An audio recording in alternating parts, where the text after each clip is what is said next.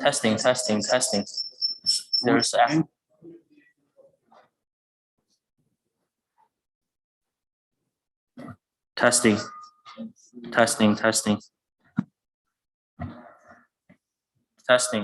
testing.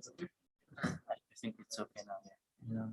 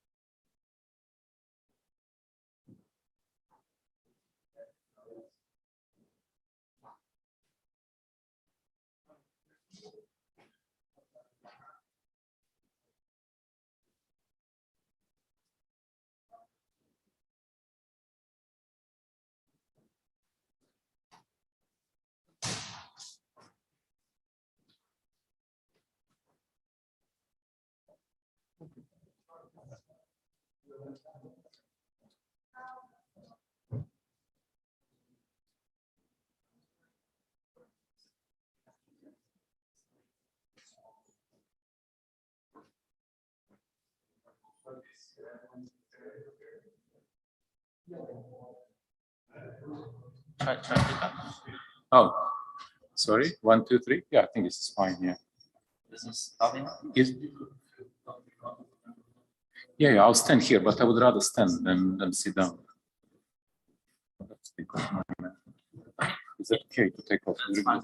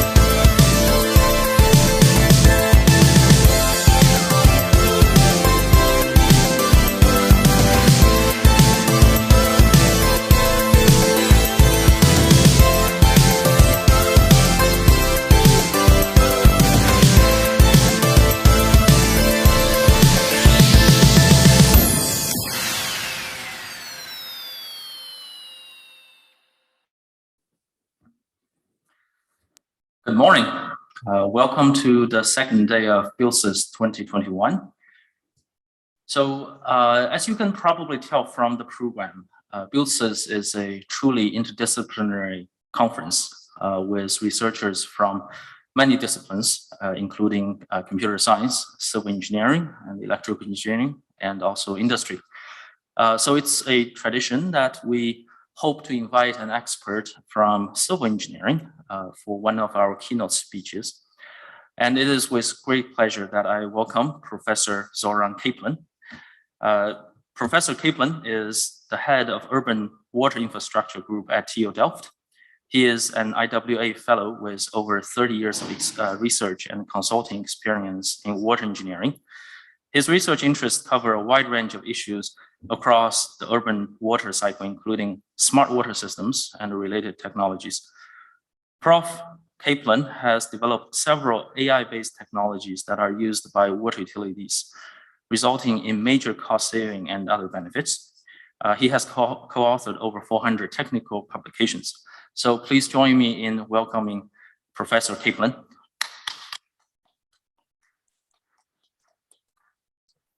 Thank you very much, Fred, for that nice introduction. Welcome, everyone, both here in the room and online. You can see the topic of my talk.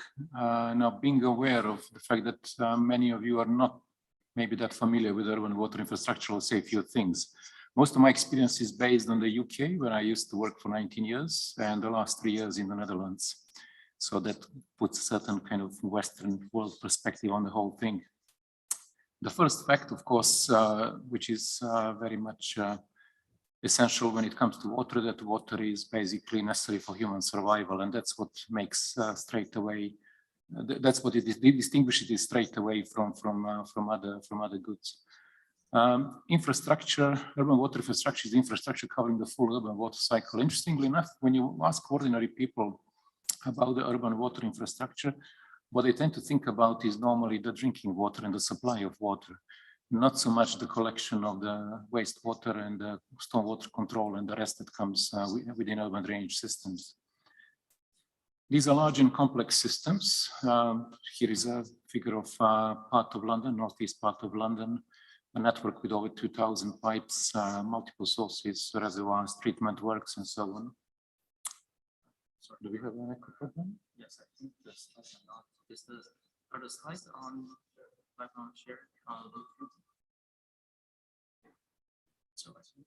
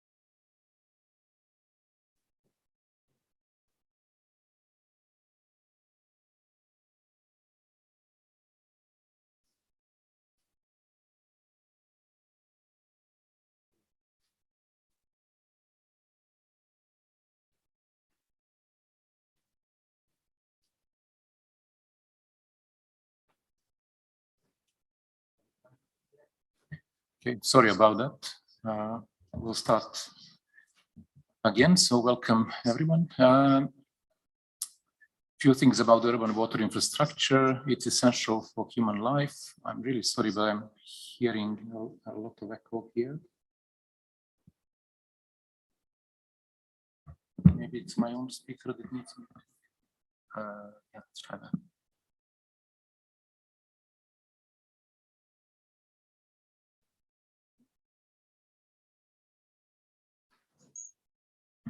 I think it should be better now. Excellent. Again, third attempt. All fine, all under control. So few words about urban water infrastructure. Water is essential for human survival, as already mentioned. Infrastructure systems covering the full urban water cycle, from abstraction of water, transport, treatment, distribution, collection of used water, transport back to the wastewater treatment plants, and then eventually releasing it back into the recipient river or a lake or something like that. Large and complex systems. So I've shown you the map of northeast part of London with over 2,000 pipes, highly looped, multiple reservoirs, treatment work, sources, and so on. In the UK alone, you will find nowadays about 300,000 kilometers of drinking water pipes, about 500,000 kilometers of urban drainage pipes. In the Netherlands, for example, you will find about 150,000 kilometers of urban drainage pipes. So a lot of different assets, large networks. Just for reference, you know, the planet Earth's perimeter around the equator is 40,000 kilometers. So just to put things in perspective. One distinct feature of the urban water infrastructure that most of it is underground, which makes its observations quite hard and challenging compared to maybe some other infrastructure systems. Water is also heavy to transport, unlike some of the other systems. You know, an average person may use something like 150 liters per day. So a family of 4 will use 18 tons of water per month that needs to be distributed to them. And that's just a family of 4, you know, and we're talking about millions of people. So there is a lot of pumping going on in the system. In the US, for example, about 3% of the national use of electricity is used for pumping just the water. In Europe, I think it's closer to 1% or something like that. A lot of assets which are aging with long lives, but still aging, but being replaced probably too slowly. There are very few examples around the world where the pipes are being replaced or renewed at a sustainable rate.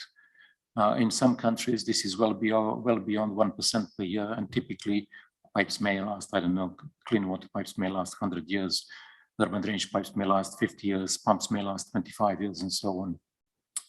It's been estimated that in the US alone for the next 25 years, just to renew and replace the existing infrastructure, a total of approximately $1 trillion will need to be spent. Systems are limited automation, mostly local control. So it's really the drinking water and the wastewater treatment works that are automated, and some pumping stations and storages and some important valves in the system. The rest of the network is usually not automated. Different water sector setups exist. You may be aware of this, public versus private ownership. In the UK, for example, all UK water companies have been privatized back in 1989. And this means they have shareholders. They are in the business to make profits, which kind of provides one type of agenda. In continental Europe, most of the water utilities are publicly owned. They work on budgets.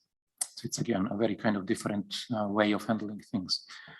A lot of complex decision-making is going on in these systems with often multiple stakeholders involved. Flooding is a good example, control of flooding or flood risk management. You have municipalities who have responsibilities. You have the Environment Agency. You have the water utilities, general public, and so on. It's a very risk-averse sector with long innovation cycles. I heard at one of the events that apparently the innovation cycle, i.e. from idea to product or service in the energy sector is about 7 years. And apparently in the water, it's close to 30 years. Assets are highly valued, so there is a lot of kind of money and investment in these assets, but the profits are not that great. And quite often companies, when they're publicly owned, they don't even work along the lines of creating a profit. Basically, you know, and part of it is due to low value of water. If you think about it, typically a cubic meter of water supplied to your household may cost 1 or 2 euros. That's what the water utility will charge you. But then you will go into a shop and buy a bottle of water for probably similar amount of money. And cubic meters, of course, is 1,000 liters, so 1,000 times more than what you would get in a shop. There are complex interactions with energy transport and other infrastructure systems through these water, energy, food nexus and the other. That's what the figure is showing here. I'm not going to go into details. Urban water infrastructure in cities has evolved over a long period of time. Initially, we started with supplying the water first, then we protected public health by introducing the sewers. Then we said, okay, let's do something about the stormwater as well, not just wastewater. And then we introduced the drainage. Ultimately, we looked into the point and diffuse source of pollution management, and that's what caused these waterway cities. And then we started looking to doing things in a more integrated and sensitive way, and that's the direction in which we are going on now. What are the key pressures and drivers in urban infrastructure nowadays? Population growth and urbanization, increasing demand and a more concentrated demand. Climate change resulting in more extreme weather, droughts, floods, and the rest. Sustainability concerns, of course. A lot of treatment plant operators are nowadays trying to find ways to, and water utilities in general, are trying to find ways to cut their carbon footprint. All sorts of environmental issues, especially when the wastewater is released back into the nature, either in a controlled or sometimes uncontrolled way. Infrastructure deterioration that I already mentioned, despite long asset lives. And on top of all of this, you have increased user expectations. People don't care anymore. They just want to turn the tap on, and when they turn the tap on, they want to see the water flowing. Or when they flush the toilet, they want it to work. What are the typical issues? Some are common, and I'll mention a few, but this is by no means a finite list, okay? And this can be very different to countries and regions. On the water supply side of things, leakage is an issue. Security of water supply, long-term supply-demand balance. And this didn't used to be an issue. This used to always be an issue in kind of warmer parts of the world, like Australia, California, and so on. But nowadays, security of water supply is becoming an issue in the Netherlands as well. A lot of different water quality issues and so on. The figure here shows the city of Glasgow in the UK, some 600,000 people, and each red dot represents a pipe burst. How many dots do you think you can see in this figure? Maybe someone in the room can answer, can have a guess. 2,500? Anything else? No? Well, I can tell you this is burst in just 1 year. Well, a bad year, you know, with a harsh winter, but still a single year. There are about 10,000 dots, red dots in this figure. Okay, and this is of course not common for every system and every region, but these pipe bursts result in quite a lot of leakage and so on. On the urban drainage side of things, there are quite a few challenges in terms of controlling the flooding or doing the flood risk management, environmental pollution, infiltration, sewers leak as well, water quality, and so on. Of course, there are many other issues in developing countries which are specific to developing countries as well.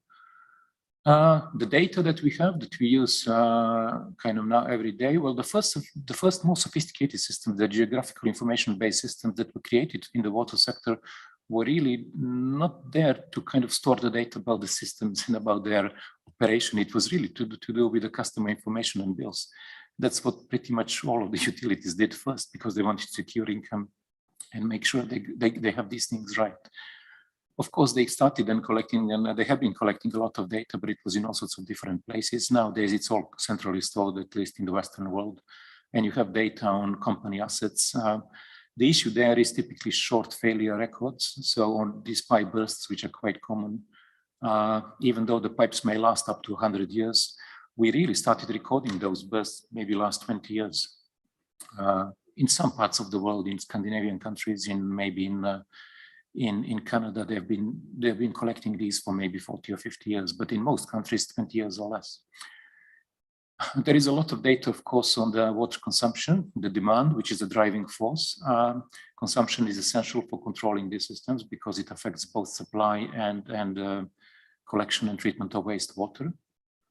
In this particular case, but even though it's essential, you would be surprised, for example, if I tell you that in the UK, good percentage of properties is still not being metered at all. I read somewhere that back in 2017, so 4 years ago, roughly half of the properties were metered. I'm sure it's more nowadays, but you know, quite a few were not metered at all. So they were simply paying the bill based on the value of the house, on the categorization of the housing that the government said with some predefined rates. And I'm talking here about ordinary meters, not smart meters. Smart meters came in recently, but they are only a tiny proportion and in very isolated few cases where these exist. So these are the high frequency meters which record every 15 minutes or so. Some real-time data has been collected over the years. It started back in the 70s and 80s. So these SCADA systems, supervisory control and data acquisition systems. But But the data collected was really about the flows and pressures in the system, mainly water quantity, some water quality, and it was all pretty much related to to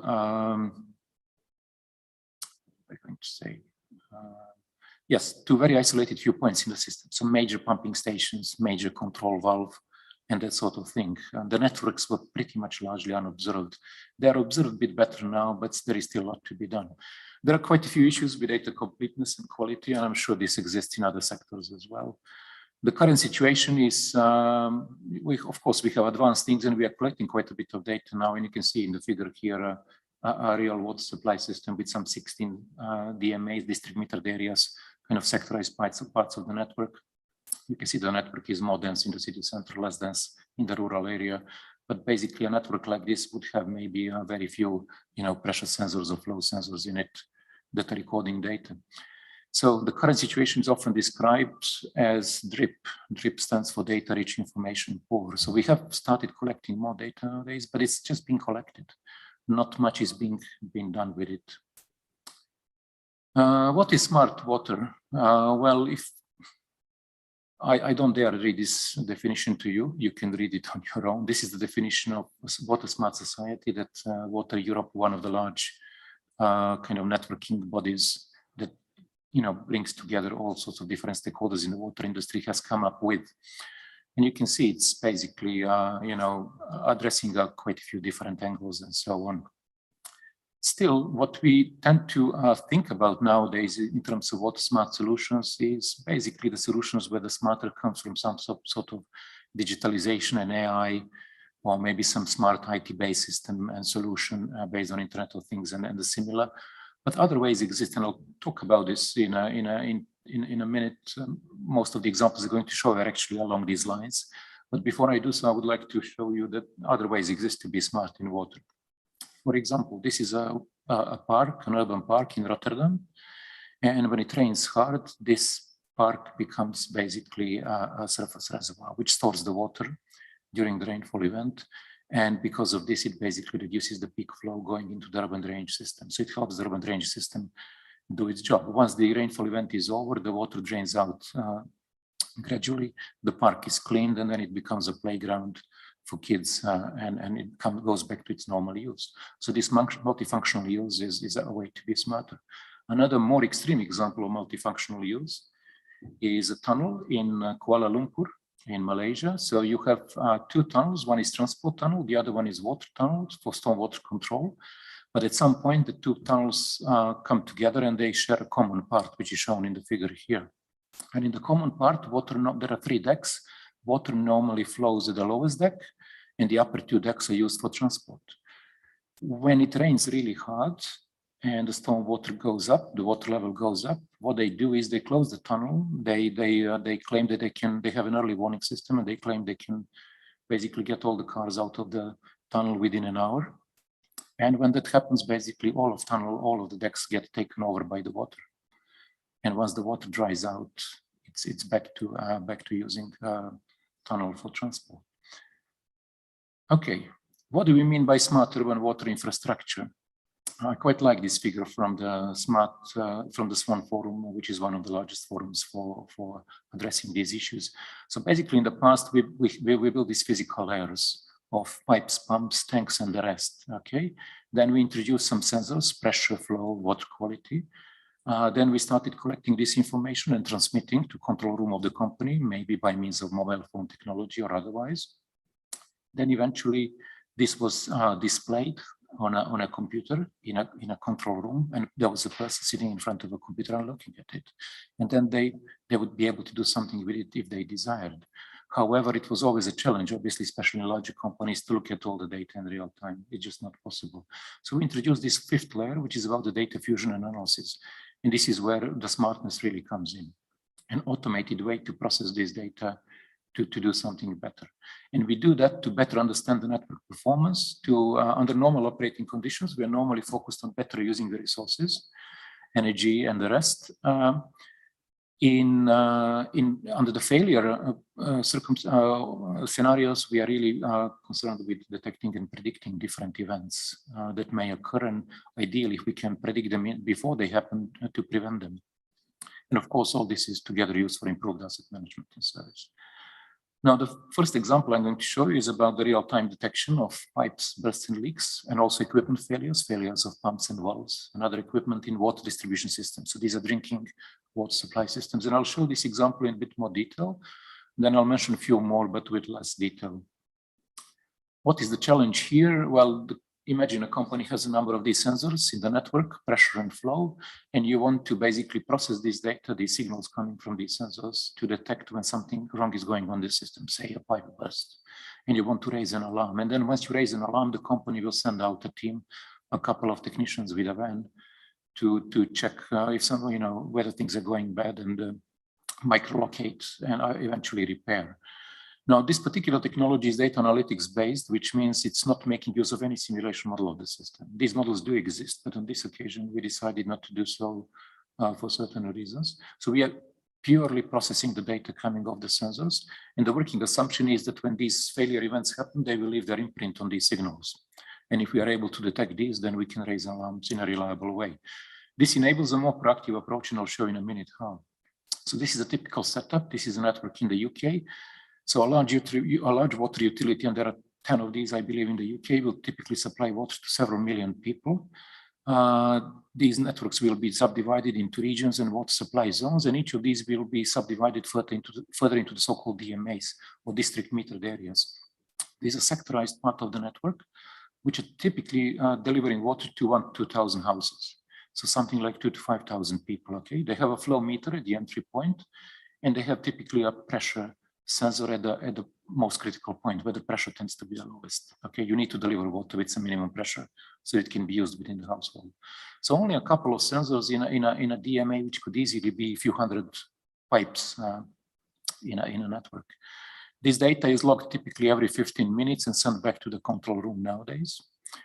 In addition to this, the data that is available, of course, you have some data about the network itself, about the pipes, materials, diameters, and the rest. You have data about the customer's bills, and from which you can work out the consumption. You have customer contacts or complaints, from which you can work out when something went wrong in the system. The company maintains its own work management system, which basically records some of these past burst events and so on. So how does this system work? Well, the first component of it is it's a neural network which predicts the value of a pressure or flow for the next few time steps, next 15 minutes, next 30 minutes, next hour, assuming everything normal in the system. And what you see in the figure here is two of these networks, one predicting pressure in the upper figure, the other one predicting flow over 7 days with a 15-minute time interval. The blue line is the observed data, historical data. The green one is the prediction part of the neural network where it is being trained, so the calibration part. But the really interesting part is the red line, which is the network basically working in real time and predicting things on unseen data. And as you can see, there is a good match between the red and the blue. So the network is able to predict quite accurately the values of these pressures and flows of these signals for the coming time steps, assuming nothing happens in the system.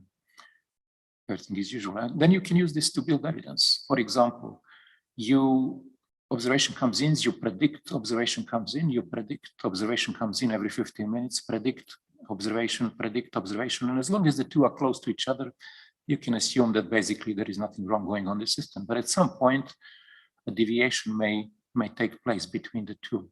And for more sudden kind of pipe bursts, this is what tends to happen and sometimes quite abruptly. So this is the first form of evidence, this deviation, this discrepancy that you can collect about something going on in the system.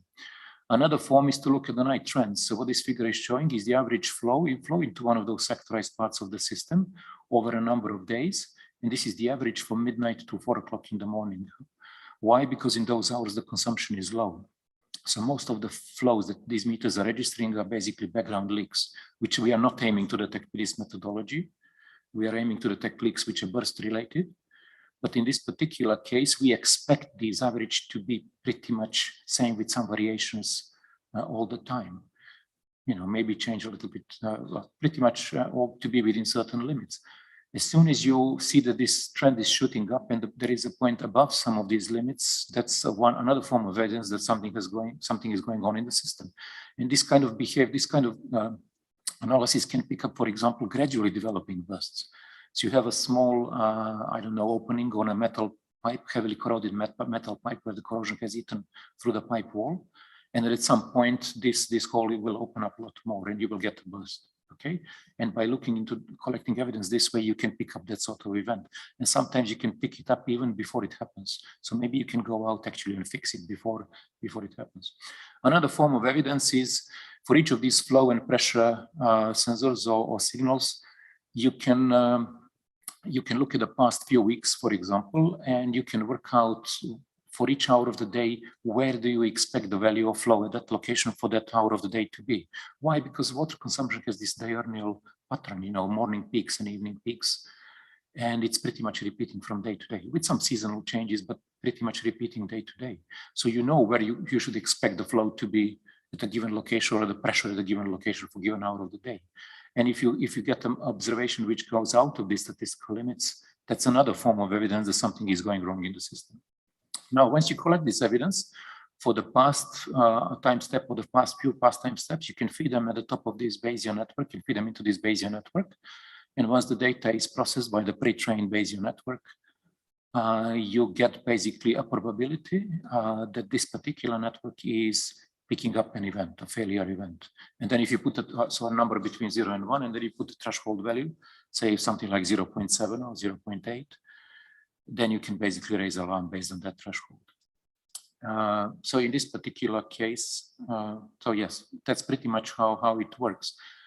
Now, let me show you a few examples. This is an example of a large burst. So this is a flow into that sectorized part of the network. This is pressure at the critical point. And you see, so this is basically data is calculated every 15 minutes, but the time scale here is about 8 days. And what I'm showing here, the blue line is the observed flow and pressure. The red line is where the system rose the alarm in an automated way. And the yellow lines, the P global is this probability, okay, that Bayesian network is predicting. And the Bayesian network can predict this for each sensor individually or for a group of sensors belonging to the DMA. And this probability is, again, estimated every 15 minutes, but it's not shown in this figure to make it more readable. So I'm just showing this with these yellow lines only after the alarm has been risen, okay? So what you can see here, a burst happens, flow goes up, pressure drops.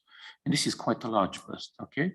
Now, in this case, you may wonder, well, do we really need, you know, this level of sophistication in order to raise an alarm?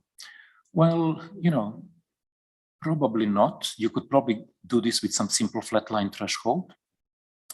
But then it's still nice to have this alarm raised in an automated way, because in this particular case, it happened at 45 minutes after midnight.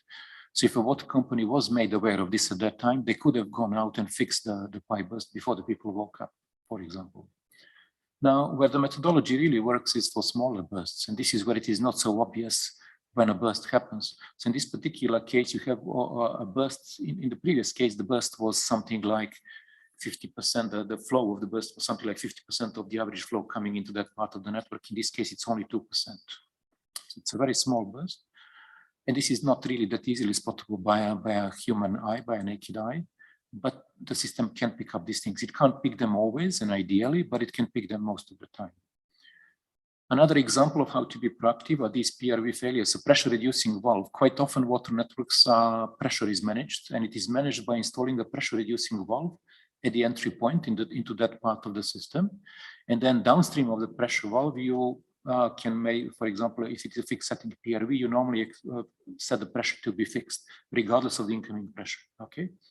And you can see in this graph, that's the pressure is the top graph, and you can see the pressure is near constant for a day or two, and the flow is changing, you know, with the diurnal water consumption.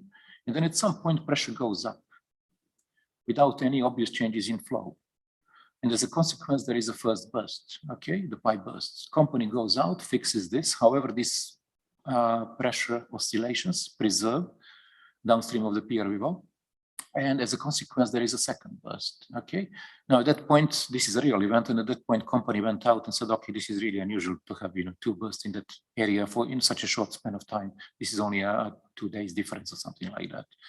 And they went out and fixed this, and then they investigated. And when they investigated, they realized that this PRV valve, the valve was actually faulty, okay? And that's why the pressure oscillations were taking place. Now, this particular system was not in place then, it wasn't running then, but if it was, it would have picked up this pressure variation, unusual pressure variation here, which is almost 24 hours before the first burst occurred. And if the company had the system in place and went on and investigated following this alarm, they could have prevented these two bursts taking place altogether. So this event detection technology was ultimately, elements of what I presented here have been eventually built into a commercial solution. It's now being used by one of the large UK water companies. The urban, the commercial solution was successfully tested and validated on a data. We started with historical records, then we engineered events. We went into the field, into the network. We opened hydrants to simulate bursts, and then did blind tests. And then eventually it was tested on real life events. So the system was allowed in some trial period to run over a few months and record actual events. And it turned out that it actually can detect these events in a fast and reliable manner. Fast meaning typically within 1 or 2 time steps, so 15 to 30 minutes, it can pick up an event if there is an event in the system. Reliable meaning high detection rate, but with low false alarm rate. And this is where the simple flatline threshold systems fail, that are most commonly used even nowadays. They have a high, depending on where you set the threshold, they can have a high detection rate, true detection rate, but then that normally comes with a high false alarm rate. This particular system has typically less than 10% false alarms. So it's reliable, and that's why it is being used. Basically, you need to develop this trust with the people in the control room who are using these things, that it works. If you don't develop that trust, they will just stop using it after a while. The system is now used company-wide since 2015, processing data, I believe nowadays, from more than 10,000 sensors every 15 minutes or so, and resulting in major operational cost savings. I was informed that these are in the order of 2 million British pounds per year, because they can detect these things more quickly. Now, the system that I just described, it just detects an alarm. It just says there is something going on somewhere in this DMA, but it doesn't say where, okay? It is actually possible to say even where, but for that you need a bit more sensors. You can't just do it with 2 or 3 sensors. In this particular case, you see another network which has 12 of these sensors, which is shown as these green dots. The burst itself is a red star here. This was a controlled event, a blind test, where we opened the hydrant to this location. Okay, and you can see. So how you can try and locate this burst? Well, basically, at each of these sensor locations, at each of these pressure locations, you will be calculating that probability every 15 minutes. And if you interpolate a 3D surface through these set of points, you can look at the point where the surface is the highest, where the probability is the highest. And this is shown with these isolines and these shaded colors here. As you can see, as the system progresses from 8:30 in the morning, 8:45, 9, 9:15, the colors are getting darker and darker, and they are narrowing down on the area where the burst is. Now, with this density of sensors, you still can't pinpoint. You can't say it's this pipe, it's 50 meters from here. You can't do that, but you can narrow down much more the area, and then you can send out the technicians. They can then use their sounding equipment or whatever else they are using, and they can micro-locate the leak and repair it rather quickly. Few other examples of smart water technologies. Automated condition assessment for urban drainage systems. So sewer pipes are normally inspected by putting a CCTV camera on a little remotely controlled device, which then moves along the pipe when it doesn't rain. And then it basically records any defects in those pipes. Those videos are then brought back to the office and watched by technicians. And then they basically create reports where they note down all sorts of different defects, things like displaced joints of pipes or cracks or large deposits or protruding roots of a tree or something like that. Now, given that this detection is done by the humans, it's expensive and it's not terribly consistent. You know, it's not fun watching these videos for hours on end, as you can imagine. So it's, you know, human nature. So, and then if you do miss a genuine crack, which could develop into something more, it can be quite costly for the company, okay? Sometimes, you know, these things can lead to a local flooding event, which can cost anything, you know, of 50,000 euros upwards. So what we did here, we developed methodology which combines computer vision with initially random forest for learning, but then we use deep learning as well. So effectively, the way it works, you have your box standard CCTV video, you sample still images from it with a certain frequency. You then basically process this image, you get rid of color, which is not necessary. You reduce, in some cases, even the resolution because you don't want too much data to deal with. You just want sufficient amount of data. Then you apply feature extraction algorithms, where you effectively what you do is you convert an image into a series of numbers. And ultimately, you feed this into some machine learning methods. And then once that method is pre-trained on a number of these images, pre-labeled images, it's able to basically predict and detect these defects. Now this happens, the methodology we developed is able to detect these defects with a success rate up to 90% and with a low false alarm rate, both low false positive and false negatives. This is important. I was told by someone from a company that the false positive, which is basically raising an alarm on an event doesn't exist, is going to cost money, but it's going to cost company maybe, I don't know, 500 euros to send someone out to check. But if the false negative, where you don't raise an alarm and there is a genuine event, could cost a lot more. It could cost, 50,000 euros upwards, depending on the severity of the event. This type of technology is currently being commercialized in the UK. Another example, more recent work from the Netherlands, detection of plastics in urban waterways. You all may be aware of the fact that in the Netherlands there are quite a few canals in the urban environment, in addition to rivers and so on. And there is an increasing number of plastic objects which are floating, which we are trying to detect. And the way we do this, again, the source is images. You can install a camera on a bridge or fly a drone or put a camera on a boat, which is regularly going down a certain route. And you can then basically collect these images. And then by means of computer vision and deep learning, you can detect objects. You can do the segmentation as well. You can look for individual objects. You can just detect, you can classify. There is debris of different type, not just plastics, other things float and so on.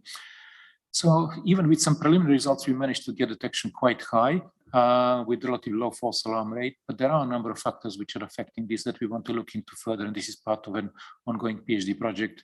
So for example, things like sun glint or wind or different things can mess up with your detection from these images. Blockages in sewer systems, these are the equivalent of pipe bursts on supply systems. These can be detected as well. There are quite a few of these in the UK, 1,000 per year. These are normally detected from the water level sensors, or in the manholes of the sewer system, you can install water level measurements sensors, and then you can process data from these. And if in this particular case, these were installed in the proximity of the so-called combined sewer overflow. So combined sewer systems are the ones which collect wastewater, but also stormwater. And then they convey this to the wastewater treatment plant. But when the rainfall event is more extreme, which goes beyond the capacity that the system is designed for, then the excess water has to leave the system through a relief point, and that's the combined sewer overflow. It's basically a sort of spillway over which water spills when there is excess of it. Now, in this case, you can see the water level of that CSO here, the dashed line. You can see the rainfall shown in green here, rainfall intensity shown upside down. We sometimes do things in civil engineering, but it's how it's done. And then you see your water level just near this CSO, just upstream of this CSO. And as you can see, it's fairly low because it doesn't rain. Then at some point it rains and the water level goes up. But then strangely enough, at some point here, there is no rain, but the water level still goes up. And this is because of the blockage, which happens somewhere. So you can detect these things. Okay, and then you can do something about it. In this case, we use neural network support vector machines and random forests. We use the committee. In this case, we use the committee evolutionary neural network in combination with statistical process control to detect these things, and again with a high success rate.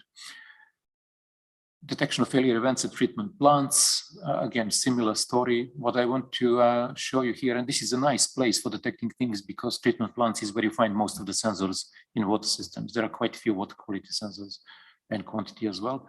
What's interesting to see here, this event recognition system, the bottom one is the one that company is currently using. It can detect 22% of the events, and it raises roughly 1 false alarm per day. And the system we developed, the most sophisticated one, detects about 82% of events with only 0.3 alarms per week. So something like a false alarm per month rather than per day.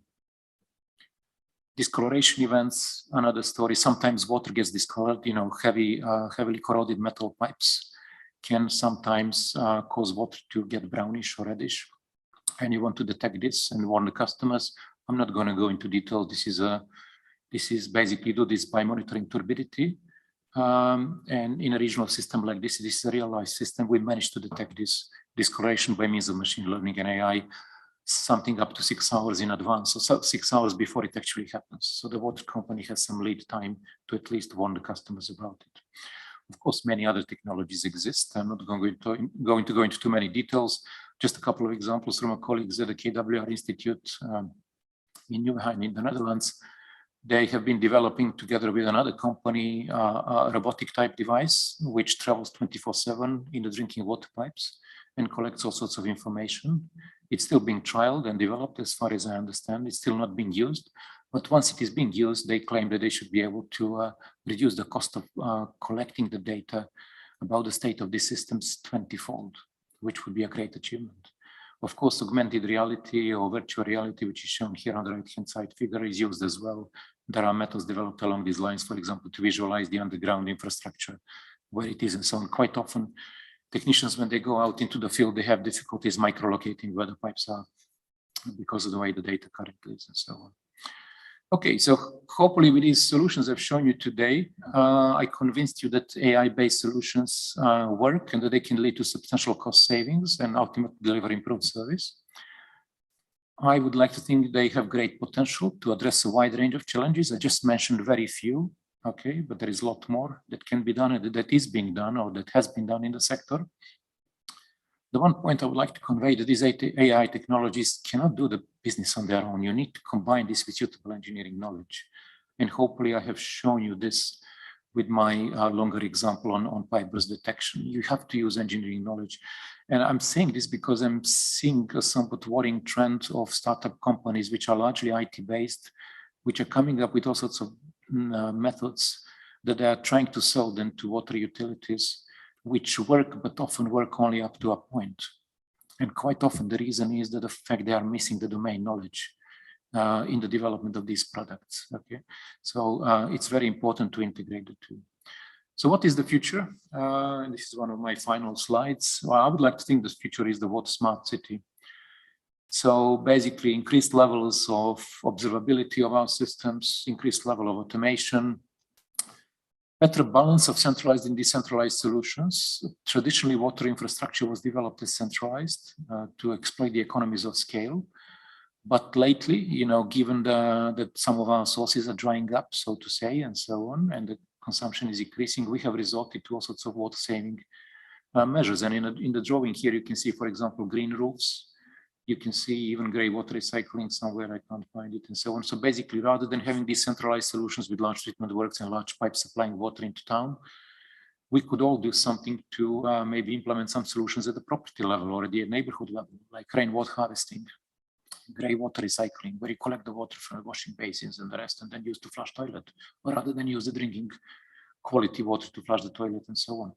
Now, the big question is, where is the right balance between the two?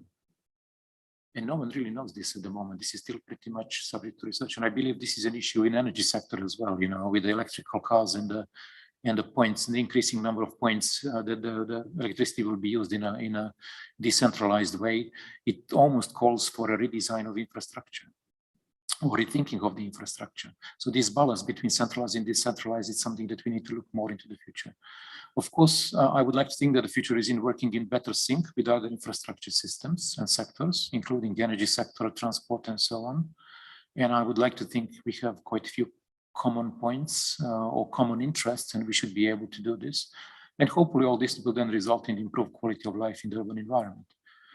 How do we get there? Of course, future research, but I'm not going to dwell on too much about that because I'm an academic, so I was going to say that anyway.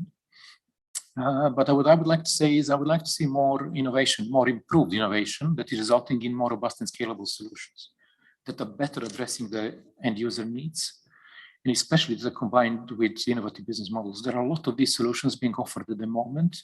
They go into a trial phase with a water utility, and then things stop quite often. They just don't go further than that. And I think the technologies developers in this area have to understand that whilst there are certain commonalities to water utilities, they can be quite specific in a lot of cases. So they need to be prepared in a way to customize for the needs of a client, especially a larger client, and so on. And of course, the future is in the education of future generations. What I found over the years when working with these kind of systems and solutions is that you have to educate people. What people don't understand, they tend not to trust. So when the moment you mention AI, machine learning, and the rest, if they're not familiar with it, they become skeptical about it. You do a trial, you convince them that it works, but they're still skeptical about it, okay? Because they're very risk averse. They are very so the only way really to deal with this is to educate the future generations. And I can tell you that in the UK, for example, we have been running the Y Center for Doctoral Training for a number of years. It's a center for doctoral training. Traditionally, PhDs are done in isolation to each other at different universities. In this case, we have 4 universities in the west of England come together, form a center of doctoral training. And the center has 16 PhD students per year, 4 per university, but they work on these common topics in the so-called hydroinformatics area. So basically, they're not just getting their PhDs out of it, so we are getting them to network, to establish an early network and so on. And we are getting them really to kind of, once they graduate, to go out into the water sector and deliver the messages that we want to deliver about these innovative solutions.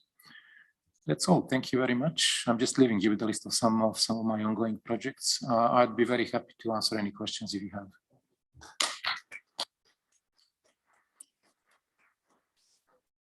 Thank you, Professor Cleveland, for this enlightening keynote. I think we learned a lot of things about smart water infrastructures. So we have time for a few questions. For local questions, go ahead. And for those joining us from YouTube, please enter a question. Okay, thank you very much for inspiring talk. It's always nice to listen to the keynote in person nowadays. I have 2 questions. I'm interested in this infrastructure for infrastructure that enables such a smart water, urban water infrastructure. So you share with us today, I'm a bit ignorant in the water systems, but when it comes to the devices, vendor standards that involved in urban infra, they often use in particular, but when we need this data collection from number of sensors installed in the pipelines, I believe there are scalability issues, like you need to identify where the data actually comes from, and then when, for example, how to aggregate all the data, because in the urban infrastructure, it's quite a large area that you have to deal with. And I would like to have your comments on the this scalability of the system of the challenge. And the second one is, as you mentioned, the SCADA for the data management and collections for monitoring for pressure sensors or image from CCTV. My assumption is that these 5 layers are quite similar to what is used to in factory automation or process automation today.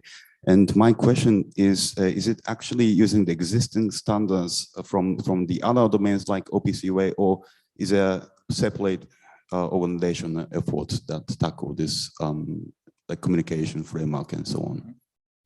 Okay, yeah, thank you for the questions. Yeah, the first one was about data scalability, data collection scalability. Yes, there are plenty of issues there.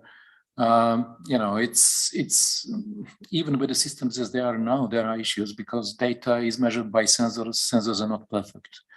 They can not send data at all, or they can send the data which then gets blocked by something or someone, or they can send erroneous data. So real-time data validation is one way to deal with this. Once the data reaches the company, a server, it has to go basically through a number of different stages and so on. There are issues there as well. I learned a number of years ago that in some of the SCADA systems, in water systems, SCADA systems, data travels as much as half an hour through the system. In the past, it used to travel 2 hours through the system. what's the point of detecting something in 50 or 30 minutes if you are going to wait for that information to become available for 30 minutes and so on. So there are plenty of issues to deal there. What companies, at least in the UK, are increasingly looking into scaling up things. And they have gone away from having only 2 or 3 sensors per DMA. Quite few, some of them have gone up to half a dozen or maybe a dozen of sensors, but it's still not much. The next real challenge is dealing with the next kind of level of data, which are the smart demand meters. Once you install smart demand meters, you get to a completely different level. So a typical DMA, which has maybe, I don't know, one house, some water supply to 1,000 houses. Now you have 2 sensors, maybe you will have 6 or 12. But with smart demand meters, you will have 1,000 sensors, 1,000 flow measurements at the household level. And that will help with dealing with scalability issues, but also everything that comes with that as well. So there is plenty of work to be done there, but we are definitely going in the right direction. People are realizing the value of this data, especially once you have these smart solutions which can extract useful information out of the data. Now, what was the other question? Sorry. Is there specific standards that are using from the other domains? Yeah, that's a very interesting question. According to my best knowledge, at least the companies in the UK, what they're using most of the time is mobile phone technology. So they basically send data from sensors in the field to the control room by means of data service provided by what companies. But that's not ideal because the coverage is not always ideal and so on. In some cases, especially when they have smart demand meters installed, instead of doing this, they may set a data collection device on a vehicle, on a company vehicle, a van or something like that, which then drives around, and then it collects data, but then the data doesn't come every 15 minutes. It's measured every 15 minutes or even more frequently, but it's available once a week or once 2 weeks as the van completes the route and so on. There are different standards used. So most of it's based on mobile phone technology, but I know people are looking into other standards. I've seen presentations of people suggesting other standards for using the data, but that's not really my area of expertise, so I'd rather not comment about that. One last thing I'm going to say is that in some cases, when there is a genuine need and there is to do that, you may actually build a separate kind of network for communication rather than relying on the existing mobile phone network communication. I think Thames Water in London, when they started looking into doing smart demand metering on a larger scale, they decided to build few extra masts within the city so that they can basically communicate, transform data more effectively. So is it for more robustness or security? What do you mean by robustness or sensitivity? Right. If you create some proprietary or new system, new communication framework, then I mean there are more ongoing effort in other domains that's going to create this robust communication framework or efficient communication framework. And what's the motivation behind creating new communication framework? I think this is more basic. I think this is more driven by the need to actually collect some data and as reliably as possible. But I know redundancy is always a good thing, especially when it comes to measurements, to make systems more robust and so on. That's being done up to a point as well. But at the moment, the focus of the water industry is really on getting these systems more observable and collecting the data and processing this data for something useful. And they will basically use any technology available. They are not experts in this field. Quite often they will liaise with other companies that provide these services, and they will use any technology that is available and that is reasonably costly. Thank you very much. So we have 2 questions coming in from Slack that I want to get to first. So maybe if we can go through them first. So one is from Guillaume Lavasier. The question is, what is the typical sampling rate of pressure and flow for infrastructure metering? How does it affect the accuracy of model? For example, second versus hourly granularity. Yeah, thank you. Most of the data that is collected at treatment works is collected at a higher frequency, maybe something like every minute, sometimes even more frequently. Once you're in the field, in the network, we can collect data more frequently, but we tend to not collect too frequently. And there are reasons for this. The main reason is the battery life. Most of these sensors are operated off batteries. And even though these batteries have become better than they used to be and so on, there is quite a cost attached to recharging these and collecting and recharging and so on. So we tend to collect things at about 15 minutes or so, sometimes every 30 minutes. There are more advanced sophisticated sensors developed, which normally observe every 15 minutes, but then when they see something going on, they switch to a different mode when they collect things, every 0.1 second or every second, when they detect a transient event and so on. So it's very hard to generalize. The scales are anything from seconds to minutes. The water systems normally have a water consumption which is kind of gradually varying throughout the day. And because of that, pressures and flows in the systems are gradually varying. So 15 minutes is usually a good frequency to pick up most of the events, but there are occasions where you have to go down to a second or less than a second. Technology exists there. There are pressure transducers and so on, which can do this, which can detect this. But like I said, when you have a constant supply of power, like the treatment works, it's fine to collect more. But once you are in the field, once you're running off the batteries, you have to be careful with how frequently you collect the data. There's another question from Bharat Balaji. First of all, thank you for the insightful talk. His question is related to how to get started with research in this area. Are there open data sets available in this field? How do you convince the urban infrastructure facilities to share information or let us deploy new sensors? Yes, thank you. Nice question. Yes, there are many ways to get into this field. Probably the best way is to try and join, some university which has a reputation in dealing with these kind of things, either through the MSc program or maybe some PhD research program or something like that. You can also go into water utility. Some of these larger utilities have done a lot of work in this area. They have a lot of knowledge. You can learn a lot of things there as well.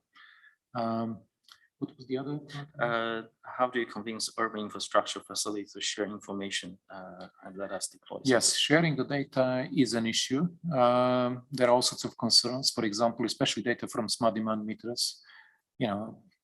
If someone looks at your record of using the water of the last few days, and if you're not using much water or using water at all, they may assume that you are not at home. They could come, and burgle your house. Let alone the private data about your address, the name, and the rest. So there are issues when it comes to data sharing. So most of these is shared nowadays based on non-disclosure agreements and so on, and data is quite often being anonymized to do so. For the research purposes, there are some data sets which could be used, which people could share.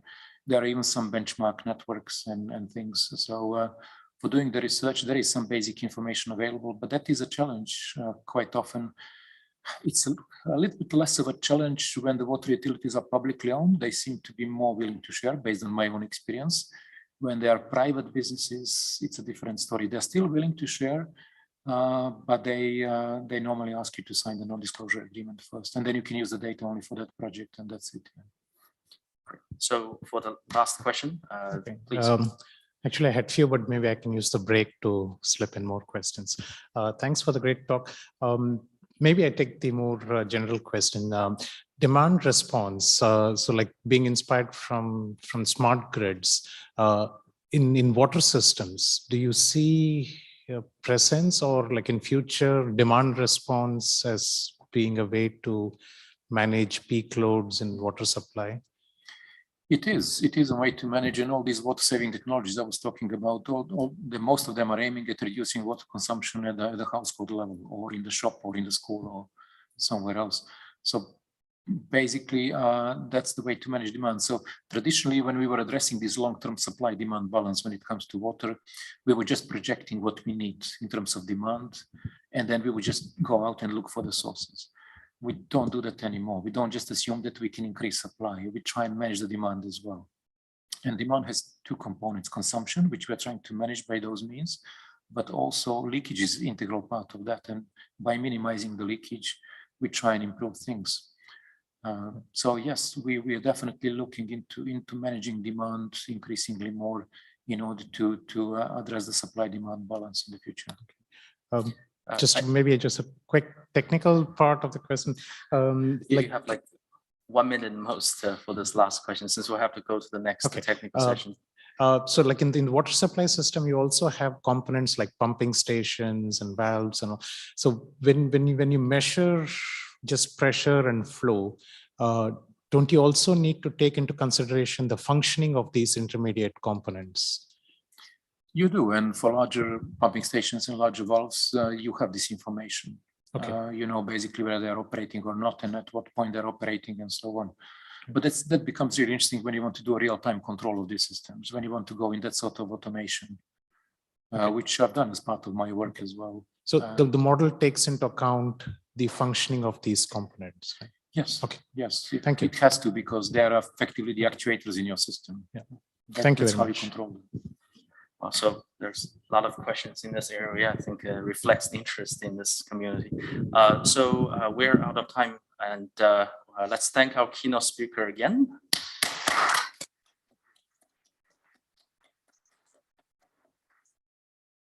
So we are moving directly to technical session 4, and let me invite the session manager, and I guess we can, yeah.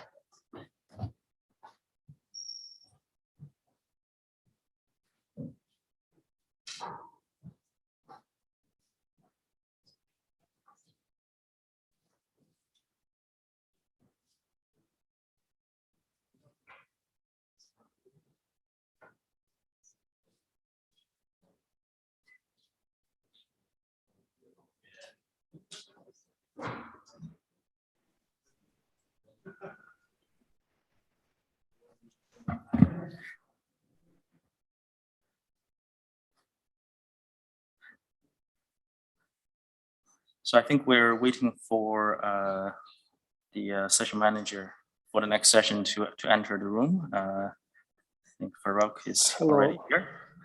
Yes. How are you doing? Hi, Farouk. Good. Morning. We're trying to figure out how to, I guess, switch the stream to yours. Sure. Oh, there we go. Let me mute my microphone, and I think the video should go to you directly. Okay.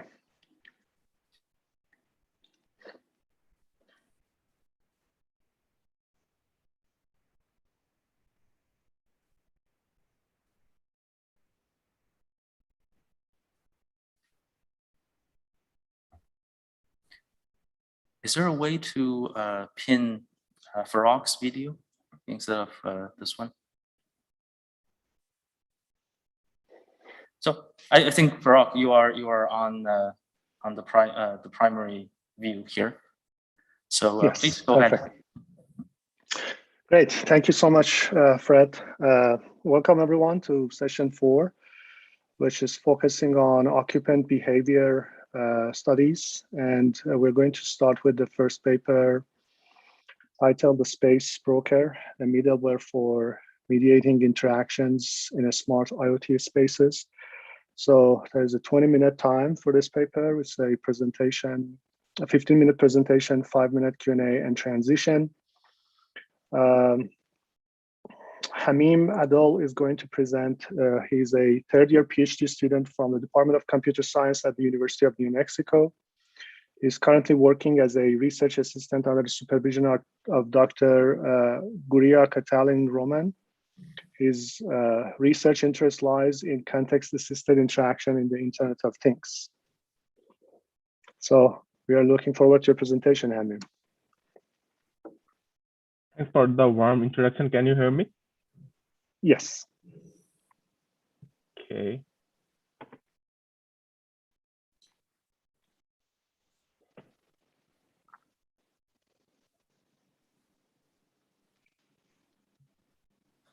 Okay, let's do this. So hello everyone. Today I will present our work, The Space Broker, a middleware for mediating interactions in smart IoT spaces. My name is Hamim MD Adol, and I am a third-year PhD student at University of New Mexico. The rest of our team are teammates are Colin J, Dr. Christine Julian, and my supervisor, Dr. Guria Kathleen Roman. So in the current IoT world, personal devices and IoT-enabled physical devices interact intelligently in a connected and programmable digital environment.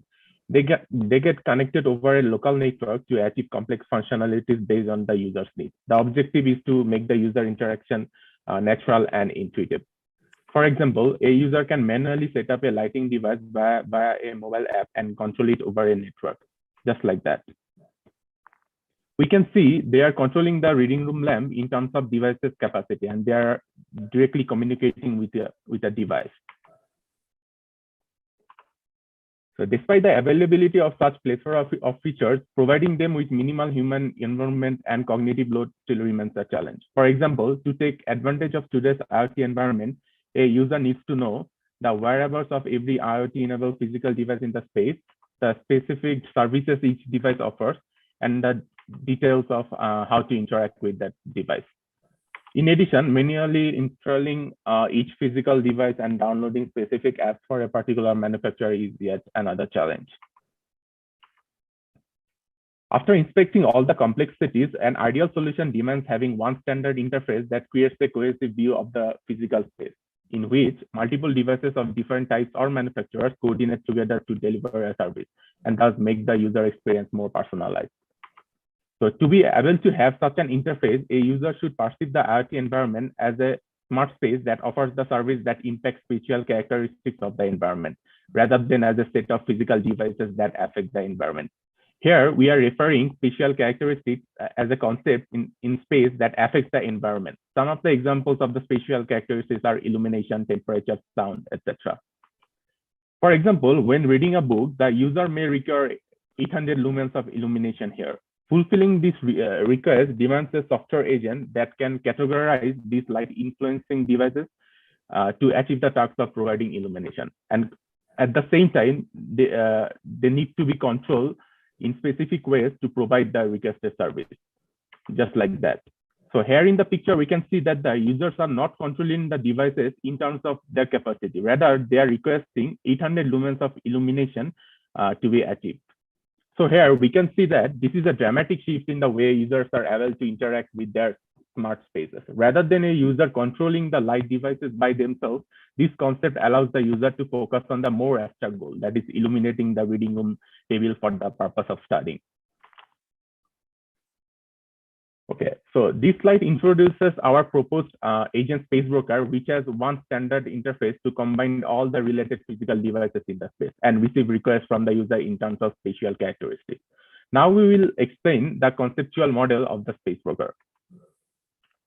An instance of the space broker is associated with a bounded space, for example, a smart home or a smart office. The bounded space consists of all the available physical smart devices and sensors that it can afford. The spacebroker instance also provides a virtual representation of that space in terms of concepts we call spatial characteristics. We contend that most of the user concerns can be addressed at this level. In our spacebroker model, we rely on the user's personal device to provide the interaction interface with the characteristic offered by the spacebroker. Through the personal device, the user can query for the available spatial characteristics in the space and request for changes to these characteristics. The characteristics can be queried, modified, and maintained at the user location or any specific location provided by the user.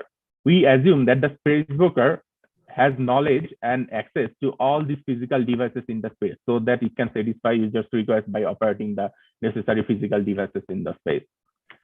The spacebroker can also have access to these personal devices, onboard devices, such as their sensors or actuators, depending on the user's permission. Okay, so this slide captures the high-level software architecture supporting users' interaction within with the IoT space. So until now, we can see that the user's personal device sees the space as a set of spatial characteristics offered by this spacebroker, whereas this spacebroker views the space as a collection of physical devices and sensors responsible for delivering services. Now we'll talk about the interaction interface that is used by the user to communicate with this spacebroker. So when a personal device enters the space, a handshake process takes place between the user's device and the spacebroker to recognize each other. During this handshake process, the personal device shares its available onboard resources with the spacebroker. In reply, this space broker delivers a piece of code called the space broker proxy to the user's personal device.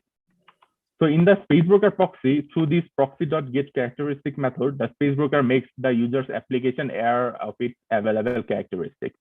Once the personal device is aware of the characteristic, it can do 3 modes of interaction with respect to that characteristic. First, the personal device can query the state of the space relative to that characteristic by invoking this method characteristic.query. The illumination level at a specified location can be accessed in this manner. Secondly, if a characteristic is modifiable, the application can request to change the state of the characteristic at a particular location by invoking this method called characteristic.modify. And thirdly and finally, if the characteristic is maintainable, a personal device can request the space broker to maintain continuous control over a characteristic value at a specific location by invoking this method called characteristic.maintain. For example, a user can ask the space broker to maintain 700 lumens over the office desk throughout the day. Interacting with characteristic in a smart space demands frequent reference to location, which makes this localization an essential part of the space. A variety of localizations options currently available in IoT are easily integrated with the space broker model. For instance, a user can download a map or even can use voice commands to indicate a specific location in the space. So that reference to location used in this API methods use the space's semantic meaning of location, which can be retrieved by this localization service shown in this figure. In this section, we describe our first implementation of the space broker in a prototypical smart space. Because of the COVID and due to the lack of access to our laboratory facilities and real human participants, we built a small-scale experimental test environment using foam core walls. We used a green ball as an avatar. The space broker application was built on the Android platform, and the space broker system was built on Raspberry Pi. We use LEDs and LDRs as an alternative to smart light and smart sensors, respectively. This left figure shows the schematic floor plan of the box, where these yellow stars represent the LEDs and the red circles represent the light sensors and the green ball represents the user. The right figure is the overhead photograph of the box, which is identical to this schematic floor plan that we are showing on the left. Okay, so this slide depicts the architecture of the space broker as realized for this demonstration, which is very much specific only for this experiment.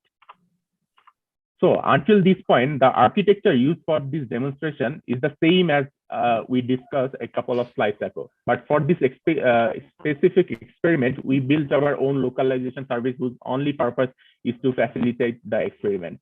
As said earlier, any current localization system available in this IoT world can be used for the space broker model.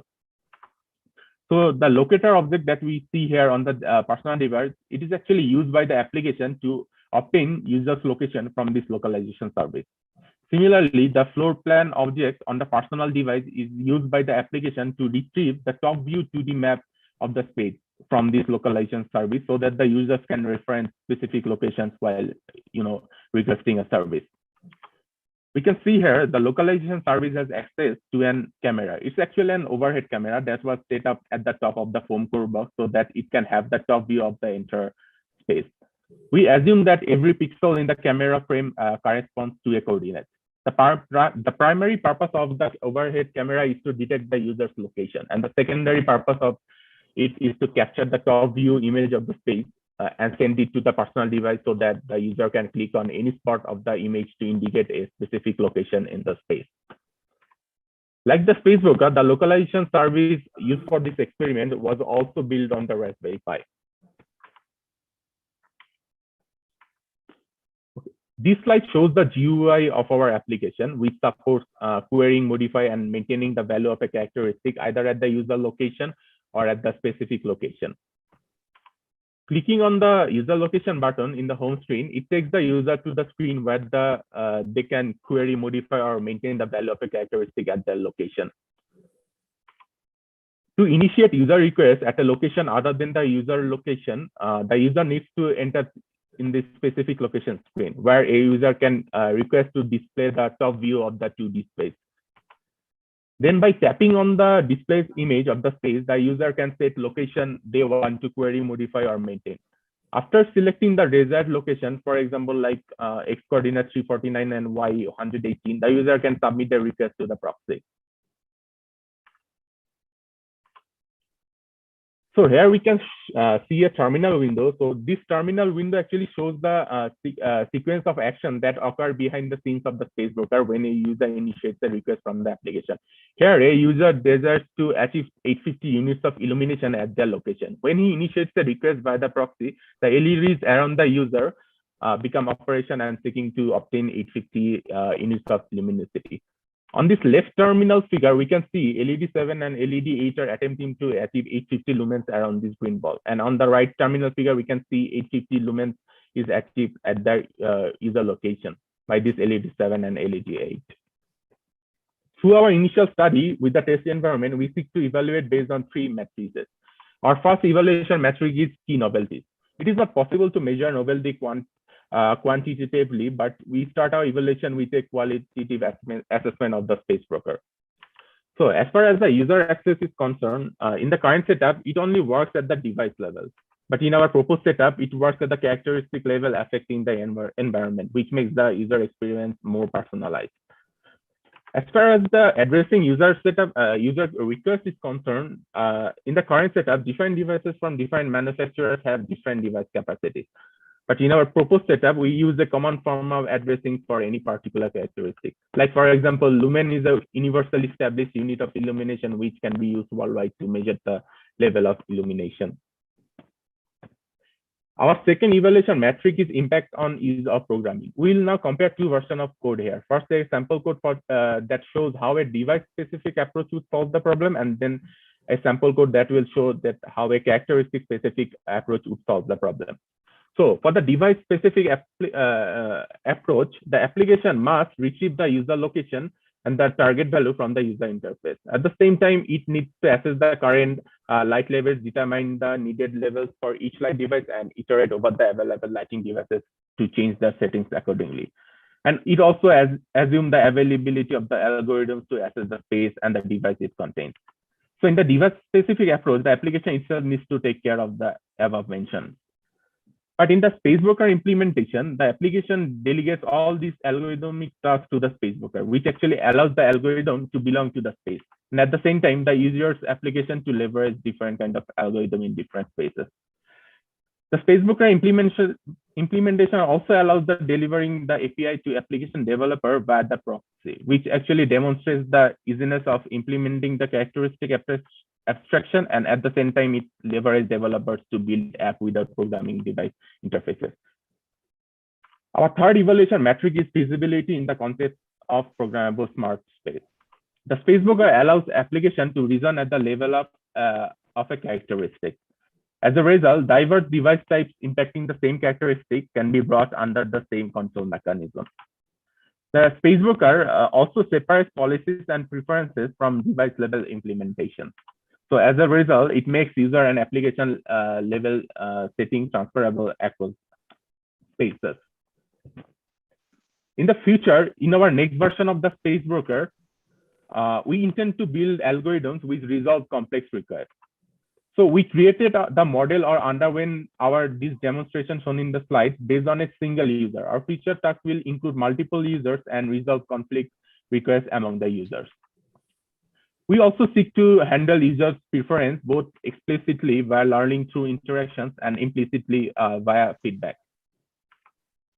We will focus on more complex characteristics which are distinct in nature. For example, handling characteristics such as security or streaming media is a more challenging task. The concept of security can be realized in a variety of ways, from monitoring the boundaries of the space or protecting a region, or even detecting the presence of unknown persons. So in the future, we'll examine the spacebroker to accommodate such characteristics. Because of the fact that the spacebroker is an assistant to the user, it needs to keep the knowledge of all the devices and sensors in the space, including the user's personal information, priorities, etc. These are things which needs to be protected at any cost. This is something we'll work in the future too. Okay, so that's all that I have for today. So hopefully you have enjoyed it. So just feel free to ask any questions Thank you. you have. Thank you so much, Hamim. Perfect timing. It was exactly 15 minutes, so that's great. So we are opening the floor for questions.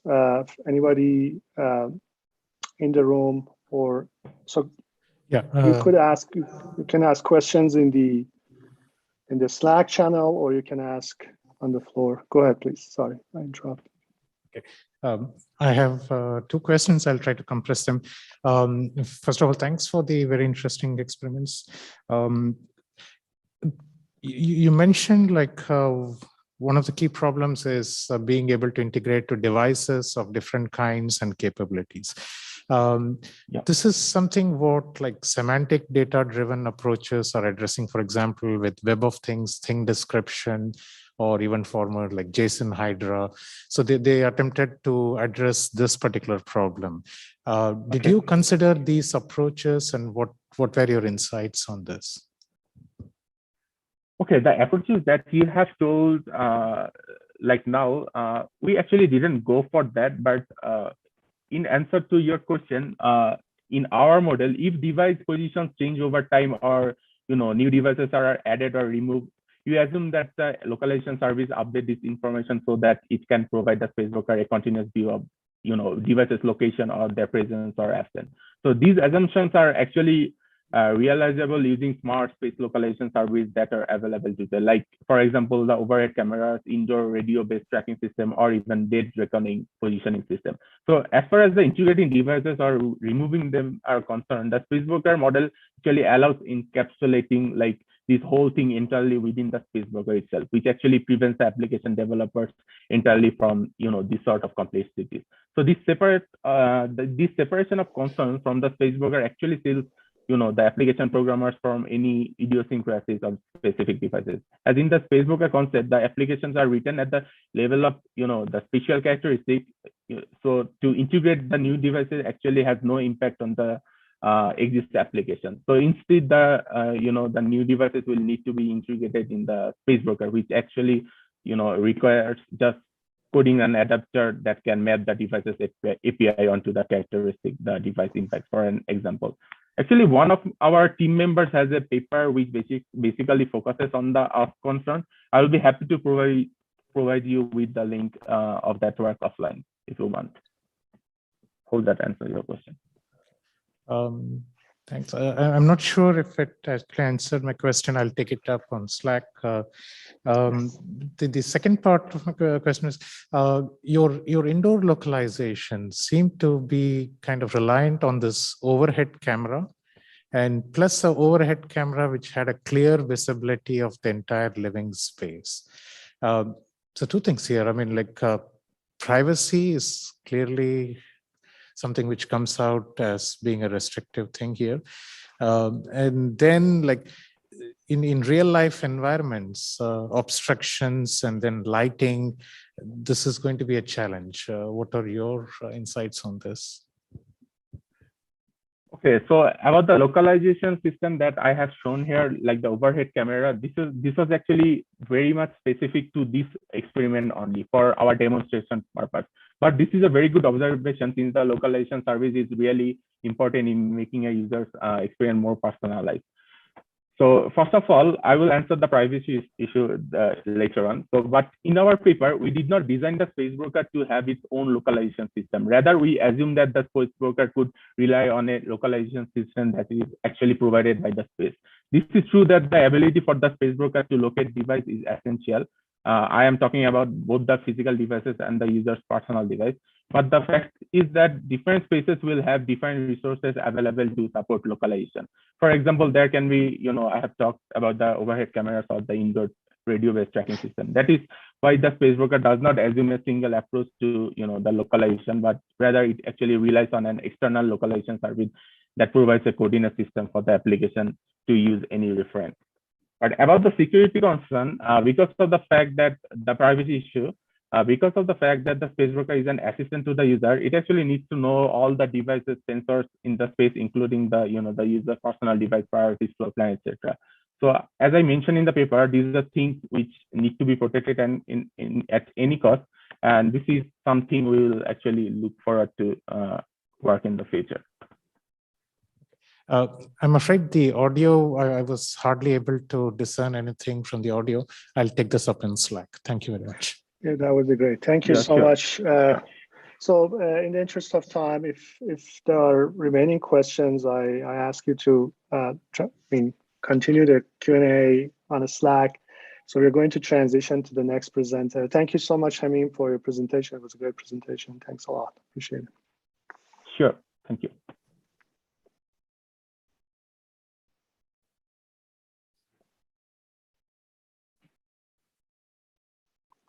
So our next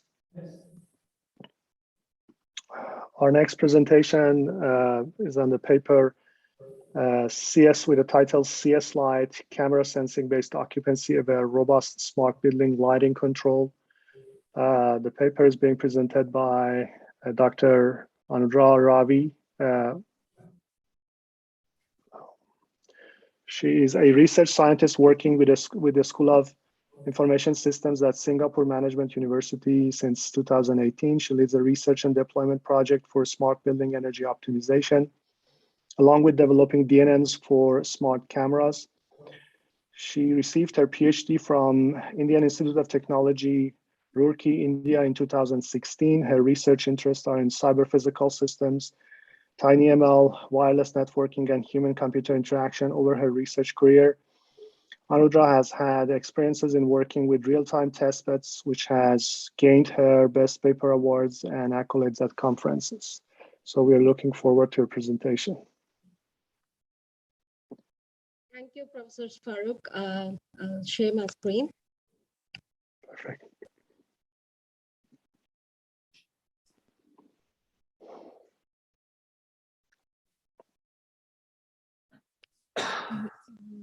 Is my screen visible? Yes. I'm just trying to realign these so that it doesn't sort of,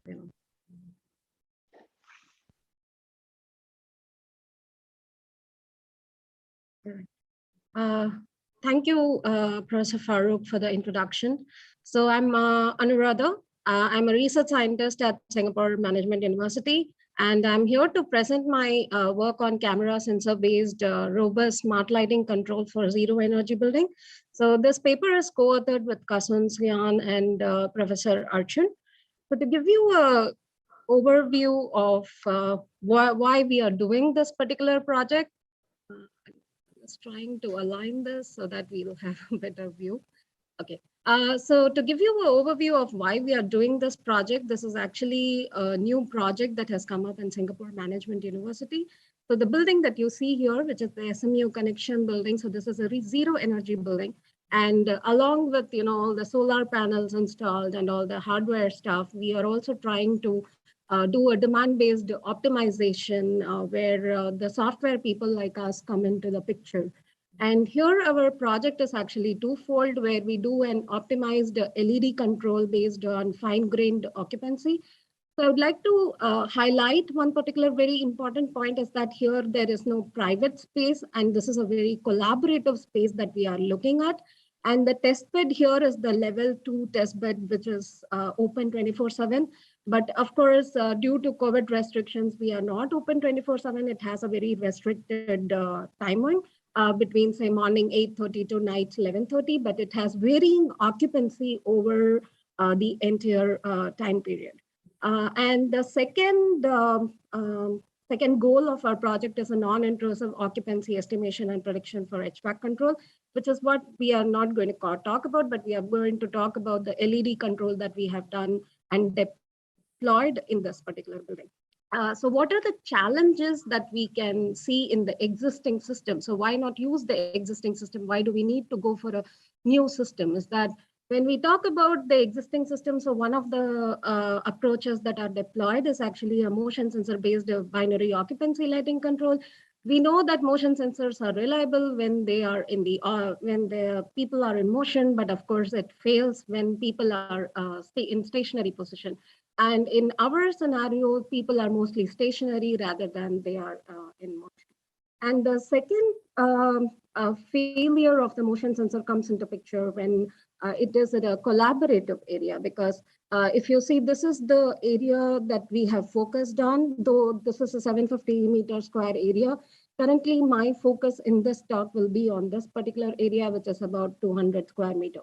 And this area is divided into multiple zones. And if there are motion sensors, then there are very high possibilities for misdetection of occupants in a particular zone in another zone. So a person sitting in a zone 4 could easily be detected as an occupant in zone 1. So which is why these techniques fail.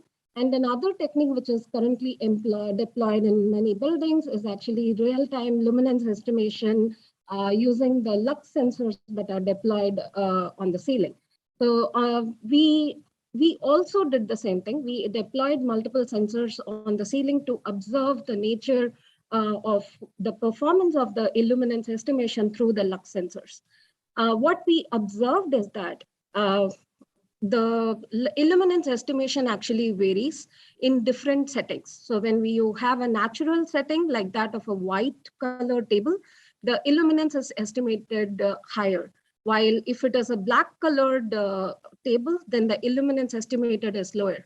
This is when we are varying the light intensity between 10 to 80. And we also observed that when these tables are occluded with, say, real-time objects, even then the illuminance that is measured using the lux sensors on the ceiling actually vary quite a lot. So that is where our system comes into picture, which is called as the CS light. And here what we do is we actually use camera-based illuminance estimation. We also use the same cameras to detect people in the building and tune the lights based on the occupants in the area and also what is the illuminance present in the area. So we use only the infrastructure-based camera, and there is no specific deployment required for this particular approach. So is it easy to actually use the cameras to estimate the illuminance? Well, it is no, because every project or every idea has its own challenges. So the challenge that we observed is that in the area that we focused on during the daylight, for example, when we take a small patch like this near the window, the pixel that we observed was somewhere around 255 from the images that we captured from the camera, and the ground truth lux was 2054 because of the daylight. And during the night light, the pixel value that we observed was 248, and the ground truth lux that we observed was somewhere around 450. So we've observed a variation in the pixel intensity during day and light. Not just that, what we also observed is the challenge in estimating the lux when the pixel intensity changes due to the color. So when you have a black colored object on the table, the pixel intensity that we observed was somewhere around 135, while if it was a white colored object, the pixel intensity that we observed was 252. So while the ground truth lux value that we measured using the lux sensors were actually the same. So when in the real time, if we get a value, say around 150, so what should we apply? What should be the lux value that we should estimate? Was the challenge that actually we faced while we started this particular project. So which is why, and we also observed many more changes. So we used a test bed here to observe the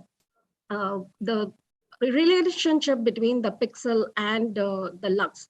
So here again, we observed that for a black colored object, there was high variability of pixel versus lux relationship in day and night, while for say a natural white colored object, we observed that these pixel values, they actually saturate at 255, and it was very difficult for us to estimate what will be the lux. So these are some of the, taking all the learnings from our test bed as well as from our deployment zone, we have developed our CS light, which has certain characteristics. So we only employ the infrastructure cameras and no additional deployments are required. So the area that we have seen earlier for the current real-time deployment has 8 cameras for 750 meter square. And we use the same 8 cameras. We are not deploying any additional cameras. So we also do a non-intrusive camera-based sub-area level occupancy estimation. So for each of these zones that is shown in the image, we estimate what is the occupancy of each of the zones. And we do a robust color-aware camera sensor-based illuminance estimation. So based on the pixel value that we get first, we estimate what is the color of that particular object. And based on that, we estimate our illuminance. And when we say color of a particular object, they can vary due to the real world artifacts. And we also do a non-binary variable LED intensity control like shown in my demo. The intensity varies from say 10% to 50%, and they are never set at the same 50% across all the lights. They are actually variable. And we also preserve the privacy because there have been many concerns of privacy these days. So what we do is the faces are obscured and we discard the image after the analysis. So we don't store any images and we only extract the bounding boxes and the pixel values from a particular image. So it also supports daylight harvesting and camera occlusions.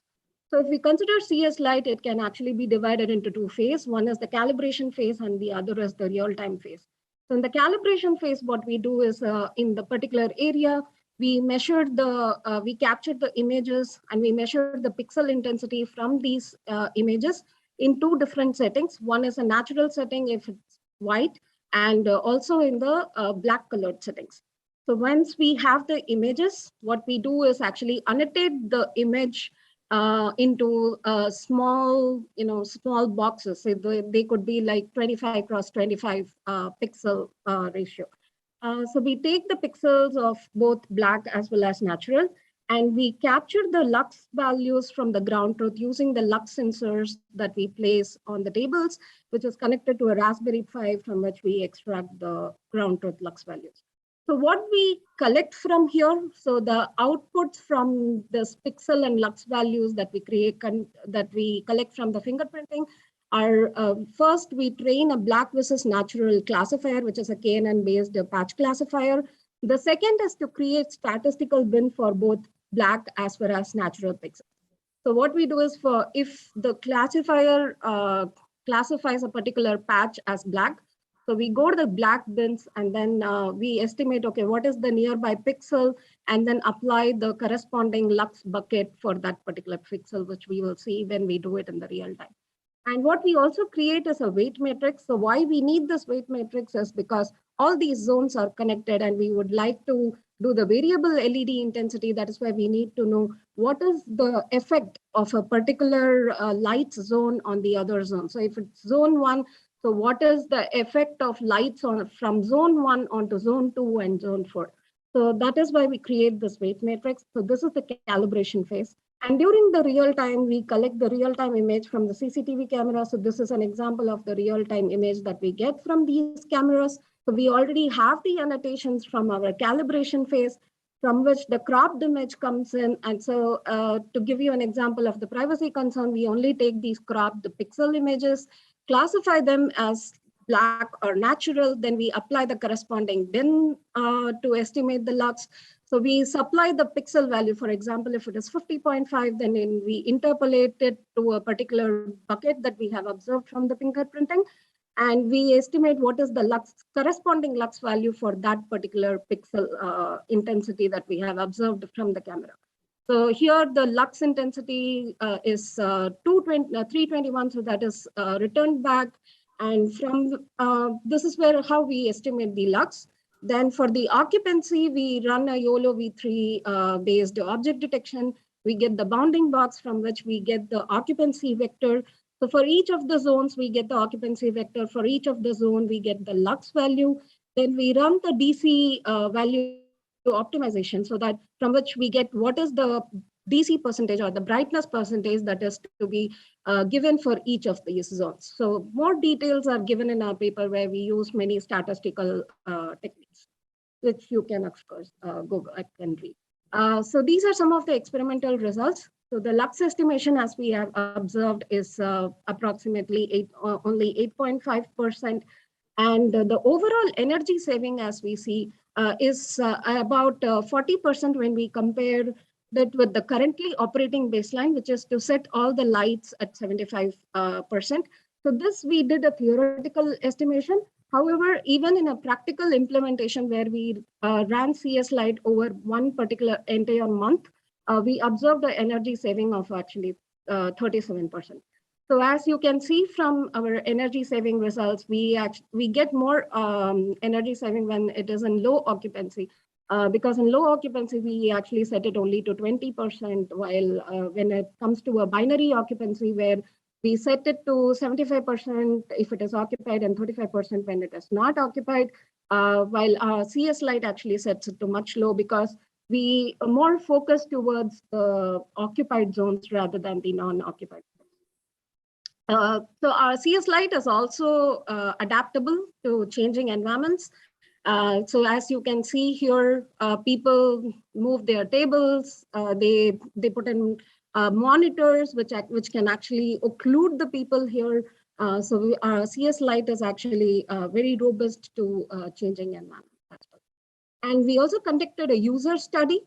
So here is a user study with high occupancy. Here is a user study with low occupancy, both for the night as well as the daytiming. You have 1 more minute. Yes, I am almost done. So there is, so 90% occupants actually felt that it was well lit in the low occupancy, and only 2 were actually distracted when there was change in lights. That is because we actually changed the lights in a very controllable manner, and we do not change it immediately, instantaneously. So as you can see here, this is the medium occupancy, and then this is for the low occupancy where people have perceived the changes. So here you can see that the lights are at 0% because there was no occupant. So in the second slide, you will see that as our CS Lite perceives there is an occupant in the zone, it changes from 0% to 5%. So we don't do an instantaneous increase from say 0 to 20 or 30. We actually change from say 0 to 5 and 10 so that people won't perceive the changes. So to conclude it, CS Lite is robust, has a robust pixel to lux estimation, and it just has an 8% error. And there is a variable LED intensity, of course, and also we maintain the occupant comfort. And this has been deployed real time in a 750 meters square area with a reported energy efficiency of 40%. So thank you very much for the opportunity, and thank you for the talk. Hope you're Thank you very much. So we open it up for questions. We have time for a couple of questions. Let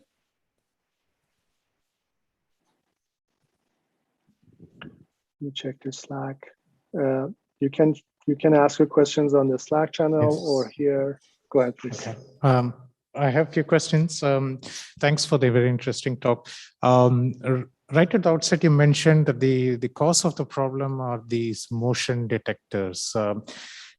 Did you consider the use of presence detectors like time of flight or ultra wideband sensors, which just detect the presence of people, or even like a more advanced people counting and people positioning sensors, as opposed to using a camera? Okay, thank you for your question. So the idea of this project is to not include any extra, sensors or deploy new sensors. So we wanted to use the infrastructure-based approach. So generally what happens is you have Wi-Fi and you have CCTV cameras in the collaborative environment. So our idea is to use the existing, infrastructure to give a system rather than use any new sensors. So that is why we did not approach for any separate sensors. Okay, thanks. I hope. Then using a camera, I mean, as you mentioned in your talk, it's extremely sensitive to its calibration. I mean, even between cameras of the same make, the lenses have high variability in like perceiving color and brightness. how do you see your work being applied in general? I mean, so the calibration being a very expensive task. How do you see the applicability of such a solution? Okay, that's a very good question, because we are thinking of taking it beyond SMU as well. So certainly calibration is an expensive task, but we can apply some machine learning algorithms for the calibration. And moreover, it is just a one-time task, and it is not too expensive as well for the fingerprinting process. But yes, we can certainly think of certain machine learning based approaches to do some transfer learning from one particular environment to another environment, so that we can learn from the same. Thanks. One final thing, modern buildings often also use sun blinds to control natural lighting. For example, constant lighting systems use sun blinds in coordination with lighting. Have you considered either in your present work or in future the influence of sun blinds, natural lighting? Okay, that's a good question. So here we do have blinds. So the occupants, they can pull down the blinds. It's not the sun blinds, but it's the normal blinds that they have. So we did not have any other blinds to test. But when the occupants did lower down the blinds, our system was good enough to track it, because it only observes what is, or estimates what is the current illuminance. And when they lower down the, the normal blinds, our camera was actually very well adaptable to the scenario. But yeah, we have not tested it with some blinds, that, as you said. Thank you very much. Thank you very much for your presentation and the Q&A. So we're going to transition to the next presentation. Thank you again, Anudra, for a great presentation. Thank you. So, sure. Our next. Can I make one more question? Yeah, sure. I mean, if it's a quick question, but we gotta move fast. Yeah. Go ahead. Yeah, thank you. I just wanted to ask, you said that the energy savings were about 40%. Maybe, apologies if I missed it, but what was the baseline? Was it a non-controlled system or a motion control system? It is a motion control system. So currently the deployed version, or the baseline, is a motion controlled system where they set all the LEDs to actually 75% and gradually lower it down when they don't sense the motion. So this is actually a motion sensor based system. So the 40% savings were compared to the motion control system. Right. Okay. That's right. Thank you. That's right. Thank you. Thank you very much. So our next paper is WinSet, the first multimodal window data set for heterogeneous window states in smart cities. It is being presented by Joy Fan. She's currently a master's student at the Department of Computer Science, National Tsinghua University in Taiwan. She received her bachelor degree from the same department. Her research interests are in the Internet of Things, smart environments, and distributed systems. So please go ahead, Joy. Okay, thank you, Professor Farouk. I'm sharing my screen now. Can you see my screen? Yes.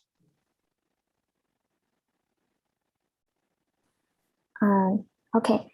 Hello, everyone. I'm Ziyi Fan.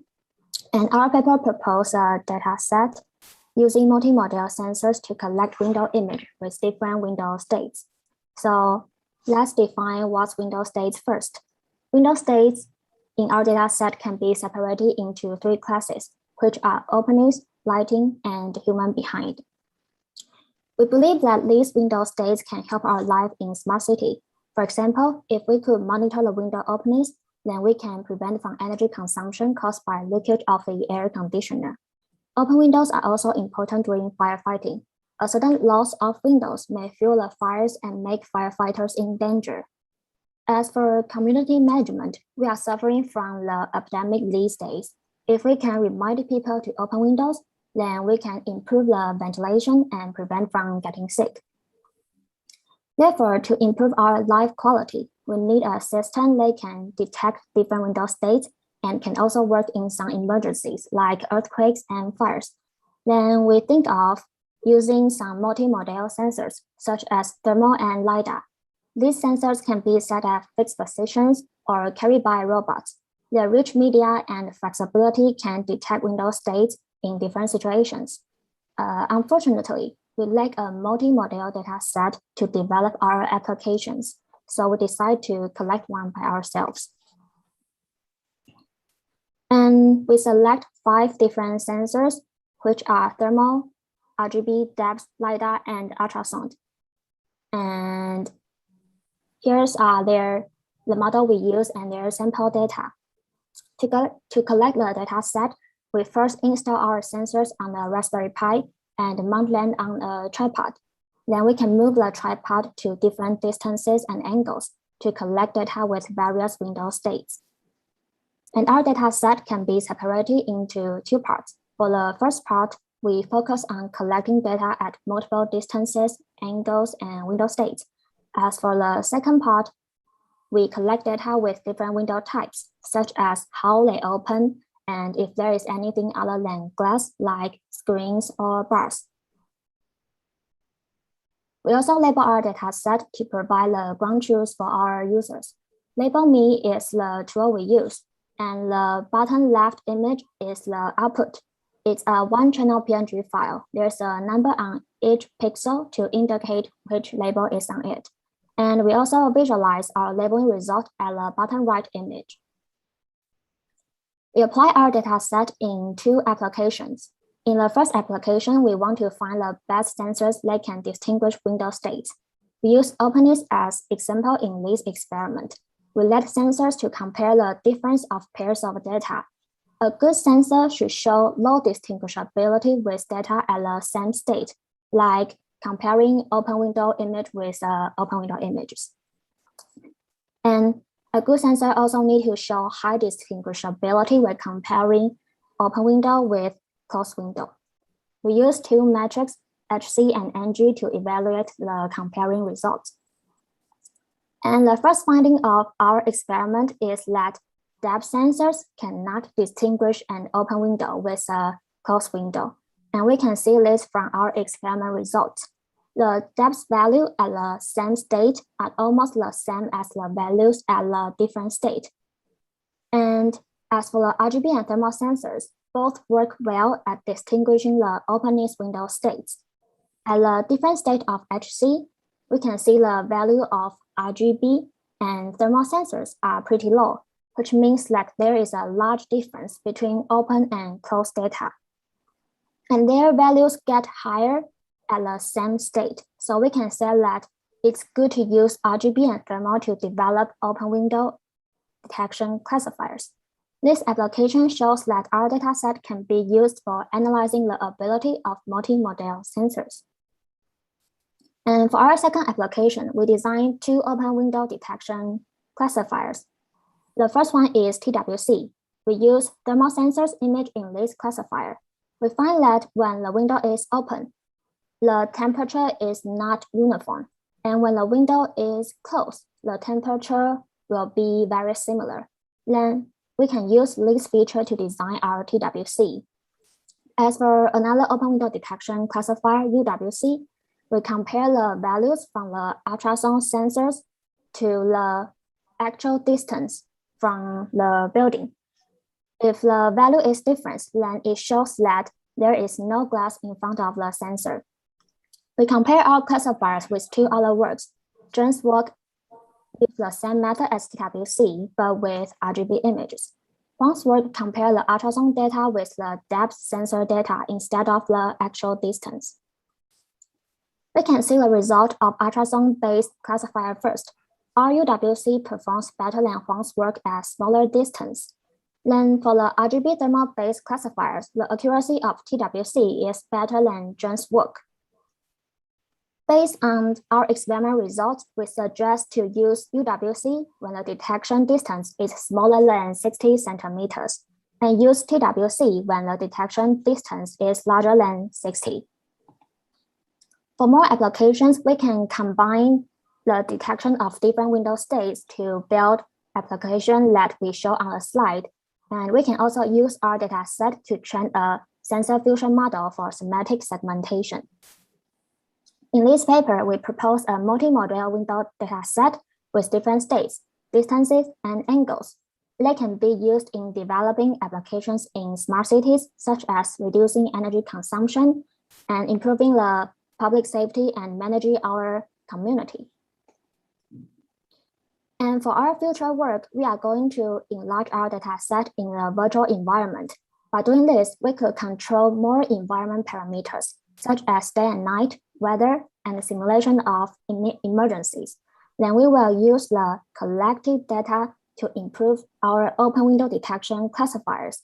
Here are the two things we are going to try: combine the result of multiple sensors and design a strategy that can move our sensors to collect data at different positions for increasing the accuracy. Finally, we can tune our classifiers to fit real data and propose a real system. And this is my presentation. Thank you for your listening. Thank you very much for the presentation. So questions from the audience?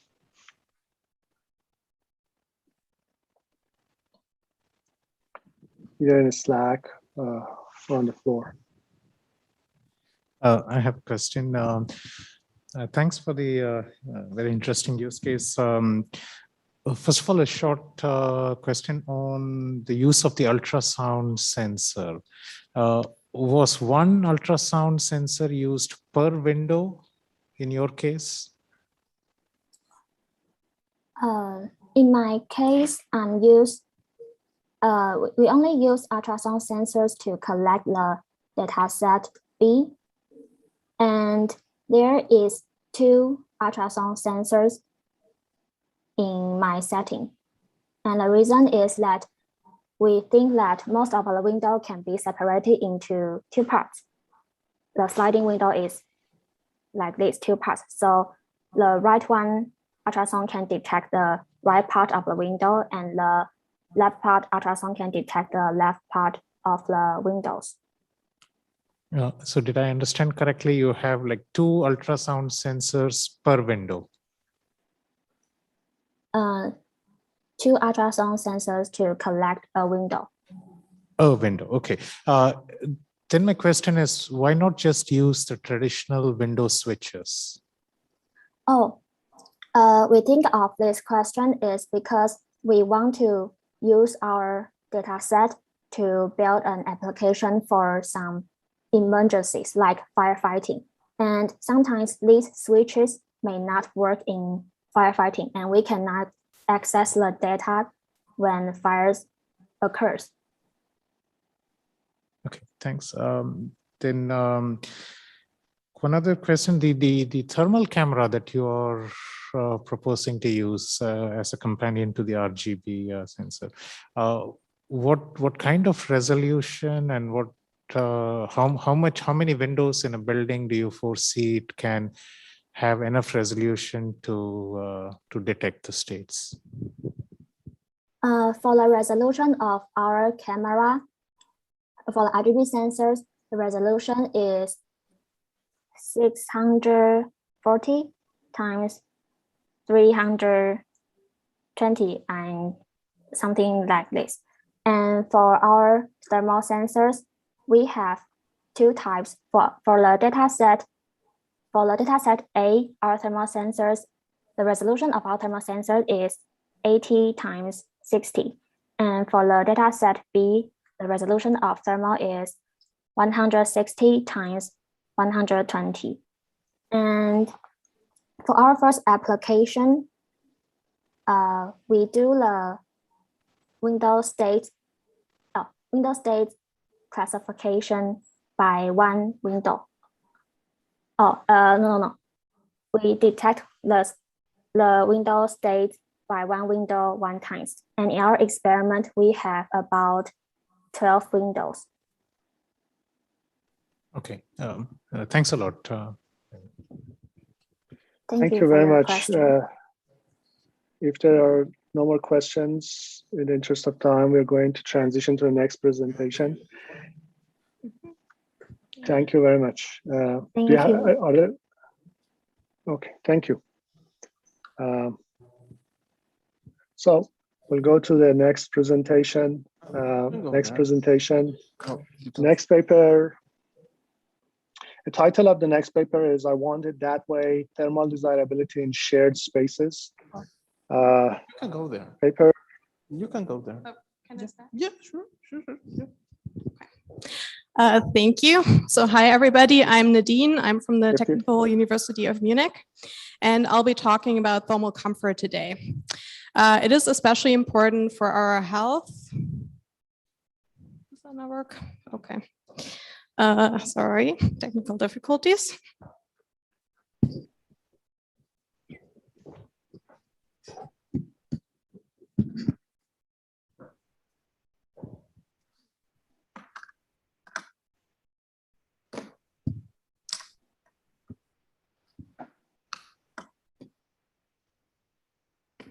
Okay, I guess I'll be sitting down after all.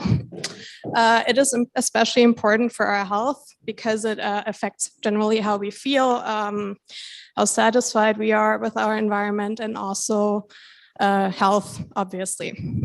Now, all those people at home, you're probably really comfortable right now because you can open a window whenever you want. You can turn up the heating whenever you want.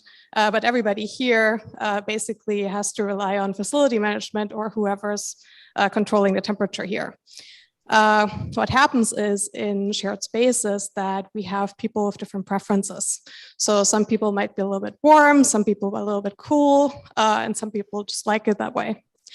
But somehow the building management system needs to know how you're feeling.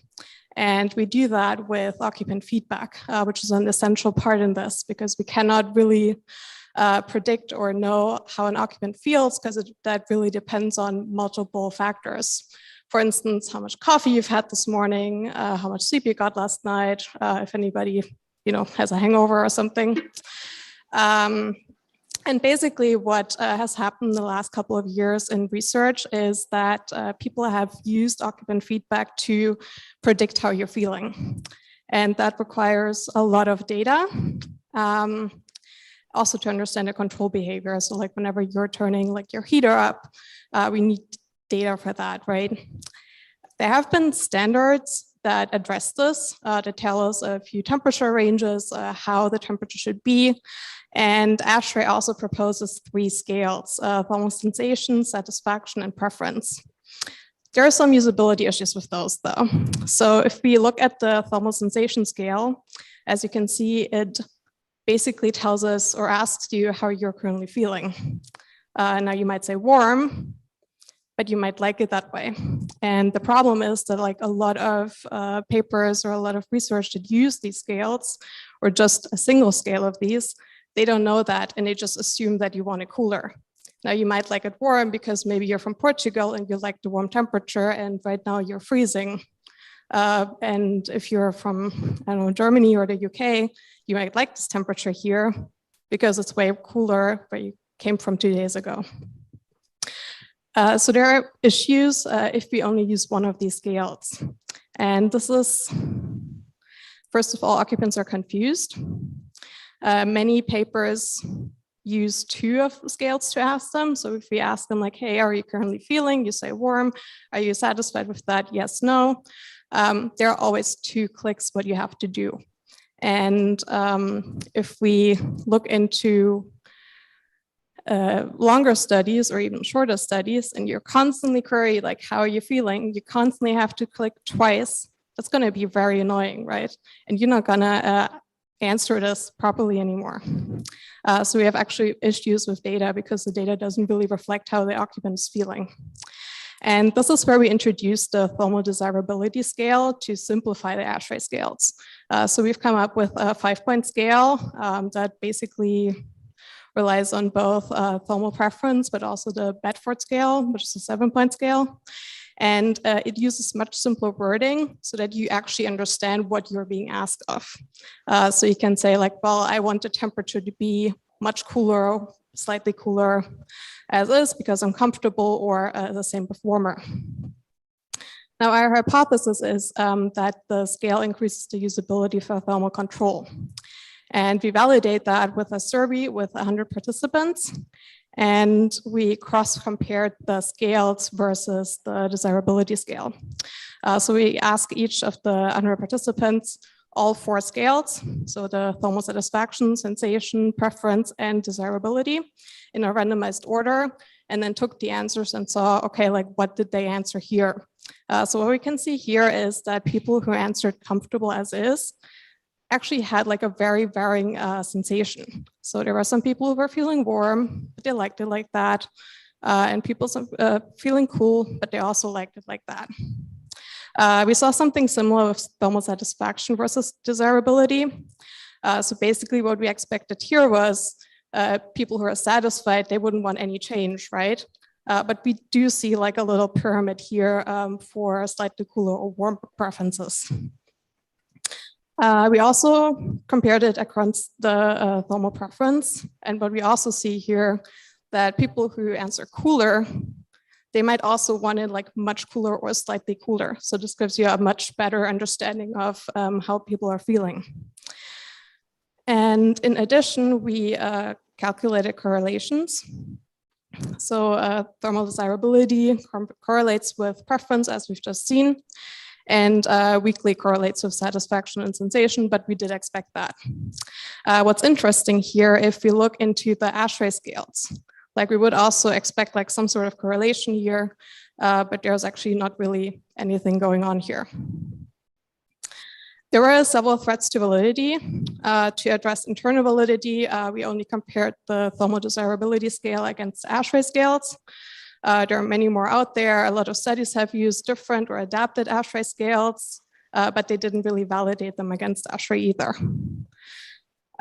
We used 100 participants, which is a little bit little to speak of significant results, so we need a bigger sample size here.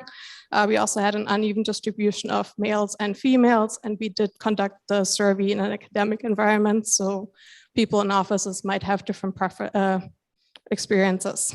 And construct validity, we had an uneven distribution for cold preferences because we conducted a survey in summer, so people were generally feeling warm and didn't really want it much warmer anyway. So to come to future work to address these issues, we want to conduct a human study experiment as soon as the COVID situation allows that. So unfortunately that wasn't possible, so we had to go with a survey and also compare it against different other existing scales. So the main takeaway is the thermal desirability scale simplifies the ASHRAE scales and to be mainly used in frequent surveys, long-term studies when you really need to go for usability or want proper control options. And again, next steps compared with other scales, human subject experience and experiment. And also we want to go a little bit more deeply into the whole HCI aspect of this. So how often do occupants actually have to give us feedback and what way works best? Thank you for your attention. Are there any questions?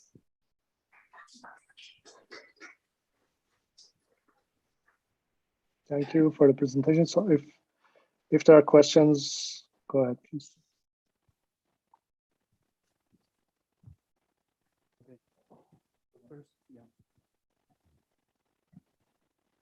Thanks, Nadine, for the great study. I have like 2 questions, maybe they are just the same. Were the participants actually preconditioned into like the response? So were they told that they, at the end of their experience, they have to evaluate their comfort condition, or was it like kind of like an incidental thing that was evaluated at the end? We did not tell them that beforehand. Okay. We did have it was part of a bigger survey. So the whole survey was to understand control preferences of occupants. And that section, we did tell them to not be confused about being asked 4 different questions that all seem sort of similar, okay, but to answer each question regarding to their current environment. Okay. So like people sitting at home figured out like, well, you know, I'm comfortable because I open my window and it's quite nicely cool or something like that. Okay. Then just a follow up on that, I'm curious from your insights, would the users actually act upon it? So if someone was feeling warmer or colder and there was a thermostat in the room, is there something planned to know, would people actually act upon it, or would they just be in that state? As a general, I mean, like, you know, we did this as part of our story, so nothing actually happened, but we've used it in some, well, other applications, and the actual ASHRAE scales have been used in multiple researches. So either the data is used to just collect data, but also to control. So it, in like a shared space like this, where you have a very frequently changing occupancy, it gives you a good picture of how people are feeling. Like if everybody agrees that like, well, I'm currently super freezing, then maybe we need to amp up the temperature. So facility management does sort of look at it, but it always depends on the building, the facility manager, the system that you're using, and so on. So there are multiple use cases for this. Thank you very much.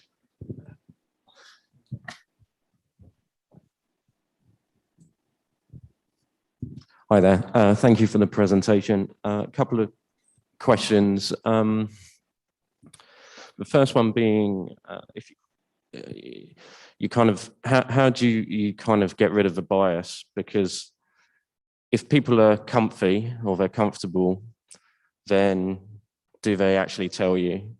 And so actually what you're getting is the response from the people that are too hot or too cold, and therefore you're acting on perhaps a minority of respondents versus the majority that may be comfortable. That's a good question. And I think it's actually one of the major issues that we currently have in the field, because people don't tell you if nothing is wrong.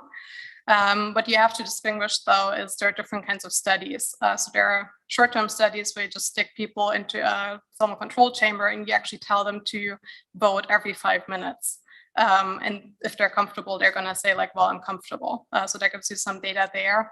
Other systems, they just assume that if you don't have any, preferences at the moment, that you are comfortable, or other systems rely on existing data. It always depends on the current circumstance, what's available.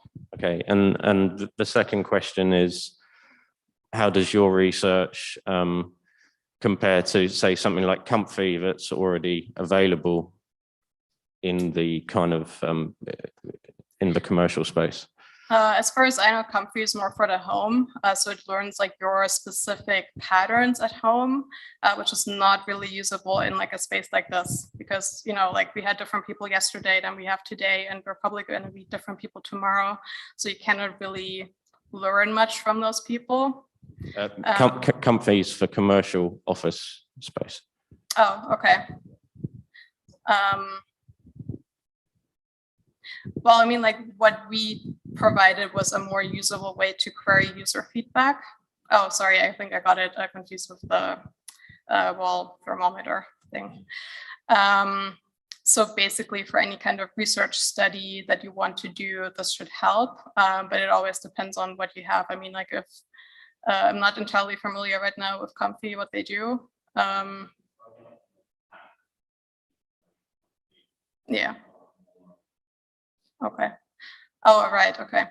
I mean, the thermal desirability scale is more for frequent usage, so like in apps or maybe websites or widgets or something like that. And again, like it provides you like a more finer brain control understanding of what the occupant wants than just relying on I want it cooler or warmer. Also, like rather than having like a 7-point scale like Bedford, there has been research that has shown that people don't really go with the furthest options unless they have a feeling that nothing is currently happening. So that always depends a little bit on that. Yeah. Thanks for the talk, Nadine. Very interesting. Did you look into the influence of ability to pay for heating or cooling on what makes people comfortable? How much people are honest, in your opinion, when they are saying what is comfortable? So you're asking if you want to have research studies where you pay people to say how Yes, you're feeling? I think you would like to remove that sort of bias in your analysis. So, Mm. you know, by taking it into account somehow. And I don't know whether you did this or whether you're planning to do this. So I'm from Germany and we don't really have funds to pay people for studies. But I know that other, like there have been some studies in Singapore where they've done that to exactly prevent that. But also you still are going to have that bias because then you have people coming in just for the money and not really for, you know, answering truthfully. And I think ultimately what's the most important thing is for like any kind of thermal control system is that people understand what's happening and why something is happening or isn't happening. So for instance, if you say like, well, I want it much warmer, and the thermostat is being lowered, then you might be asking like yourself, like, okay, why did I even get feedback? That's actually also part of my dissertation, like a transparent process in this case. And the desirability scale is like one way to collect better feedback to display that to the occupants, saying like, well, you know, like you were the only one who wanted it warmer. So, and everybody else wanted it cooler. So maybe just have a hot coffee and next time you'll be considered. Thank you.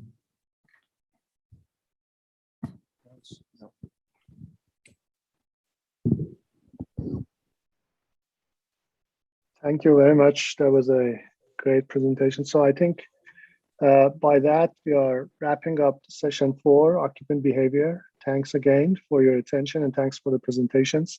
So we're going to have a break. I mean, it was half an hour, but I think we used 15 minutes of it. So next session will be at 11:30 local time. And session 5, advances in modeling. Thank you so much.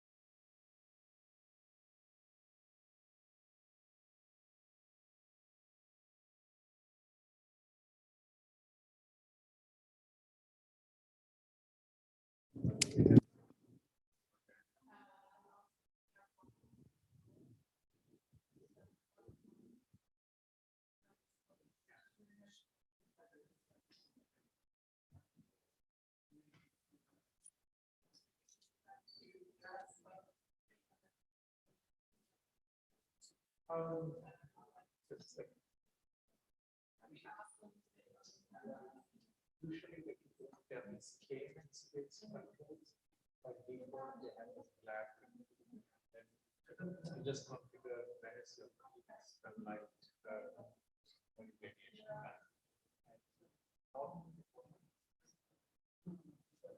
They don't have this additional weather station or building which actually has the current sunlight condition.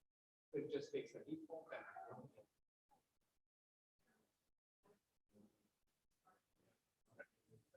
what's design? What's design? Usually there's a weather station.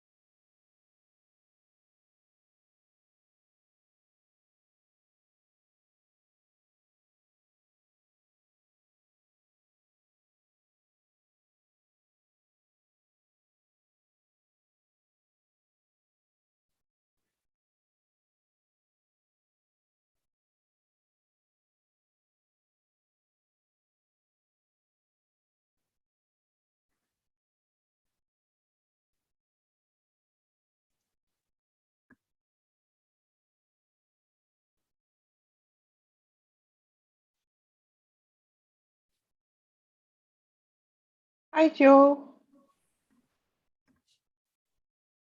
Hey there, how you doing? Good, good. How are you? Yeah, all good. So you also remote, I take it. Yes. Yeah, nice. I can see Hello. that there's still. Hi, Praveen. Hi, ma'am. How are you? Good, good. How are you? How are you? Yes, ma'am. Good. How are you, John?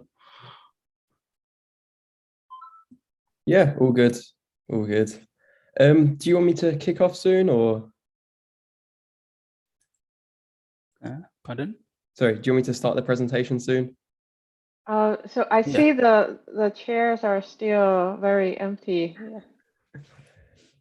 Okay.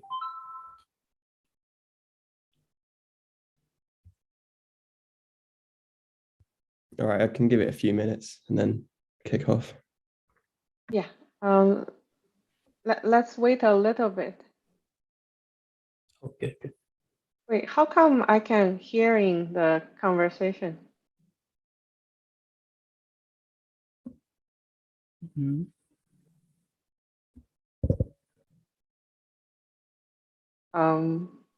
Hello? Hello? Sorry, what do you mean? Hello, hello. Oh, yes. I hear. Oh, sorry. The YouTube channel is has a delay that I keep hearing our conversation. Okay, okay. Sorry about that. So let's wait till maybe just one more minute. And meanwhile, Joe, maybe you can share your screen.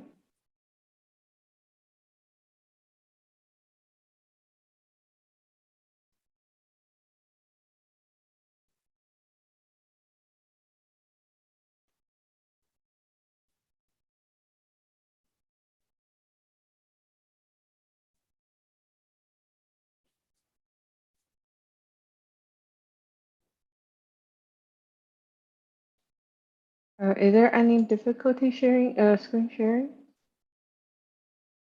Oh, in the chat they did mention we can wait a couple of more minutes.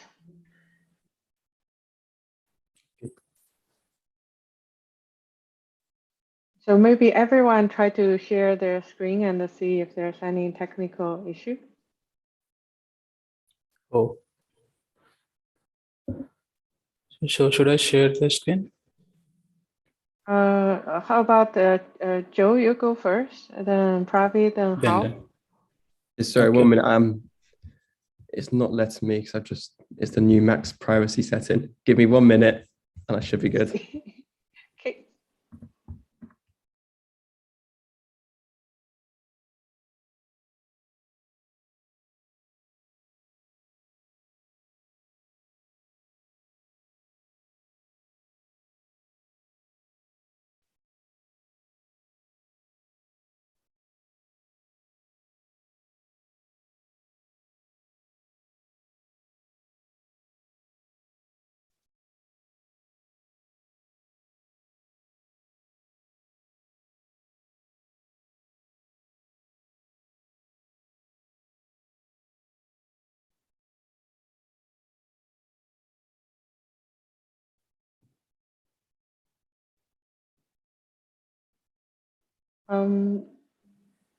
Is there any? So how about Praveen? So Joe, while you are fixing that, Praveen, can you share your screen? Yeah, sounds a good plan. You might have to go first. Okay. Okay, I'm trying. Yeah.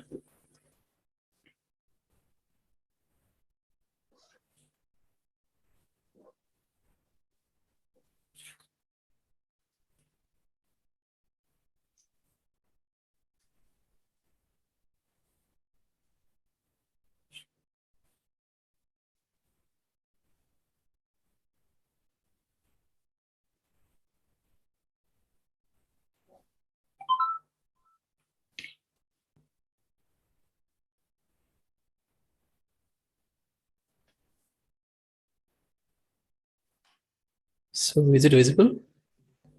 Yes. and it's in the right form. So pretty good. Yeah. Okay. All the best.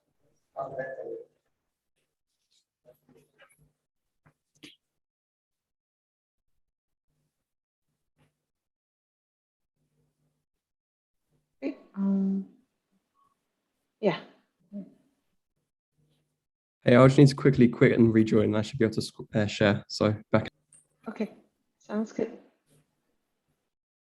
So should I start or later I will start? Yeah. Yes, please. So how can you try sharing your screen now? Sure. Yeah. When can you kind of stop sharing? Let me share instead. Okay. Okay. Thanks. Okay, let me share screen and now. Okay, can you see it? Good. Yeah, it's pretty good. Yeah, I can change a little bit. Okay, yeah, it's good. Then I can stop sharing. Yeah, sounds good. Okay, thanks.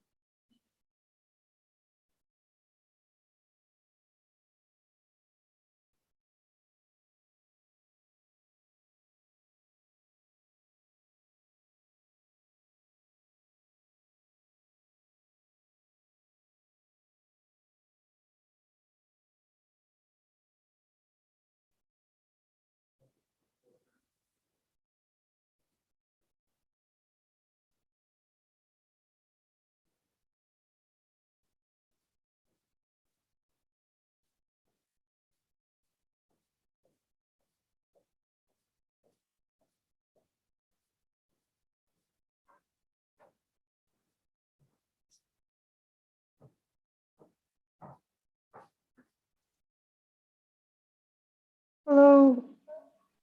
Is the local audience coming back?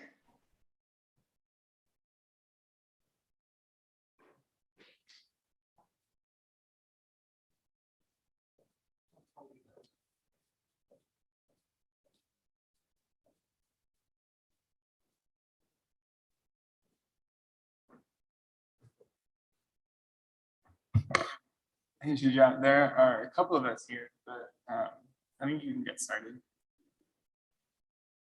Sounds great. So let's see whether our first speaker are able to come back.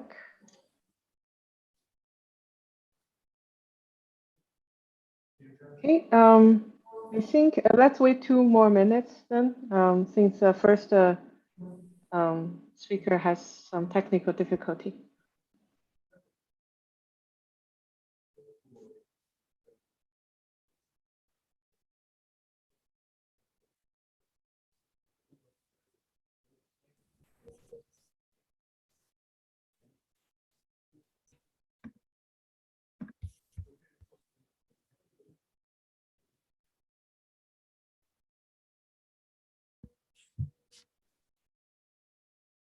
Should I try sharing my screen now? Yes, please. This looks good. There we go. Can you see that? Yes. Do you want to click present so we are sure it's in the right form? Yep. Can you see this still? Yes. Pretty good. I think we're ready to start then. And we can start. Perfect. Sorry about that little delay. Always a Don't worry. technical with remote presentation. Don't worry. Do you want me to kick off then? Yeah. So, hello everyone. Welcome to session 5. My name is Shijia and I'm the session chair. So we have 2 full paper and 2 short paper in this session. So for the full paper, we have 15 minutes plus 5 minutes Q&A, and the short paper is 7 plus 3 minutes Q&A. So for the local audience, please step up to the microphone at the end of the talk to ask the questions. And for the remote audience, please feel free to post questions in the conference Slack channel and the YouTube chats. So let's now welcome our first speaker, Joe Braun, who is a computer science DPhil student at the University of Oxford. The focus of his research is identifying opportunities to decarbonize homes using probabilistic models and the smart meter data. Recently, his work has focused on developing new technology to make buildings more thermally efficient and ensuring the technology are ready to be deployed in the real world. Welcome, Joe. Brilliant. Thanks a lot for the introduction. And yeah, so, I'm Joe. I'm here to talk about our paper Quilt today, which is to quantify, infer, and label the thermal efficiency of heating and cooling residential homes. For those of you who were there last year at BuildSys and saw our paper Smite, this beginning is going to sound very familiar, and that's because it's from the exact same presentation, but that's because we're solving the exact same problem, and the space, hasn't particularly moved on too much. So just to frame the problem, 22% of energy usage in the UK is due to residential buildings. Of this, 65% is due to heating, and which means 14% of energy usage in the UK is due to heating alone. And the reason we just sort of draw attention to this fact is that, if we improve heating efficiency, it's a way we can significantly reduce the total greenhouse gas emissions, or if we can shift heating to, rely on renewable energy sources. So what am I going to be talking about today? Because I'm not going to be going around, trying to do insulations myself or replacing heat pumps. I think what we really need to do is we actually need to understand where these interventions can be taking place. And we need the tools to evaluate how thermally efficient a building is and be able to do this at scale. So to sort of frame the problem of how this is currently done, how do we actually work out how thermally efficient a building is? One of the best ways of doing it is a co-heating test or variants of this, which is where you set up electric heaters in a house, you pack the house with electric heaters, you vacate the house, there's no people, you can maybe track the air flows as well, the ventilation, heat loss. And you set this up, you monitor it for a week, you monitor the external temperature for a week, and you can pretty much plot a gradient of the energy used to keep the house at a constant temperature, given the external temperature. And this nice line gives you how thermally efficient the building is. The gradient of that line is how thermally efficient the building is. Now, that's great. The issue is, this just doesn't happen. It's way too expensive. It's way too, cumbersome. It's just people aren't leaving the house for a week to work out if it's efficient or not. So in practice, at least in the UK, the way this often happens is they conduct a survey. This survey consists of someone coming to your house, typically when the house has been sold, just because you need the energy certificate then, to label what windows does the building have, what's materials the floor, what material sort of what era was it built, how many bedrooms does it have, and you can stick a label on the house and say it is this efficient. Now the issue there is, well, if it was that easy, none of us would be here talking about buildings, and I'm sure we all understand that buildings are much more intricate and nuanced than just a simple survey giving you the answer. And studies have shown this time and time again that these surveys aren't necessarily accurate in the real world and don't really correlate to the real thermal performance of these buildings. So that brings us on to the third sort of method. I mean, sure, there's others, but sort of just a quick overview, which is non-intrusive methods, which we'll sort of focus this talk on. And these are methods which are cheap and accurate, where you sort of non-intrusively, you can take data from the house, where such as a smart thermostat reading, smart energy meter reading, external weather data, data that's very easy to gather from a house with little to no installation cost. And then you use this to infer how thermally efficient a building is. And recent developments, we had Smite last year. There's been some fantastic papers recently doing this. The accuracy is comparable to that of a co-heating test, which aren't necessarily 100% accurate as well. As long as you're in the right ballpark of this in this sort of area, you're doing a great job. So there's been some fantastic work there. And the thing is, so what am I going to talk about today if the work already is great? Well, the issue is that these potentially work in limited settings. And what settings do they work in? Well, that's kind of the problem we'll discuss today, that we don't know. The scenarios in which the methods work aren't explicitly known. This is mainly a problem due to the amount of data we have to evaluate these. We're often working on samples of a handful of real houses, usually sort of geographically clustered together. And we can't work out how firmly efficient, how accurate this model, these models really will be if they're deployed across a country, across the globe. Further to this, we should be handling uncertainty correctly. And this is a plot of some simulated data at the bottom of the same house with sort of different data collection methods. And you can see the ground truth, the gradient's what we're interested in to get how firmly efficient a building is. So if you draw the line through that, you get one. And if you drew the line through maybe the hourly data, you may even get a similar line. But if you look at the data, you'd realize this is complete chance.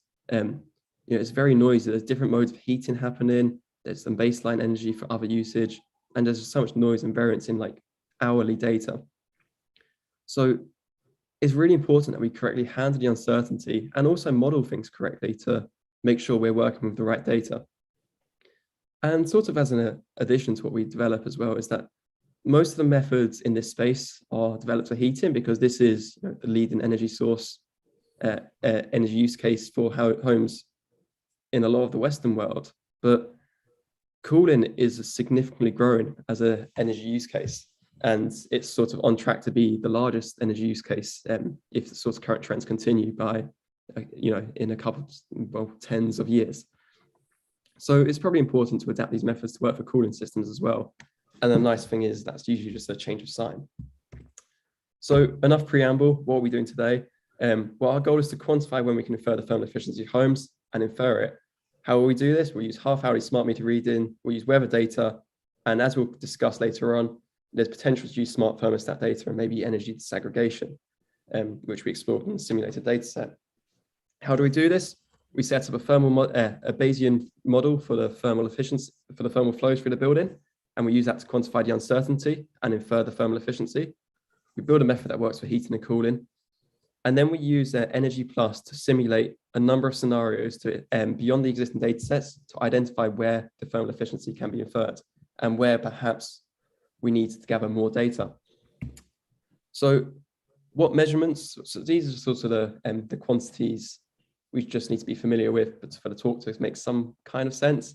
When it comes to measuring the thermal efficiency of a building, heating loss coefficient is one metric commonly used, and that's how well the building retains heat. And essentially, this measurement is how much heat is leaving the building, given the external temperature.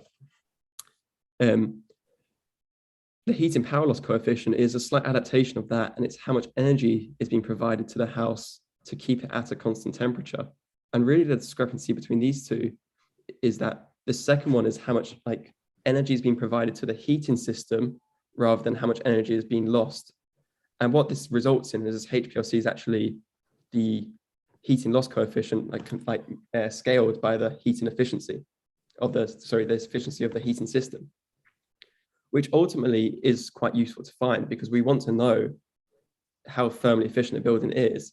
And if the metric captures both how efficient the heating system is and how thermally efficient the building is, we can at least identify where these interventions need to be made. And it's much easier to capture this information. And the CPLC, as you can probably guess, is just a very slight variation of the HPLC, just for cooling instead of heating. So these heat flows, again, were presented last year with a few adaptations. We won't go through it too much, but the point here is that we can build a nice model of how heat flows through a building. And sort of the heat flows in and out of the building, such as through the material of the building, which is what we're focused on, the building fabric heat flow, which is how much heat is lost through the walls and the actual sort of, the envelope of the building, if you will. You have weather heat flows through solar irradiance, people in the house heating up through occupant heat, other energy, and so forth.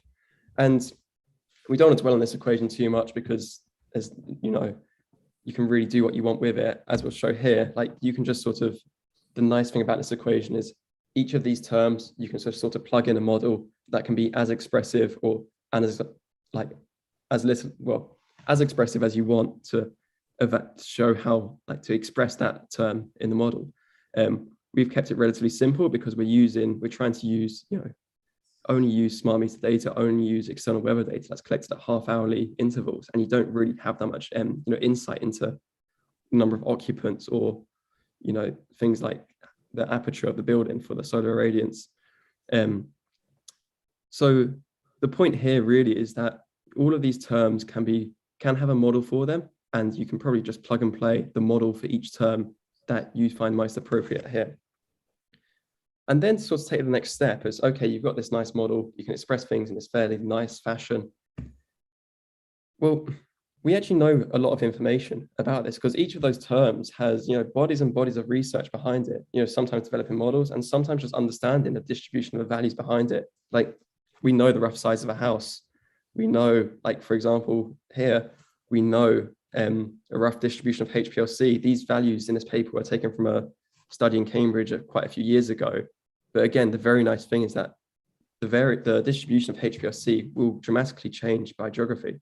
Different building materials are used in different locations, and you can use a prior for the purpose they're there for, to inform the model for the situation it is. When you have that insight into what these values should be, you can use it to sort of inform the model. It's the exact same for the cooling side of things. And similarly, we want to be able to model things like observation noise, if we're using external temperature. So just to sort of, jump back a bit, the heat flow through the building is expressed as a difference between internal temperature scaled by the HPLC. And this is really sort of the HPLC is the value we're looking to find of how thermally efficient the building is. And it's a nice linear relationship. So when it comes to these measurements of internal temperature and external temperature, the external temperature is more than often, it's normally observed. You'll get it from a local weather station, and there's perhaps a bit of discrepancy between the weather station and the house, but you've got a pretty good estimate, and you perhaps just want to have a bit of noise on it. Similarly, if you have a smart thermostat, the internal temperature can be observed. If not, this is a part which can be quite tricky, and you'd have to sort of infer what the fixed thermostat setting would be of a house. And that can be done for all the terms. We're not going to go through it. This is just sort of a taster.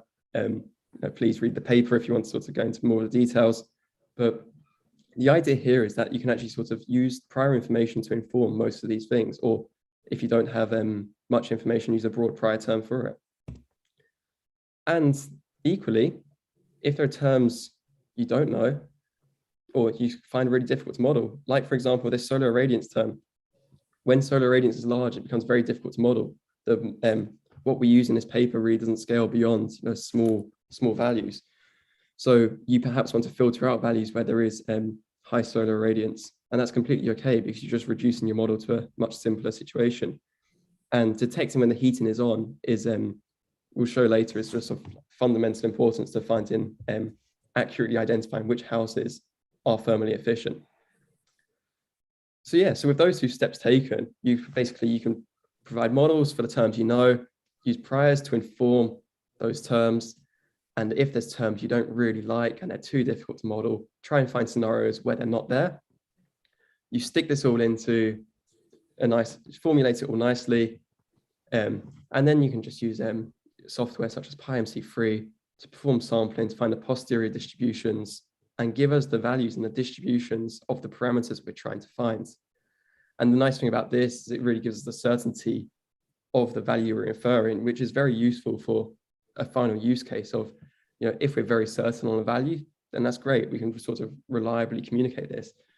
If we're a bit uncertain, we probably want to, be a bit more hesitant in the suggestions we make with that result. And just to jump to the results we saw, this is just the simulated data, but this is sort of more to hit home a point of different scenarios rather than the performance of the algorithm. We ran it across a number of different data collections scenarios just to try and identify what we really needed. And to hit the main sort of takeaway points, identifying when the heating periods were on and averaging across the heating periods was basically of like fundamental importance to accurately infer the thermal efficiency. Really what matters was finding when the house is in thermal equilibrium, and you get that when the heating is on. And by averaging across the whole period, it just sort of really smooths out a lot of the, the noise you find in that period. And, perhaps the house is heating up or cooling down within this period, and you just sort of want to smooth out a bit by averaging across it. And, by using this data, it really makes these methods feasible. What we also found is that, I don't think it's necessarily that big of a revelation, but if a house is vacated, you can perform this exact same thing, and you're essentially recreating a co-heating test just using their smart meter data and the external weather data. And if the external conditions are correct for this time period, you are recreating a co-heating test in that house when the house is unoccupied, and you can get very accurate inference of how thermally efficient a house is. And this is definitely a method that could be explored further. We showed it was possible with 100 data points with half-hourly data. That's 50 hours of eligible time steps across the heating period, the holiday period. But there's definitely potential there to be able to accurately infer the thermal efficiency of houses when we can't find it in other scenarios. And there were two of the main insights. I'll wrap up very quickly because I'm realizing we're hitting 15 minutes. The third main insight we found, which was quite surprising, is energy degradation really didn't have that significant of an effect on inferring the thermal efficiency.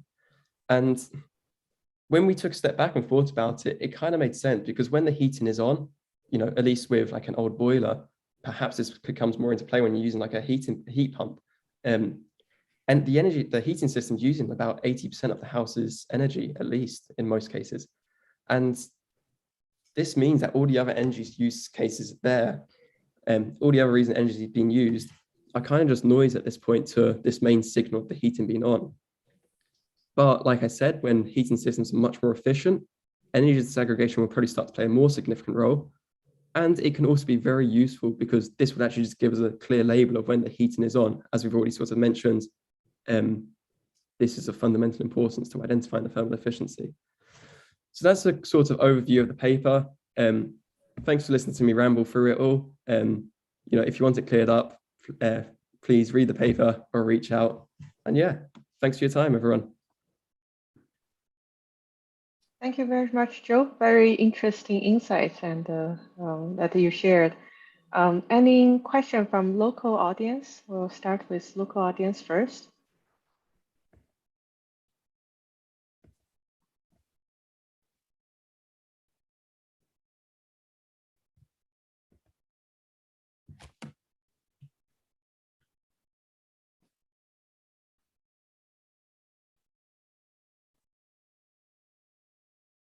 Okay, I guess I'll start from the remote side then.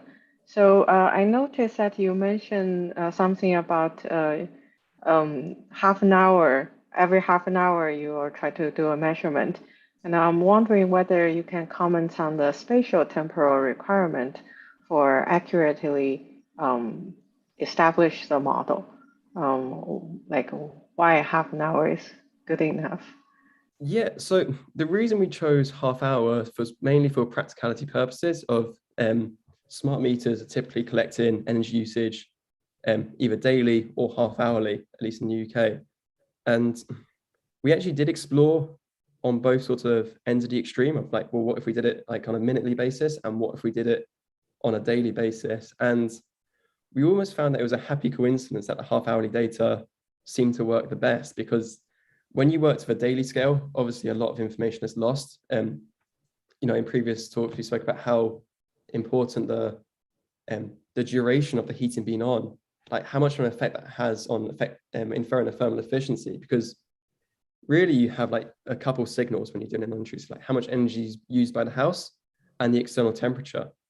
And if you're averaging those two across the day, if the same house had the heating on for 20 hours or it had it on for 2 hours, you'd get significantly different results.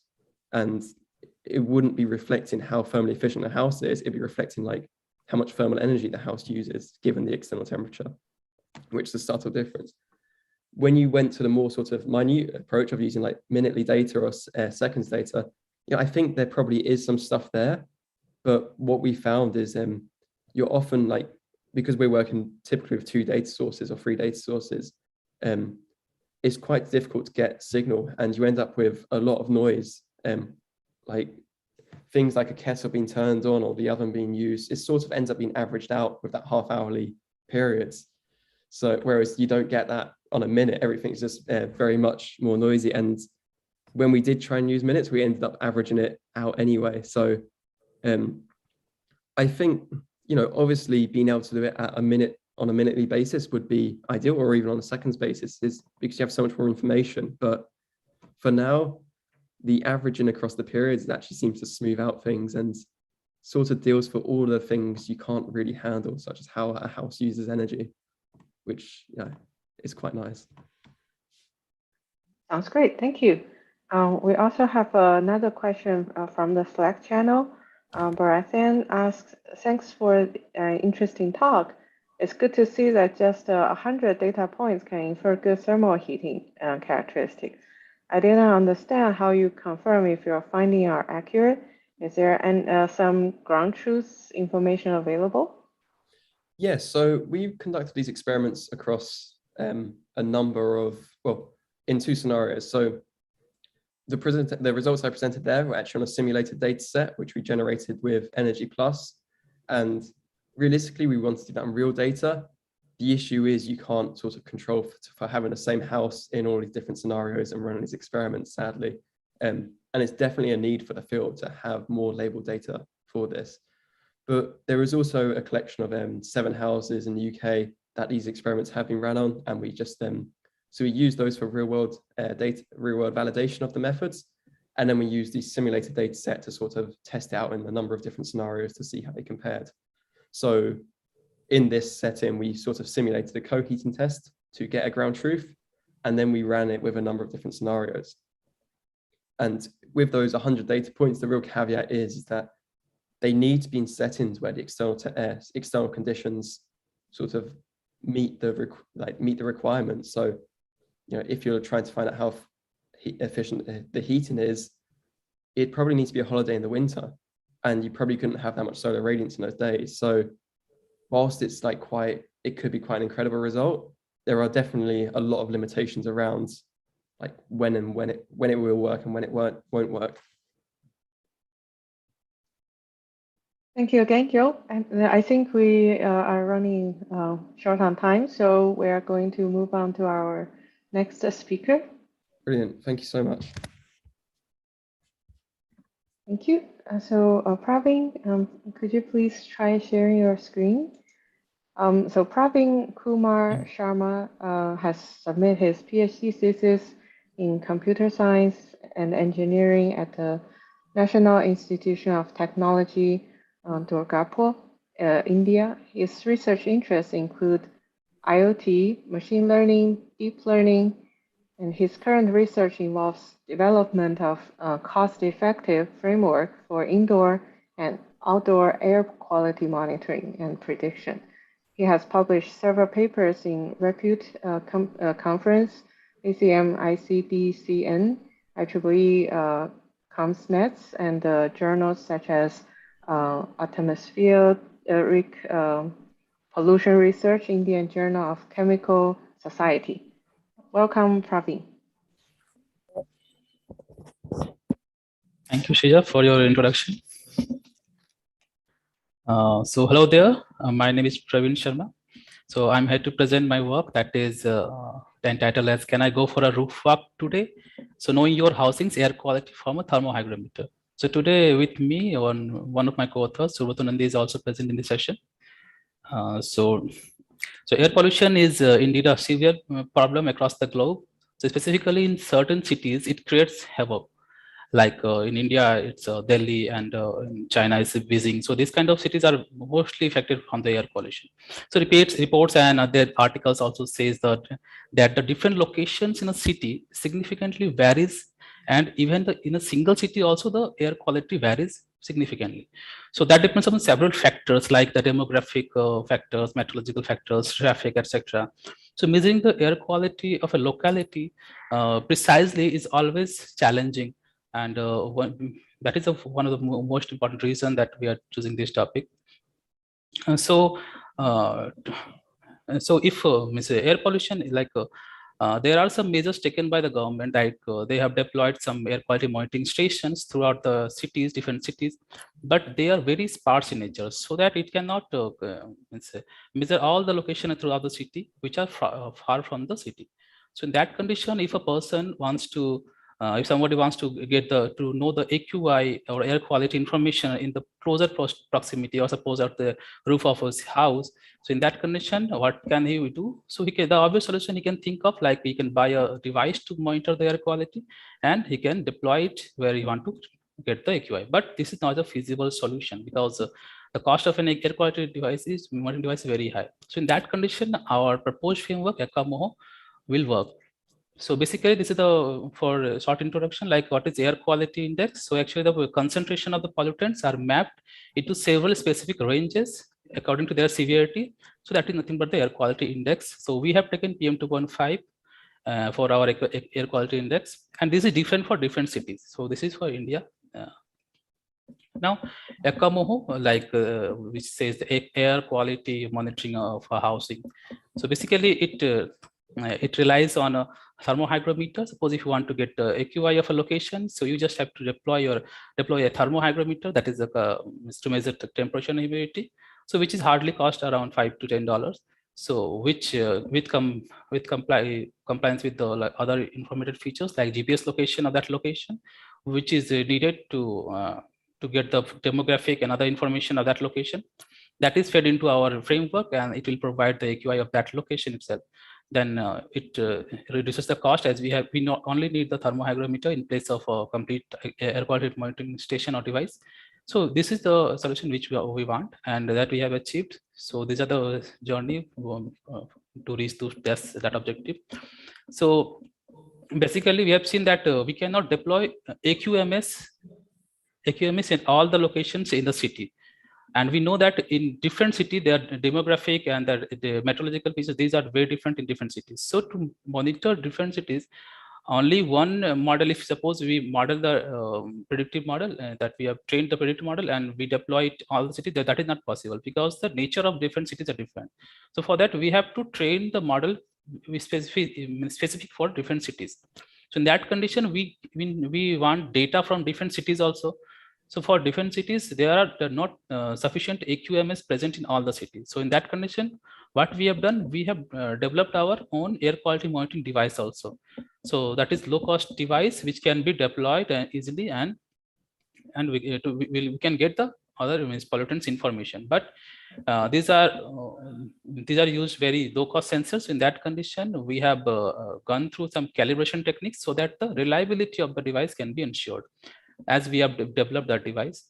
Now, we use the data of that we called air quality monitoring device, AQMD, to develop a city-specific pre-trained model for AQI annotation, and we provides a real-time annotation model to predict and annotate the AQI level of a location using the low-cost sensing, that is only thermohygrometer.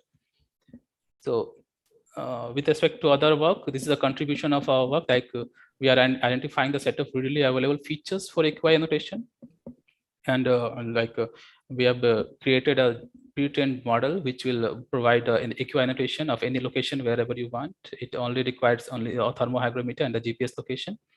And we have deployed and validated this our framework ACM, and into 2 different cities we have deployed our system, and we have validated our framework. So this is the development of AQMD. So AQMD is based on some low-cost sensors and medium-cost sensors. So generally we have, in this case, we have for monitoring the PM 2.5, we have used PMS 1003. So that is a medium quality sensor. So by using that, we have developed some devices, and then we have calibrated the device using the external calibration and zero error calibration and all that. After that, we perform the pre-deployment validation. Before deploying in the real world, we have done the validations by, in a control environment. We have created an event, artificial event, that is by lighting up a fire in the lab. So there we have seen that the variations of all the AQMD with respect to the calibrated AQMD was good. And apart from that, we have done a post-deployment validation also. Means after deployment in real world, we have also validated the system by using the calibrated AQMD. So we have selected 2 cities, city 1 and city 2. So city 1 is equipped with only one AQMS, that is air quality monitoring station. So that was not enough to get the complete knowledge of the city, of the air quality. So in that condition, what we have done, we have deployed the AQMD at 4 different strategic locations in city 1. And in city 2, there were 12 AQMS there was. So we have taken the AQMS data for our system. Now, we have deployed the AQMD 1, the first AQMD, at a place where the natural land was 71%, AQMD 2, where the densely populated market area was there, like multiple bus depots and natural lands were there. AQMD 3 we have deployed as a at a location where the maximum POIs was there, like shopping complexes, food plaza, cinema halls were there. So there we have deployed our third AQMD, and the fourth AQMD we have deployed at a place where different it's like mixture of things were there, like educational institute were there, abundant greenery were there. So in that location we have deployed to AQMD4. So to get the data from different regions, different natures of data, we have deployed this in 4 strategic locations.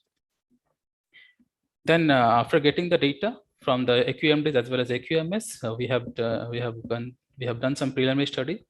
So there we have seen that the temperature and humidity means when the temperature is high and the humidity is high, and with respect to high temperature, if the humidity is low also, so in that condition the AQI was good. But when the humidity was less, so in that condition the AQI was bad. So in both the city we have observed the similar kind of observation. And apart from that, we have also seen the distribution of the AQI. Actually, there are basically 6 AQI classes, but we have used only 5 AQI classes because the sample size of AQI 6 was very less. So that's why we have used only 5 AQI classes. So we have seen the distribution of AQI classes, which were significantly different at different AQMSs, which shows the variations of pollutants inside the city. Then we have seen the device-wise temperature difference with city-wide median temperature. That is, whatever the temperature of the city is that, and with respect to the device temperature, what is the difference? So there we have seen that all the devices have different temperatures, and the same for humidity also. In both the city, we have seen the same scenario. So this shows that the deviation is significantly high, which infers the uneven distribution of the temperature and humidity in a city. So hence localization of temperature and humidity is crucial for achieving a good AQI annotation. And for that, after that, we have developed our system framework, which consists of 4 modules.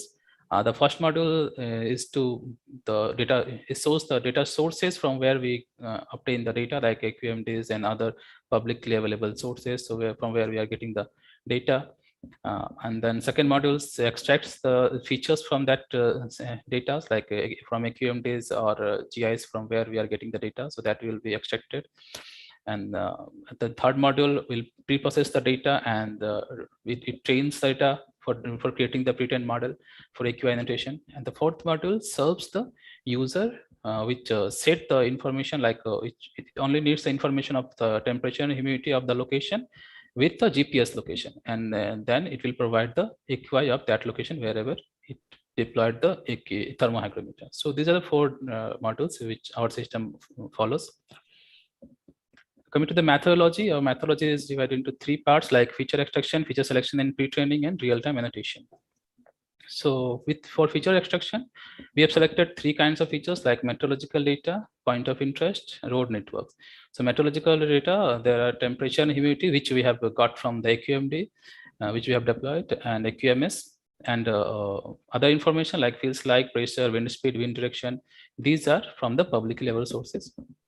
Apart from that, we have also extracted a POI information, that is point of interest, like how many percentage of natural land is there, and industrial location is there, parks, etc. are there. So these also we have extracted. Apart from that, the road networks also have been extracted using the Google Map API. So highways, 2-ways, 1-ways, what is the percentage of that roadways in the city? So that also we have extracted. So we have used some ensemble model based feature selection method for, and also the feature importance technique to detect the best features which suited for our AQI annotation model. Then the real time annotation has been done. So a user with low cost device that is only using the temperature and humidity, if the device is only have the capability of sensing the temperature and humidity of a location, so that will be used. and ECMOHO provides the AQI annotation at that location. So the user will also only have to provide the temperature and humidity of the location as well as the GPS. So after that, the ECMOHO provides the AQI annotation of that location. And then we assume the device is calibrated, whatever thermohygrometer you are using. So that is calibrated, and the data which it is providing. So that should be an acceptable degree of precision and accuracy. So these are the performance of my work, of the framework. Like in CT1, we have seen that the AQI 1, 2, 3, and 4, 5, all the whatever the prediction result is there. So where in this we have used as we in CT1 we have deployed 4 AQMDs. So out of these 4 AQMDs, 3 AQMDs data is taken for the training purpose, and 1 AQMD data is taken for the testing purpose. So and after that, we have seen that for CT1, the F1 score is more than 0.68. And similarly for CT2 also, we have taken 11 AQMSs out of 12 for training the model, and 1 for testing. So there also we have got the accuracy of like suppose 57 to 71%. But in both the cases, we can see that AQI class 4 is decreasing the performance. For that also, this the factor by which the error is increasing. So why? Because the overlapping region of AQI 4 and 3 is very high. That is why this error is there. But we want to see how much severe is this error is. Though we are getting the error, but how much severe this error is. So for that, we have done a severity analysis also. So here you can see these are the AQI classes, where the actual AQI classes is 4, and these are the predicted AQI classes which has been shown in the graph. So here you can see that most of the AQI that has been predicted is AQI 5. Means AQI 4 is predicted as AQI 3 or AQI 5 mostly, and out of these two also, AQI 5 is the mostly predicted values. So that is even more severe than the AQI 4. So this we can say that ECMOHO never annotates a poor AQI as a satisfactory or good AQI. So it will, and thus the quality of annotation generated by the model maintains the standard without compromising the severity of the AQI classes. So that is a severity analysis we have done. So though it is predicting wrongly, but it is predicting AQI 4 as AQI 4, which is even more severe. And the measures we have to take, that is according to AQI 5. Now, analysis on partial deployment also we have seen. Like we take a step further, like to investigate what is the minimum number of AQMS that need to have to get the AQI predicted. So in this case, you can see the top graph, top right. So these are the test devices. That is, when one device is used for test, that is 11 devices for training purpose and 1 device for testing purpose. So then that was the F1 score.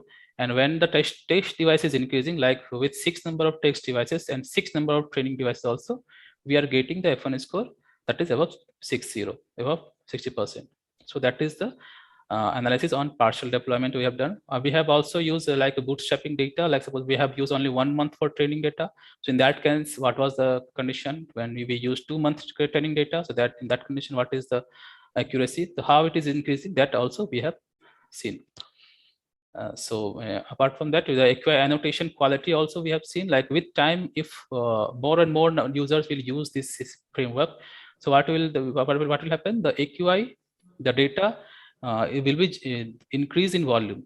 So over the time, more and more user will use the ECMOHO. So annotation accuracy and annotated data volume, that also will increase. Like in the CT1 graph, you can see first one is AQMD. So there the D1. These are the data volume generated for AQMD, that AQMD. So there, this is the annotated AQI. So that will be combined with the next AQMD for the training purpose. So next time D1 is also combined for training. And that time, the accuracy is improved. Again, that will be used with the previous AQMD. So all these data is combined and then trained using the complete volume of the data. So the accuracies also keep on increasing. So the same thing is happening in the CT2 also. So ECMOHO is capable of self-improvement over the time by learning the data across various locations in the city, as well as when the data volume will increase.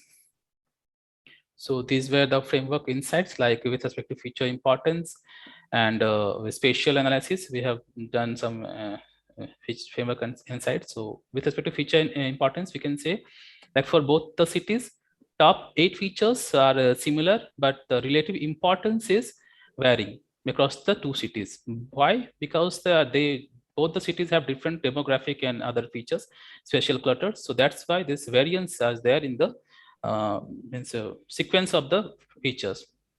But top 8 features are almost same in both the city. Then we have analyzed the performance of ACM by designing multiple pre-trained models based on 2 different factors, that is similarity in the distribution of the spatial cluster and physical distance between any pair of AQMDs.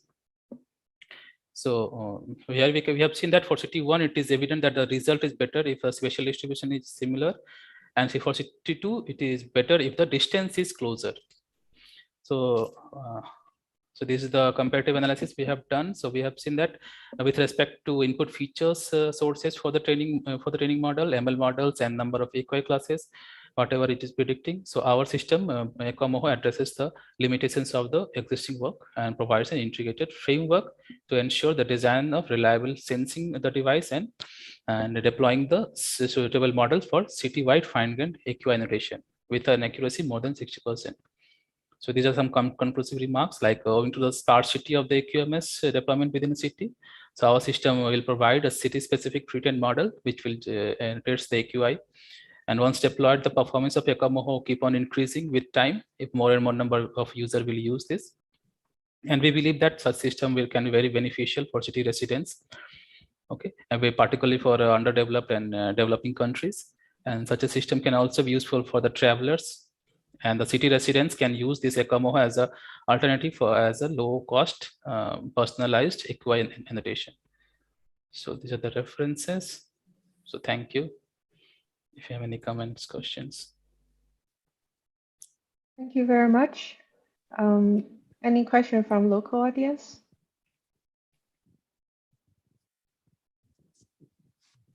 Thanks for the interesting talk. The first question that appears in my mind is time of day as feature, especially for outdoor pollution in cities. And it seems like temperature and humidity, which obviously also has temporal correlation. Can it be that it's the temperature and humidity are actually representative of just the temporal notion? So have you maybe some insights into time as a feature versus temperature and humidity? Actually, means we are not forecasting the data, we are just estimating data. So if we have certain features like meteorological, in the literature also we have seen that meteorological information is very much correlated with the AQI. But meteorological information like wind speed, wind gust, wind direction, so these are changes with that doesn't change that much with a small area. But temperature and humidity, that is changing throughout different, it is very fast. So in that condition, what will happen? The combination of this temperature and humidity with respect to other meteorological features like wind speed, wind direction, that plays a crucial role for predicting the AQI. So that's why this temperature and humidity is taken. And otherwise, the day of the month and the day of the week and time of the day, that is also very important features when, and that is especially the important feature when we are forecasting the AQI. But right now we are just estimating the AQI. This is real-time annotation. It is there. Okay. So, because I'm questioning the physical relationship between temperature, humidity, and particulate emissions. So particulate emissions, they are like, for example, from sources like industry and traffic and so on. But temperature, humidity are meteorological phenomena. So what exactly is the physics between these two? Actually, with respect to emissions, as a co-author, may I comment on this? I'm Subroto speaking. Hello. Sure. It's okay. Yeah. So yeah, that is an interesting point that you raised. Like with even in a day, in the night time and in the morning and in the afternoon, so the temperature, humidity will have a different kind of readings. So as you said that what will be the correlation or what kind of correlation it exists in a certain day, both the humidity in a particular season. yeah, that explicitly we have not checked. That is if I may interrupt, it's not about the data correlation. Do you already have an insight into the physics behind this correlation? Yeah. Actually, yeah, with the yeah, go ahead. So when there will be emission, like the industrial emission will be there, so they will automatically increase the temperature also. So that we have seen, like suppose if the traffic is more, so that will also increase the temperature. So in that condition, the temperature and humidity, that is means almost impacted very fine. That is very fine grained relationship between the temperature and humidity with the AQI. So that's why we have considered that temperature and humidity in that condition. So I'm sorry, everyone, but we are running really late, and I think we are between you and your lunch. So how about, yeah, you guys can discuss on the Slack channel. I also have a very similar question. So I think some insights on the physics model would help us understand like this, like why your design like this. So we can definitely continue this in the Slack channel. Okay. Thank you, everyone. Thank you.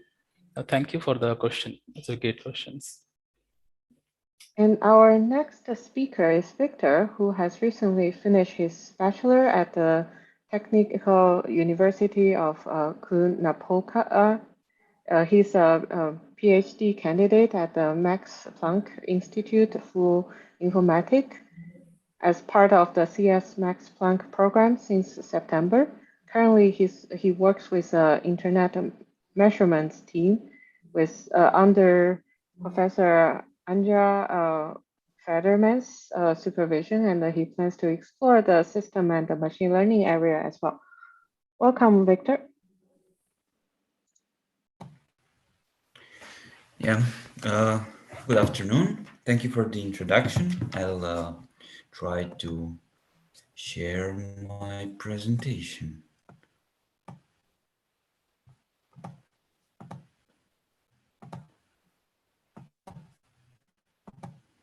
Okay, is it visible? Yes. Okay, then I should be able to start.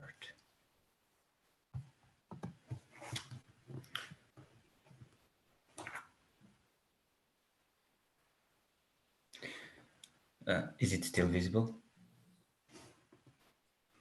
Yes. Okay, thank you. So, good afternoon, I'm Victor Padurian, and together with my colleague Andrei Cristia and Dr. Antal, we have written the paper entitled Heat Reuse Models for Liquid-Cooled Data Centers Integrated with District Heating.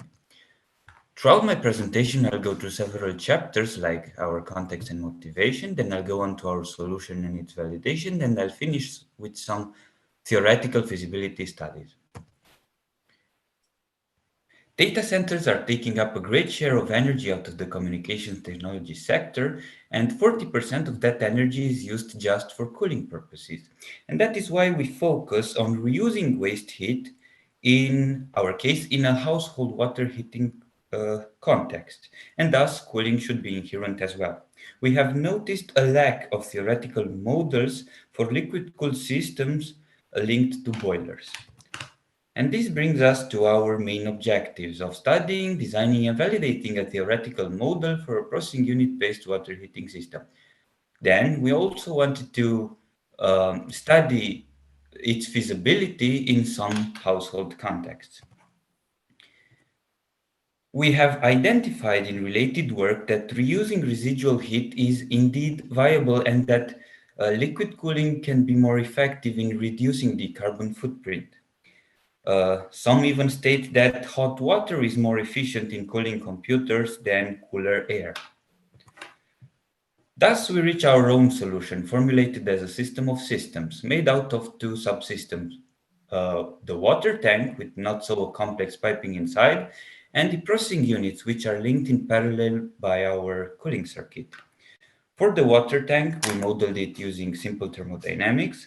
Then the processing units were modeled using Pardij's work. And we linked them all into a system of coupled differential equations. So to describe our processing unit model, we used Pardee et al.'s formula. And we obtained an equation, a differential equation that yields the change in temperature of a processing unit and has some constants, some of which are known, like the specific heat capacity of water, some of which had to be approximated, like the heat capacity of a processing unit or the cooling effectiveness and water flow of the cooling circuit. And then we have our boiler model derived from simple thermodynamics. Note that we have assumed that water in the secondary circuit stays long enough inside the boiler to reach thermal equilibrium with the water inside. So we obtain another differential equation that yields the change in temperature of both the water inside the boiler and the water coming at the inlets of the processing unit. Again, we had some constants, some of which were known, like the outside temperature and the specific heat capacity of water, and some of which depend on the boiler architecture, like the water mass inside the boiler, the heat exchange areas, and the overall heat exchange coefficients. Putting it all together, we get a system of coupled differential equations with two main variables, the processing unit and the processing unit temperature and the water tank temperature. If we look on the right, we can see a phase portrait describing the evolution of both variables of interest given different starting points. We can observe an abrupt increase or decrease depending on the starting point in the temperature of the processing unit until a constant difference between the two temperatures is reached. Then they evolve together. To validate our model, we set up an experimental rig.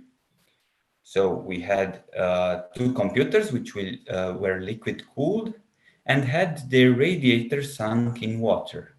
And we had some unknowns which we had to find out using our calibration phase. So to get the UA term for our improvised container, we used a spontaneous cooling experiment, recording the temperature at fixed timestamps and applying Newton's law of cooling.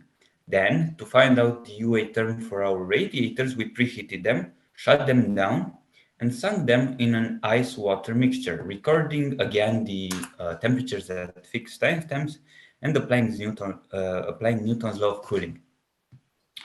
Epsilon was approximated using the specification of the cooling circuit, so the cooling effectiveness. Then we measured both temperatures at fixed timestamps and compared them to our predictions obtained through the coupled differential equations, and got some low errors with MAPES of 7% for the water temperature and 3% for the processing unit temperatures. Then, enabled by our experiments, we had some theoretical feasibility studies. In the first case, we had this home boiler with 150 kilograms of water, so enough for a two-people household for a day, starting at 7 degrees Celsius. We got that 9 PUs linked in parallel working for 10 hours can make the water temperature reach approximately 60 degrees Celsius while keeping the maximum heating temperature below 66 degrees Celsius. Then, in the second use case, we have a pool heater, so with a lot more water, 30 tons of water starting at 15 degrees Celsius. And we got that 100 PUs linked in parallel, working for 5 days straight, can make the water temperature reach an adequate 26 degrees Celsius, while keeping the maximum heating temperature below 33 degrees Celsius. To conclude, we were able to propose a promising theoretical model for a PU-based residual heat harvesting system, which will be used for water heating. Then we set up an experimental rig for validating the obtained system and obtained low prediction errors. Finally, we simulated our two use cases and obtained some reasonable results for both the home boiler and the pool heater. Thank you for your attention, and if you have any questions, I'd be glad to answer them. Thank you so much, Victor, for the very interesting talk. For local audience, we probably can allow one very short question. And for the online audience, yeah. Anyone has question locally? Please keep it brief. Thank you. Sorry, just a short question. Isn't it already in data centers, the residual heat is used for building heating? Isn't that already in practice? Yes. Okay. Yes, so, okay. So I'm just wondering, what is the novelty or what's the contribution that you have proposed? Well, actually, we were thinking of a distributed data center, and I was debating this ideology of distributed data centers with my professors here as well, and how a distributed data center can be distributed in houses, in different houses of people, and well, how it can they can be used not only for computing, but also for providing some, like for example, hot water, or maybe not only hot water, but apartment or house heating.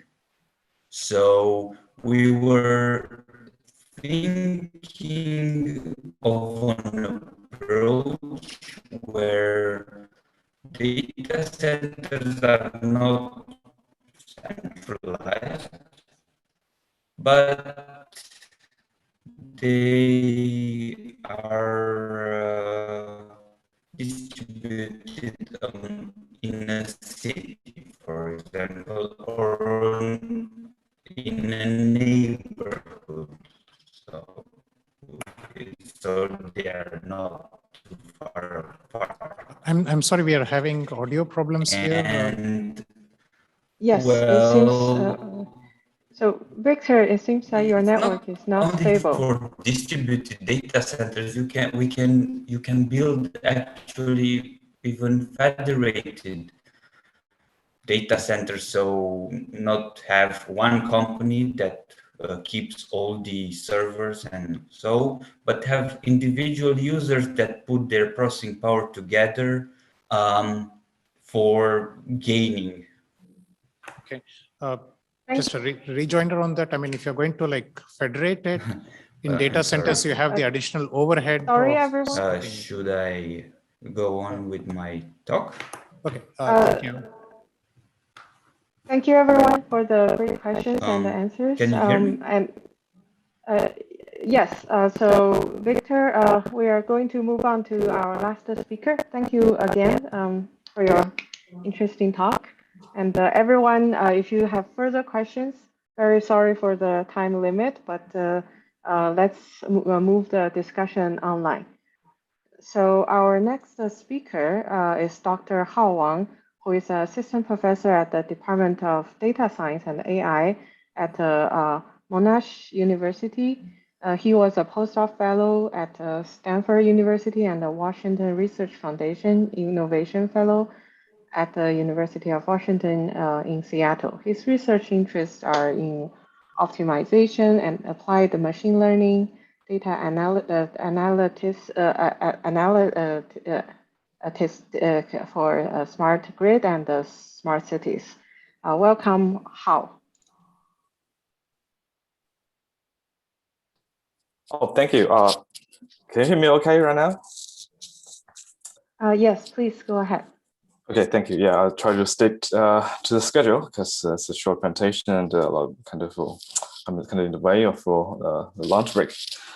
Yeah, so this is a joint work with my intern student, Ziyun Wang from National University of Singapore. And she's an undergraduate student and now is busy with some final kind of exams. So I'm here to present this work. about how to improve the load forecast in energy markets during COVID-19.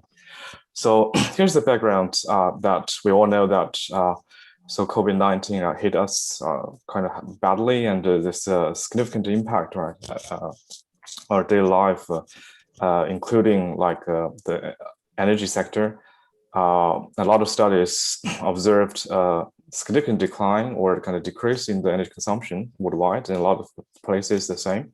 And here we can see the figure that shows the New York ISO recorded the load in 2020 compared to the previous year after the lockdown.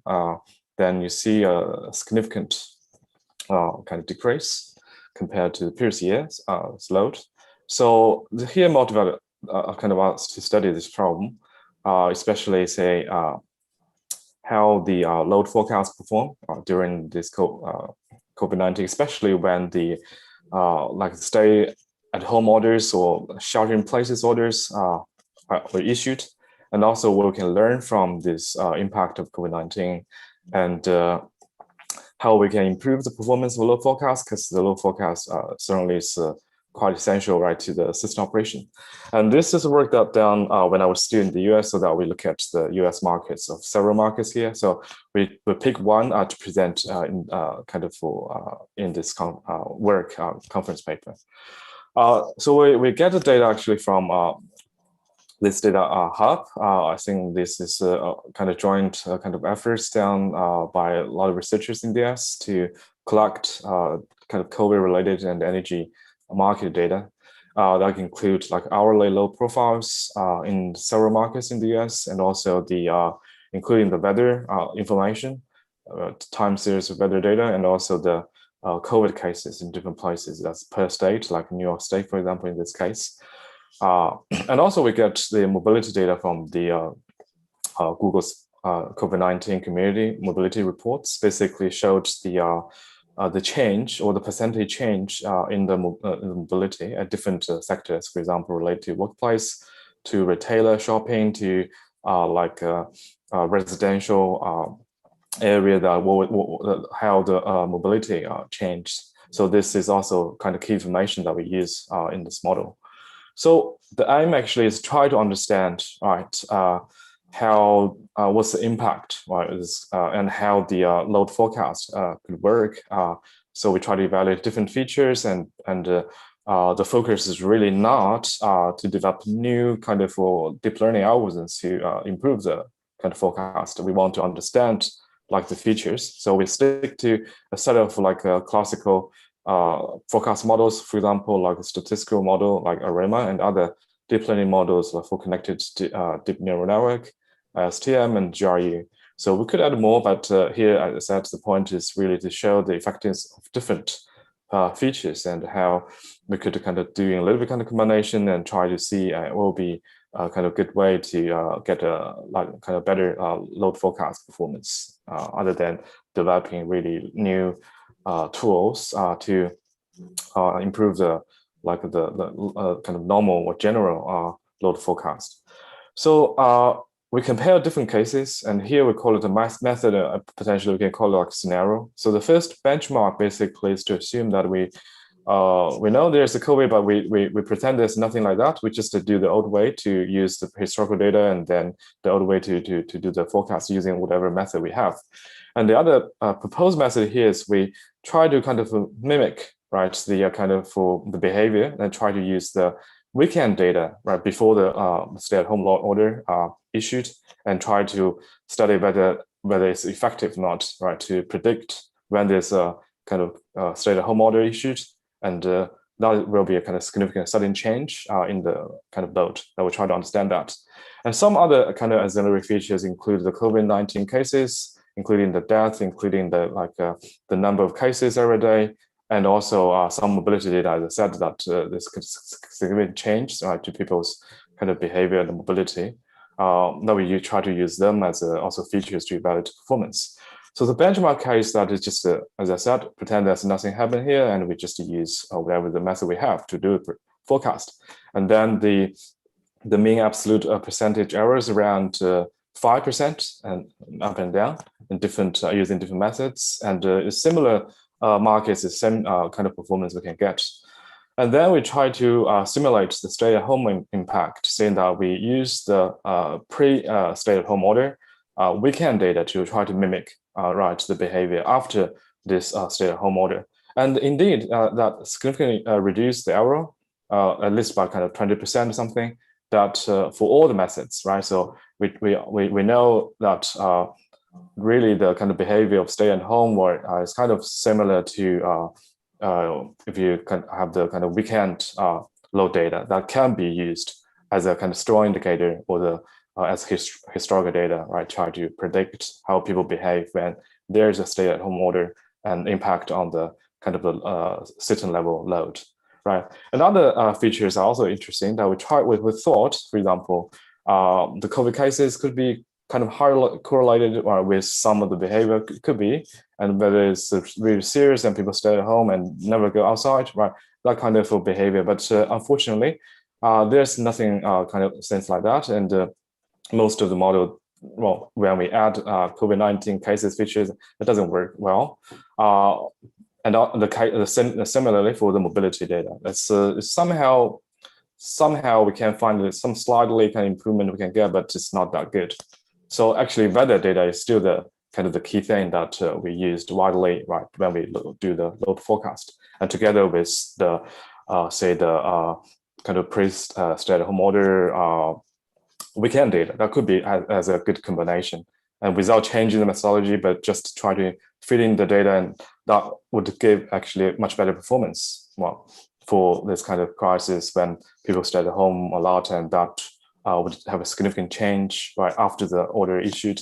So that's what we learned from this, and this the insights we have, and some of the future work we could try to extend. We actually did that to test on different markets as well.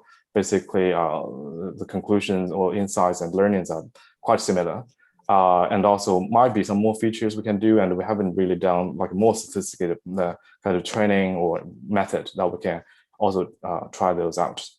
Yeah, that's pretty much what I have for today. Thank you all. Thank you so much, Hao. It's very timely and a very interesting research. So we are going to have the Q&A online through the Slack channel and the chat on YouTube channel. And the announcement for the next session is that it will start at the local time, 1 p.m., 1:45 p.m. rather than 1:30. So enjoy your lunch, everyone. Thank you, and bye. Have a good day.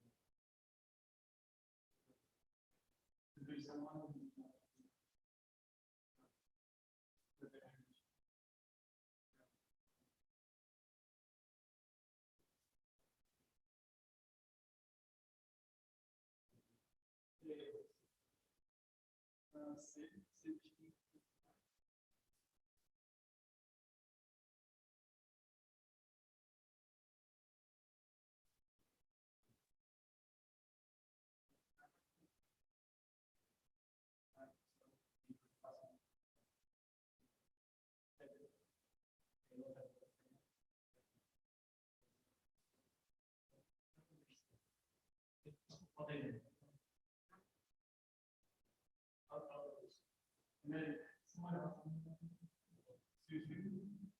saying, I would like to prefer to there.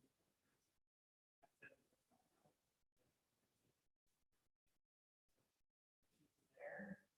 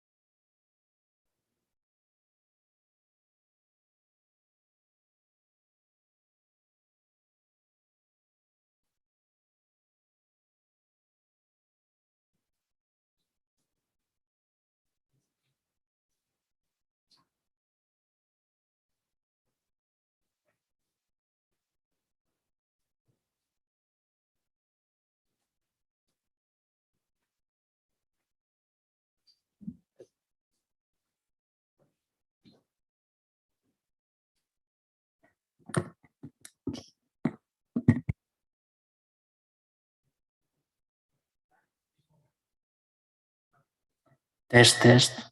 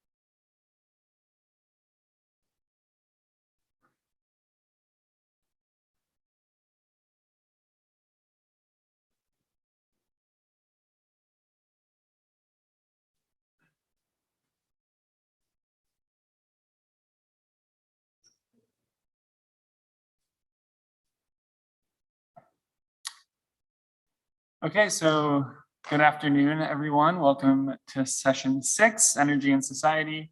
My name is Andrew Sansa. I'm the session chair. I think we could also probably call this the Australia session because 3 of our authors are joining us from Australia. So welcome to everyone to this session. I think we should go ahead and get started. So our first speaker is Hao Wang, who is a lecturer at the Department of Data Science and AI at Monash University. He was a postdoctoral fellow at Stanford University and a Washington Research Foundation Innovation Fellow at the University of Washington in Seattle. His research interests are in optimization, applied machine learning, data analytics for smart grids and smart cities. So Hao, the floor is yours. Thank you, Andrew. It's great to present our work here, and thank you for arranging this Australian session because of the time difference. So this is joint work with my master's student, Jun Wan. So on identifying the relationship between seasonal variations in residential load and socioeconomic factors. So here's the background. So we all know that in the electric sector, right, for the residential users, that most of the places we have for, well, at least in, for example, Australia, in a lot of places in the US, that we have installed smart meters. And then we collected a huge amount of electricity consumption data and at like a reasonable resolution, like hourly, for example. And this certainly opened up a great opportunity, right, for the users and for the utilities, right, to understand the energy consumption of users. So, and also further, right, to develop energy tariffs, programs, services. A lot of research in the past have looked at, for example, lifestyle segmentation or consumer segmentation or load pattern analysis based on the smart meter data. And certainly, one of the kind of interesting kind of phenomenon or the kind of observation that people can get is the seasonal variation, right? And if you look at, for example, the 4 figures here, that is the system level load across 4 seasons, according to PGM energy use. And we do see very kind of different patterns right across seasons. But if we, for example, zoom in right into, say, not only it's not only say the system level load, but into like individual household energy consumption. That does, for example, or like weather or temperature, right, are the only kind of only reason, right, to drive to this kind of seasonal variation. Is there any other factors that are gonna also kind of influence this? That's actually the focus study. And also something more important is we do have a lot of like a seasonal time of use pricing or tiered pricing, right, for different, especially for summer and sometimes for different seasons. And if we do not, right, didn't design those pricing or tariffs in a good way, that might lead to kind of issues around the energy equity or fairness, right? And some of the group may not have the ability to change the load or to be really flexible to the tariff. So that could create a lot of kind of problems regarding energy fairness and equity. So the research aim here is basically to identify the link between the seasonality or the seasonal variation in the load, residential load especially, and the other social demographic factors. The aim is to try to get insights and try to provide recommendations to design better tariff and programs. So what we do here is we collect data from the, we get the data actually from the Pecan Street database that we have like more than 400 users, households particularly, and over several years, we selected 3 of them, 3 years. And we did a little bit kind of for clustering, so-called 2-stage clustering here. So I'm gonna skip the technical details here, but basically what we try to do is to kind of model the energy load, right, consumption of different households based on hourly load data and like in a kind of a daily basis, and try to understand the behavior change and across season later on. Then we get like the typical load patterns for all the users across seasons for every day, and then we use the relative entropy to measure the seasonality and to measure the kind of seasonal transition, right? How big is that? Say for each of the transition from like spring to summer, summer to fall, fall to winter, and winter to spring over the 3 years time. That is what we do, and then we try to understand and build the kind of relationship between the socioeconomic drivers or factors and the load pattern and especially the seasonal transition variation, right? And we build a classification model to understand kind of the relationship and in particular a decision tree classifier to study different socioeconomic driver factors, including like age of residents and education levels, household and income level. And we do have a little bit more data on this, but here are the kind of key factors we focus on. And the results are quite interesting. We do see here the 4 figure different color dot. Each dot represents like a 1 load pattern for that particular day for this user. And we do see that for each of the column here that is around like a kind of season time and of days, and each of the color represents just 1 typical pattern. And we do see, for example, A, right here, we see these 2 users. We do see kind of very clear pattern change across seasons. Sometimes it's a change from, well, in every seasonal transition, but sometimes it's some particular transition, right? But the other B, these 2 figures, we see that actually those users are quite, well, these users do not change that much, right? In terms of energy pattern, usage pattern across days, across seasons. So these are quite interesting that do show, right, the so different users have behaved differently. It's not only the weather or temperature, there are some underlying factors there. So that we dig into a little bit. And also here's a kind of simple statistic show that the seasonal transition, this variation is really high or relatively high or compared to the other case from spring to summer actually. Probably because in the summertime, from the data set in different places, Austin, for example, in the US, that they might have really kind of hot weather, summertime there. So probably there's a more kind of significant transition. And also we do identify different kind of factors, especially the income is a great factor that would kind of help explaining this seasonal variation. And also some of the households, family with children or elderly people that also show a significance kind of in explaining the seasonal variation. So for details, please read the paper, and but certainly all the kind of conclusions here are kind of for conjecture, because we really don't have any intervention work or survey right to the people, but we try to explain, try to understand, improve the understanding of the kind of socioeconomic factors behind the seasonal variations of residential load. And last, or not least, but I try to say that is all this work right done by the students. The first, the junior one is my master student and did this work, and the other undergrad student from Singapore, my intern student, did the other work that presented in the previous session.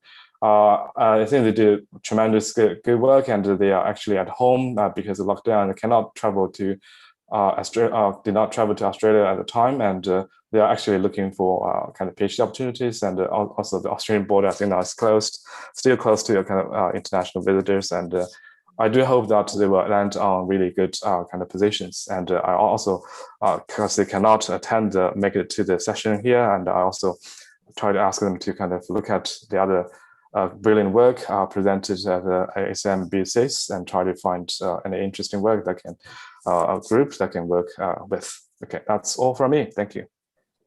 Thank you very much. Are there any questions from the in-person audience? I think we have time for one question. If anyone doesn't have one, there was something. Thanks for sharing this this interesting work. One question that I had from your presentation is: are there any other insights from any of these other demographic indicators that you were looking at when you were building your decision trees for this analysis? Yeah. Yeah, mostly I think these are the kind of the income and the kind of age actually. We do have other data. We haven't really included in the analysis like gender and kind of from different kind of ethnic groups, and also even like I remember like the household audits, some of the kind of square footage, that kind of thing that could also be kind of relevant, because the bigger house are probably going to consume kind of energy differently across seasons, and yeah, we can extend the work right by considering more, and here are kind of more focused on these selected features based on our previous work. Actually, that's why we select this, and I think that's a good question that kind of lead us to kind of explore a little more in this space. Thank you very much. Yeah, thank you. Okay, so I think we will transition to the next paper. Rachel, you can go ahead and share your screen when you're ready, and I will introduce you. So this work is presented by Rachel Cardell-Oliver, who is a computer scientist at the University of Western Australia. She researches sensor networks and how to make sense of the data they generate. And this presentation is called Sharing Economy Meets Energy Markets, Group Purchasing of Energy Plans in Retail Energy Markets. Rachel, take it away. Hello, I'm afraid that's not what it's called. It's called Activity-Aware Privacy Protection for Smart Water Meters, but you won't be disappointed, it's good. I'm sorry about that. Can you see my standard screen? I think we're seeing the presenter view, if you could switch. How can I change that?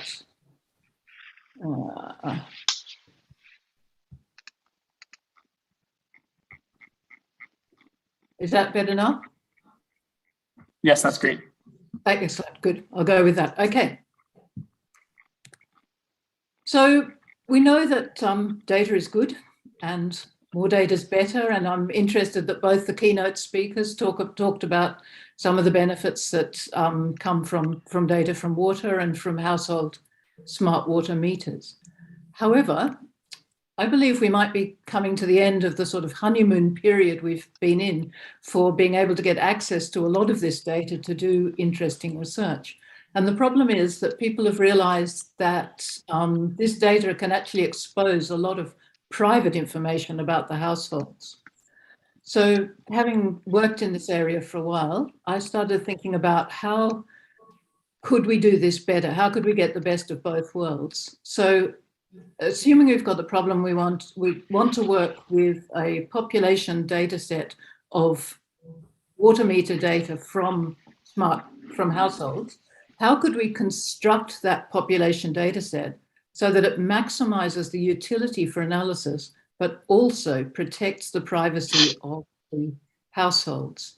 And the flip side of that is, what assurances can the provider give about that data set? So in privacy, there's three players that you need to be aware of. There's the data owners, who are charged with protecting the data, and they're both the water providers, who officially own the data from our water meters because they own the water and they're providing it, but also the householders, because it's their private information that's trapped in those readings, if you like. There's the adversary who's responsible, who stalkers, burglars, marketeers, people who might want to get access to the data for purposes that you don't like. And then on the other side, there's the asset itself, which is the data about all the things that you're doing in your household. So when we study privacy, we need to state very carefully the assumptions that we're studying it under. So that's usually in the form of a thing called a threat model. And the threat model has the adversary's capabilities and also the capabilities of the water provider. So here are some assumptions. We assume that the adversary somehow gets access to this database of water meter readings, which has been shared for research purposes. We also assume that they can run any activity recognition algorithms. They've probably got general knowledge of the expected things that households do with water and what those uses look like. And the really tricky one is they may have a priori knowledge of some events for a certain household. For example, they might know that there's a certain household that was watering the garden at a certain type of day. And it's actually quite tricky to protect your data set against that sort of knowledge. On the other hand, the water provider has some tools they can use to protect the data. The three that we'll consider are that they're able to select appropriate aggregation of the raw data. They can do purposeful sampling of the database, so they don't have to publish every single customer they've got. They usually do a selection. And of course, they're not going to, I mean, people always say the data is anonymized. They're not going to publish any household information. So in order to study this problem, we looked at two types of data sets. So the first one is a fine-grained data set, and you can see in the top right of the screen some examples of the sort of data. So fine-grained means these readings are every 10 seconds. That's extremely privacy invasive. You can see when people use toilets, taps, have showers, run their dishwashers, etc. Because this is so privacy invasive, it's very difficult to get hold of that sort of data. And we actually used a synthesizer to generate data for 7 days for 200 households. The other data set is actually a real world data set that I'd worked with a few years ago. This is for over 3,000 households. And this is the sort of granularity that water utilities work with. So about 1 hour. And in that, and the bottom shows you some of the data from this set. We can detect things like a leak in the household.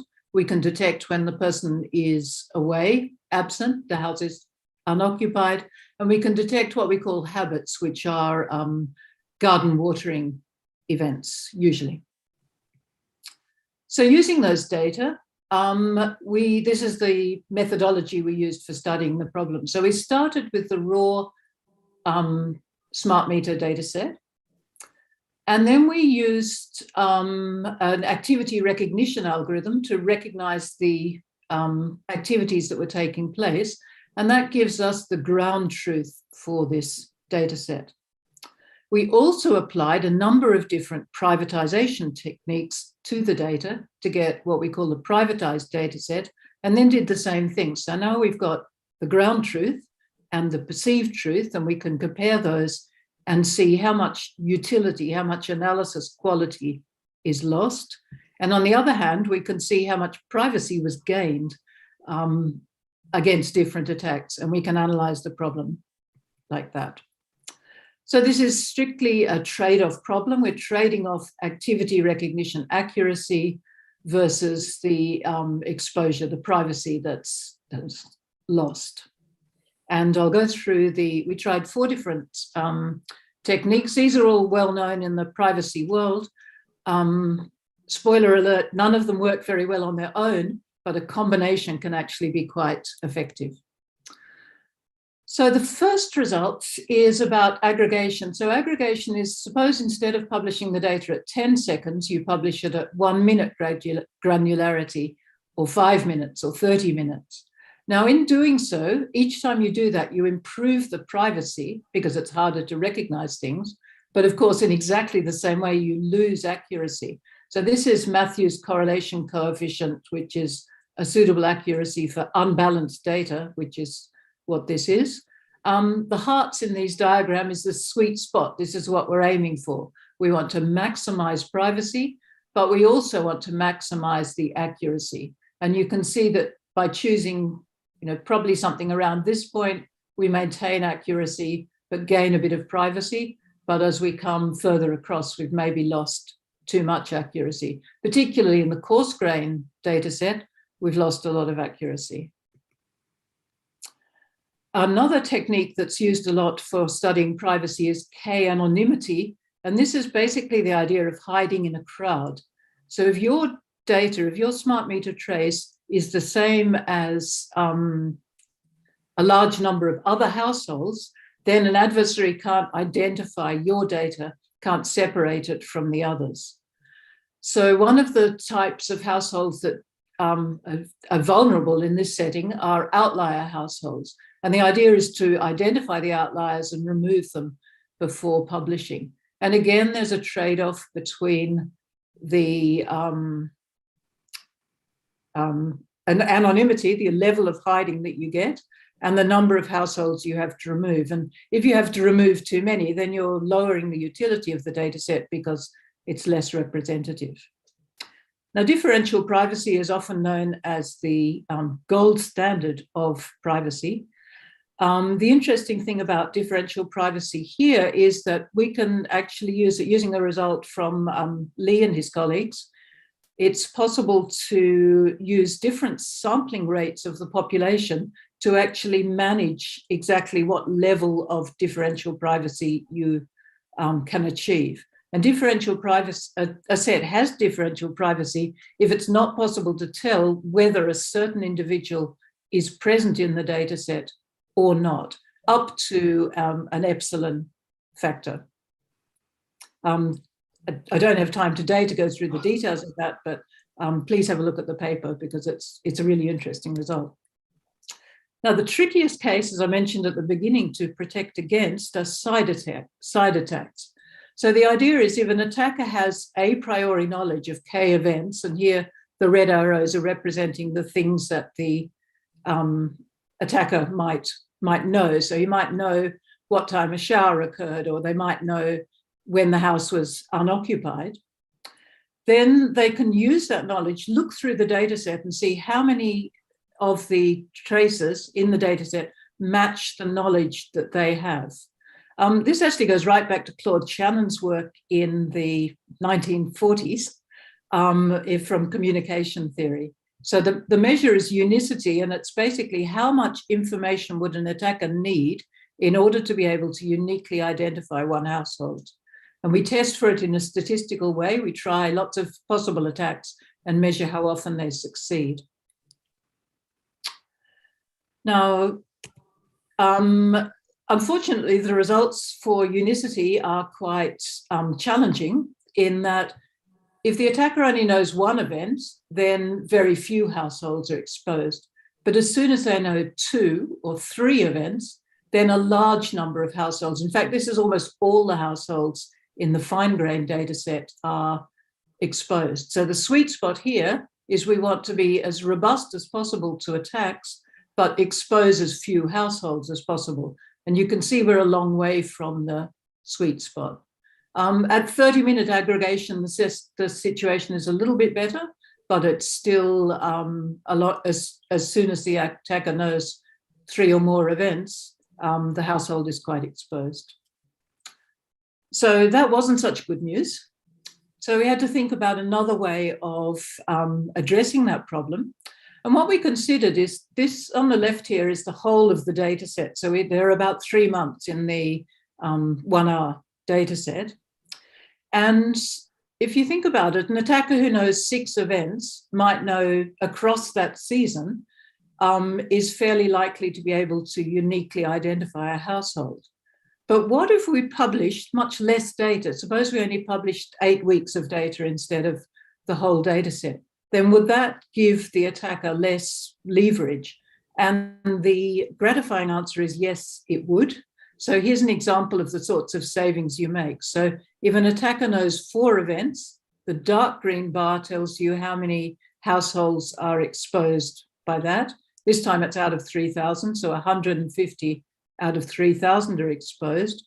But if we use just the shorter data set, then 4 events expose far fewer households. So that looks like quite a promising way for protecting against that sort of attack.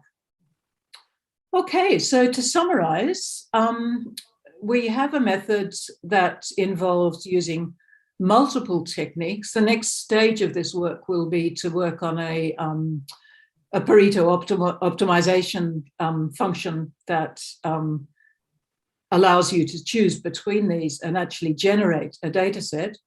And basically, these are the choices that the data provider needs to make. Remember, that was our initial question. How do you do it? So you decide which activities to protect, how many known events you're protecting against, etc. And then on the other side, you can create a safe data set, a privatized data set, by applying aggregation, by pruning outliers, by sampling the population, and by temporal sampling to reduce the vulnerable households. So all the code for doing this is available on my GitHub site. Please have a look, and if you have a chance to try it with your own data sets, let me know how it goes. And thank you very much for listening, and good evening from Australia. It's quite late here, especially for the Melbourne people. Thank you, Rachel. Any questions from the in-person audience?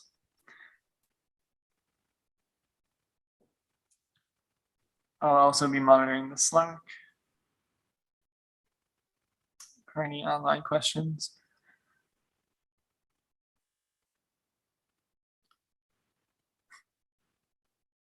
All right, I guess I have one, Rachel. I just hearing this work and understanding, some insights into these privacy preserving techniques and the trade-off with utility.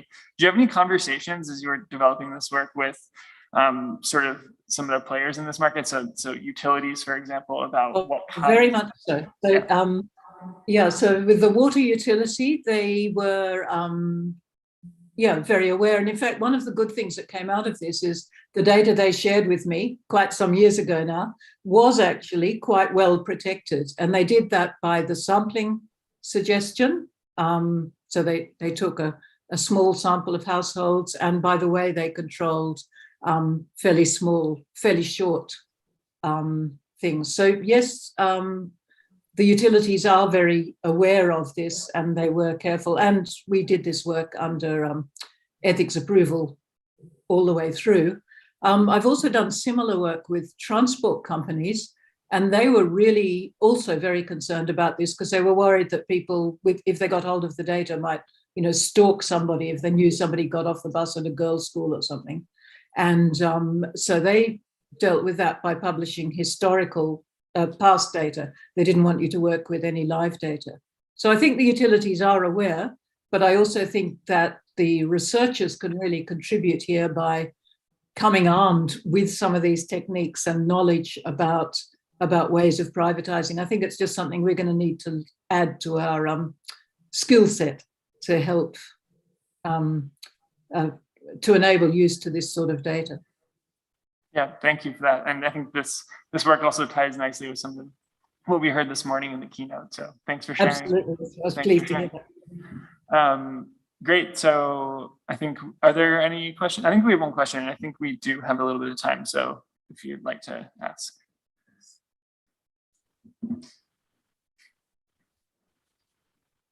Yeah, thank you for the talk. That was very informative. I'm sorry, I have 2 quick questions.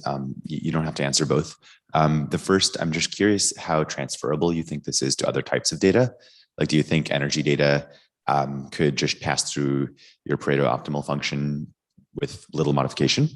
And the second question is, like, what is the incentive for utilities to be releasing this data? Is this more of like a research academics interest, or is it in everyone's interest? Okay, 2 excellent questions, thank you. So is it transferable to energy? I suspect so. I'm still looking at how transferable it is to other techniques. So if you've got a time series and you're able to do activity recognition on that time series, then it's transferable. And I think that would cover most of the types of smart home sensor time series that Professor Whitehouse was talking about on yesterday's keynote. So I hope it's transferable, but that's work I'd very much like to do. And if anyone's interested in testing that, please get in touch with me. And the other question about incentives for sharing, I think we're at a stage where certainly the utilities that I've worked with have the data, but they're not sure what to do with it. So this morning's speaker called that drip. They're data rich, but information poor. And the incentive at the moment is that there may be things. So one of the ones for the water meters was actually a peak shedding, because in Australia, in the cities that I've worked with, people do a lot of garden watering. So there tends to be a peak of people watering their garden at 6 a.m. in the morning. And that's a very big infrastructure cost to have enough water available to let everybody do that. So you could manage the peaks much better if you had a better understanding of how people were using water. So I think that's the incentive for the utility. I'm not so, at the moment, I'm not sure there's such a good incentive for customers. And that's where some of the pushback is coming, that customers are saying, we don't want our data being shared because we're worried about the privacy. And then the utilities need to convince their customers that they're behaving in a safe and ethical way. And that's, of course, now part of law, as you know well, in Europe and increasingly in other countries. Wonderful, thank you. I think we should transition to the next presentation, if that's okay. So thanks again, Rachel. Thank you very much. Thanks for your time. Sid, are you able to share your slides?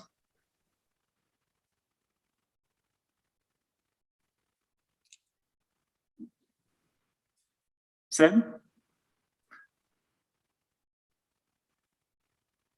Okay, I think this might have been one of the presentations in which there were some technical difficulties with the computer. So I think we may have to go to the backup video. Sid, can you just confirm that we need to play the backup video?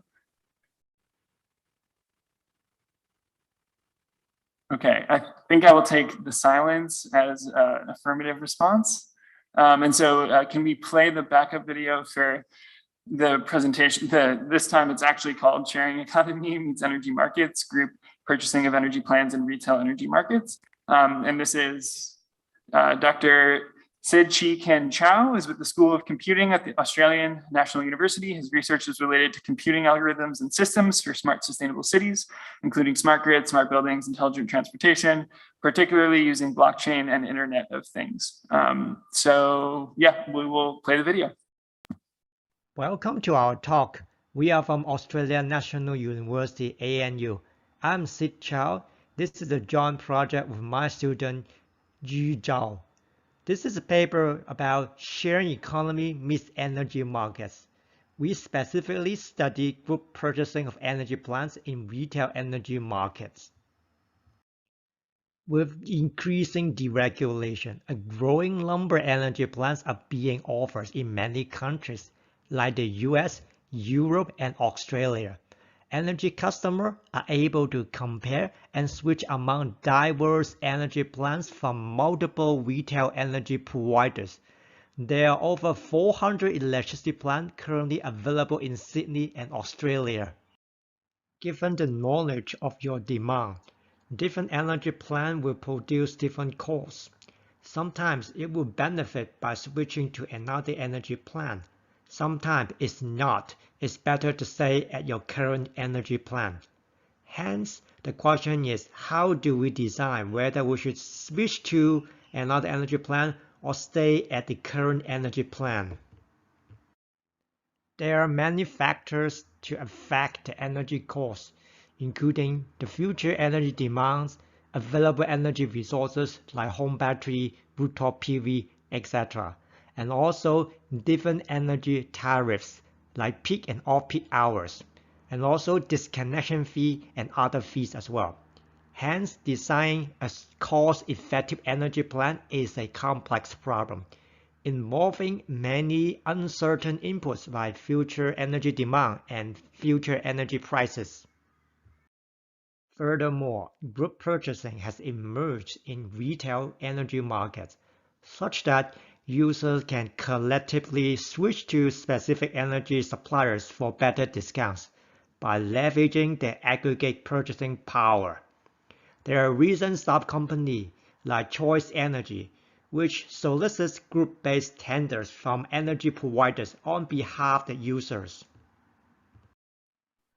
In this paper, we study the problem of group purchasing for energy plants by modeling as an online decision-making problem. We then provide a competitive online algorithm that decides whether to stay at the current energy plant or switch to another plant. And by switching to another plant, we need to consider also the switching cost from switching one energy plant to another. We also provide extensive empirical evaluations of our algorithm. We show that our algorithm can produce near optimum decisions. Let me introduce the setting of group energy plant in our paper. First, we consider a group energy plant that has lower tariff energy price than the other energy plants, but it will have higher disconnection fee than the others. So to terminate a group energy plant, any user can unilaterally terminate the energy plant by just paying the respective disconnection fee. But to join a group energy plant, they require a certain minimum number of sign-up users. Hence, some users may not be able to join if there are not enough sign-up users. Therefore, we consider two possibilities to implement an energy plant group decisions. First, we consider there will be no co-sharing of disconnection fee. Namely, each user needs to pay their own disconnection fee before they can join a group energy plan. The second case is that there will be a co-sharing of disconnection fee. In this case, that some user will pay other partially to cover their disconnection fee in order to join a group-based energy plan together. In this paper, we provide a competitive online algorithm to solve our group purchasing of energy plan problem. We model our problem by a metric task system problem, and consider switching cost between energy plan will be the switching cost between different states. And the switching cost will consist both the disconnection fee of the original energy plan and the connection fee to the new plan. This metric task problem can be solved offline optimally by dynamic programming. There's an online algorithm for solving this one. Namely, we can decide whether switch at the current state or switch to another state but need to pay the switching cost. The online algorithm is called the work function algorithm, which is a very general online algorithm for solving MTS problem.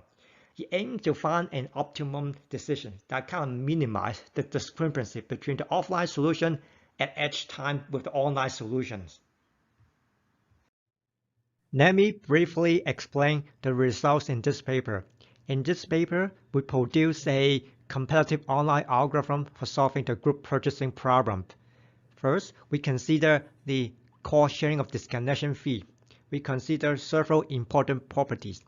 The first property is group feasibility. That means that the total disconnection fee to join a group plan is less than the original cost without a group plan.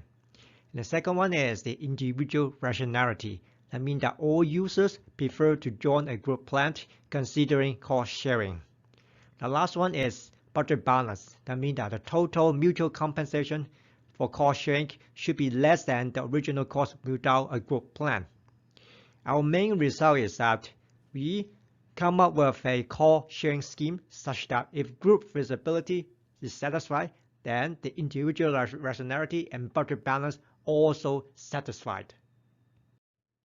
Let me wrap up my talk by briefly showing you the evaluation study. We show that our competitive online algorithm can produce close to optimum decisions.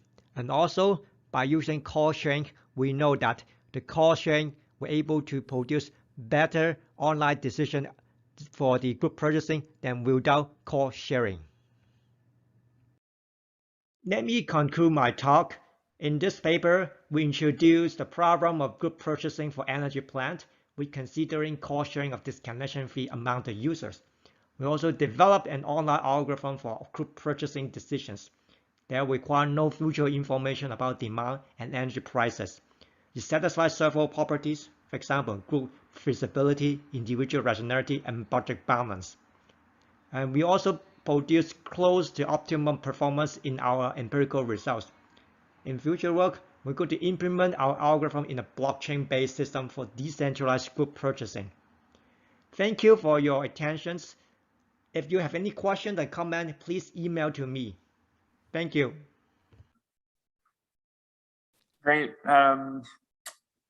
So glad we were able to share the video. I think if anyone has any questions for Sid, please feel free to reach out to him, as he said, by email. I think we'll transition directly into our next presentation, which Susu Xu, if you can share your slides, I will introduce you. So Dr. Susu Xu is an assistant professor at the Department of Civil Engineering and Department of Computer Science at Stony Brook University. Her research focuses on mobile crowd sensing, machine learning, and incentivizing mechanisms for large-scale spatio-temporal urban monitoring. And this presentation is called Decoupling the Unfairness Propagation Chain in Crowd Sensing and Learning Systems for Spatio-Temporal Urban Monitoring. Susu, the floor is yours. Thank you. Can you see my slides in the audience view? Yes, we can. Okay. Hello, everyone. I'm Susu Xu from Stony Brook University. Today, I'm going to talk about this work on decoupling the unfairness propagation chain for spatial temporal urban monitoring. This is a joint work with my student Gang Wang and Dr. Shijia Pan from UC Merced. Spatial temporal urban monitoring supports various smart city applications, such as monitoring traffic and air quality. Generally, urban monitoring relies on those large-scale sensing networks to collect the spatial and temporal data of urban systems and algorithms to learn the underlying urban dynamics directly from the data. So with the learned information, such as forecasted traffic flow or air pollution, we can identify the traffic congestions or air pollution resources or optimize the future urban planning. The ultimate goal here is always to provide equitable and efficient urban services. One example here is the air quality monitoring.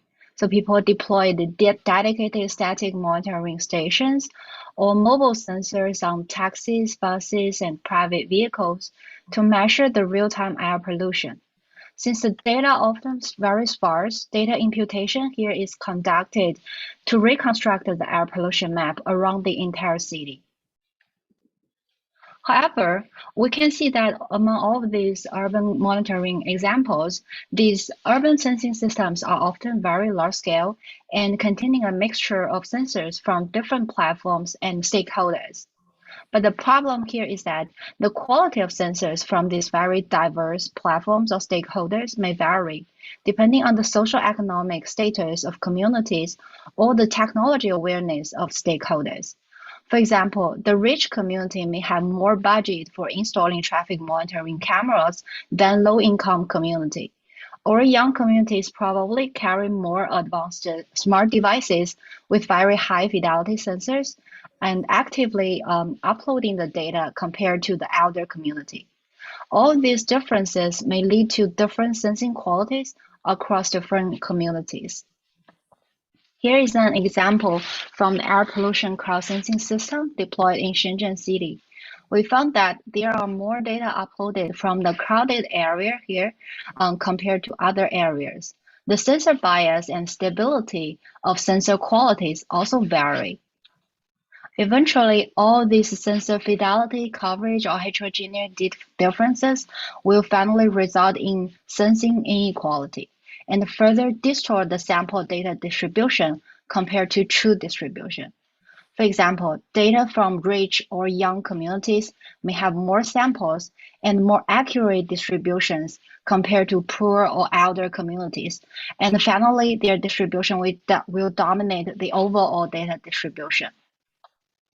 However, most existing spatial temporal machine learning algorithms actually heavily rely on the collected data, extracting the underlying spatial temporal patterns in urban systems for further prediction or estimation. Therefore, the sample data with distorted distributions may contaminate the finally learned models, misleading the algorithm to learn incorrect patterns or ignore the patterns of underrepresented or undersensed areas. Some algorithms are inherently less accurate to capture specific types of complex patterns, and finally result in lower estimation performance in those undersensed or underrepresented areas. Ultimately, a lot of research actually found that machine learning algorithms may reproduce the data biases in different levels.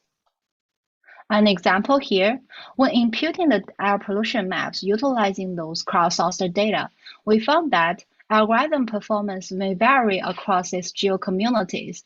Some communities constantly have higher imputation errors than other communities. This algorithmic discrimination to some specific communities could be because of the low sensing quality in those communities, or because of the spatial temporal patterns are too complex to be captured by the specific imputation algorithms.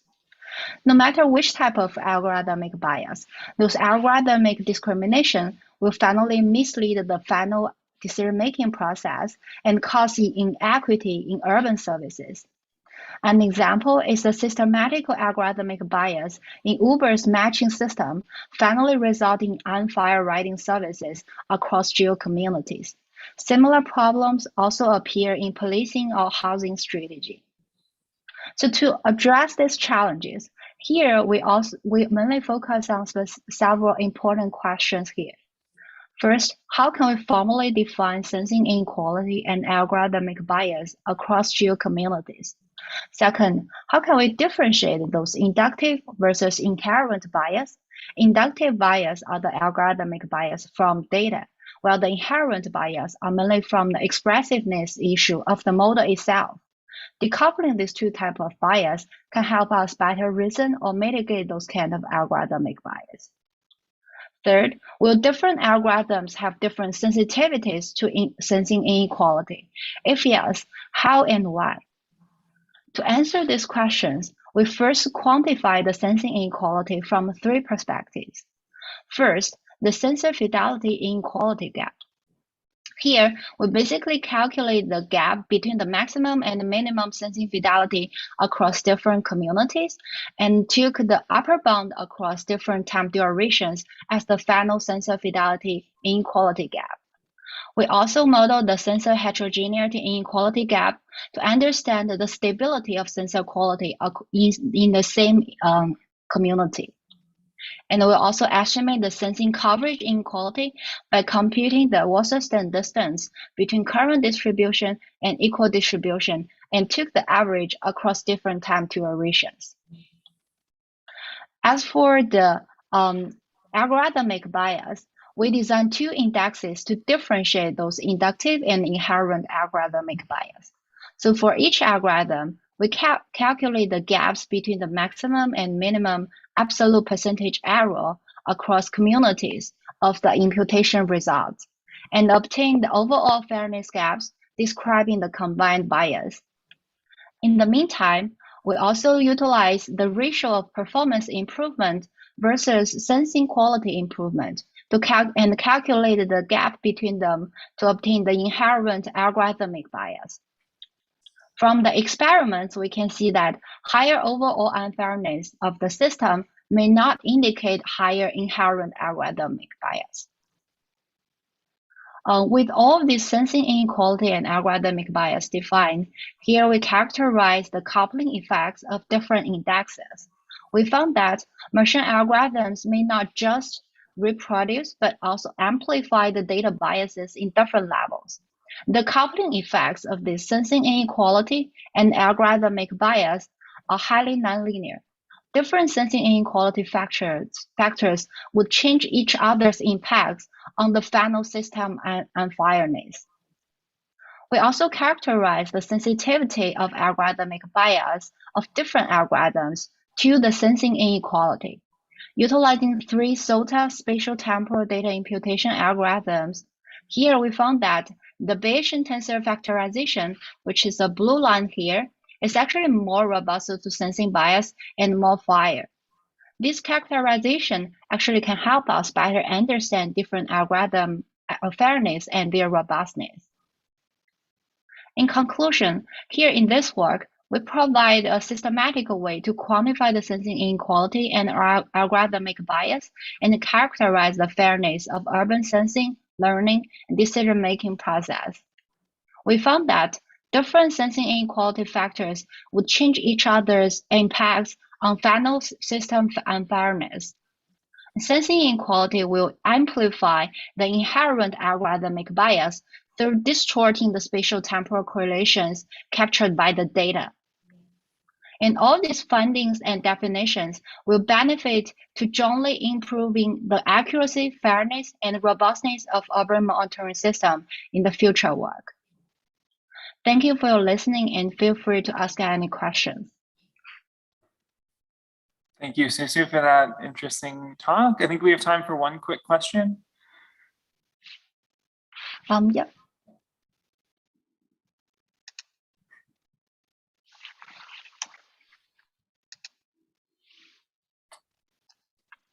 And online audience, please feel free to post in the Slack. Okay. Well, thanks again. I think we should wrap up the session since we were running a little bit behind schedule. And please, feel free to reach out to any of the authors with any questions, reach out on Slack and continue the discussion. So thank you so much to all of our Australian presenters for joining so late. And that concludes session 6. And I think we have a very short 5-minute break until session 7. So stick around. Thanks all the authors.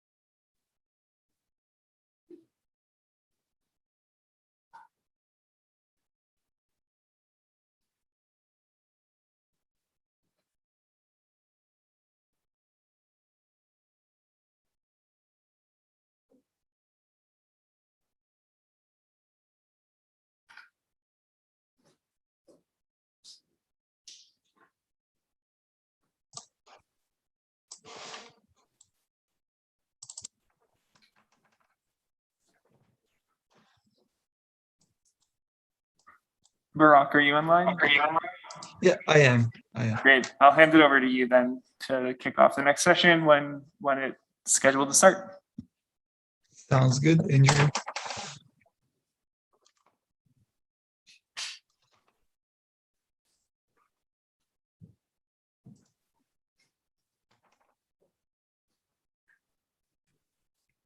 Burak, can I try sharing the screen and see if it's okay? Sure, yeah.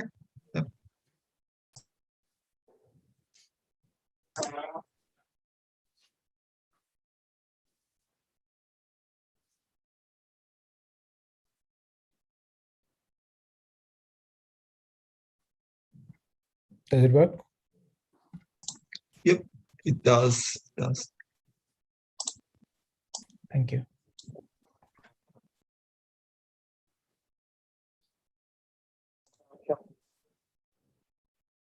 Yeah. I don't know why this is all repeating what we're saying, honestly, on YouTube, but there's a little lag between Zoom and YouTube, I think. And Burak, would it make sense for me to share my screen and verify too? Sure, yeah, let's do that because it's always awkward to have like switching between the presenter mode and whatnot.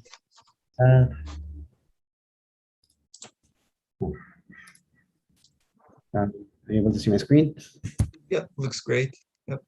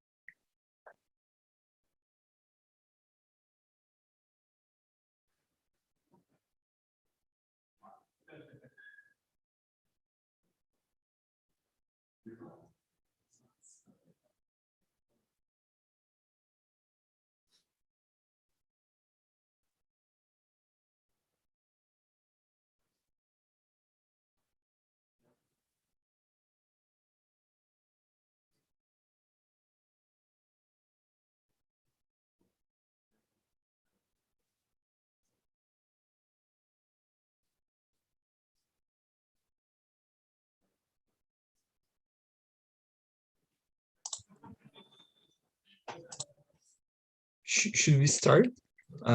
Is-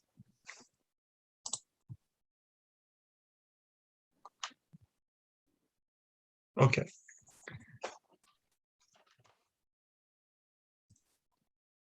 So hello, everyone. Welcome to session number 7. So my name is Burak Günay. I will be the remote chair for this session. So the first presentation that we have for today, for this session, is by Bharat Balaji. He's a research scientist at Amazon, working on smart home sustainability solutions with primary focus on high frequency data, few-shot learning, and reinforcement learning. I collaborate, Bharat collaborates with academia on research when his expertise is useful for specific projects. So he's inviting you to reach out to him if there are any potential for collaboration with Amazon and Bharat. The title of his presentation is Marble, Collaborative Scheduling of Batteryless Sensors with Meta Reinforcement Learning.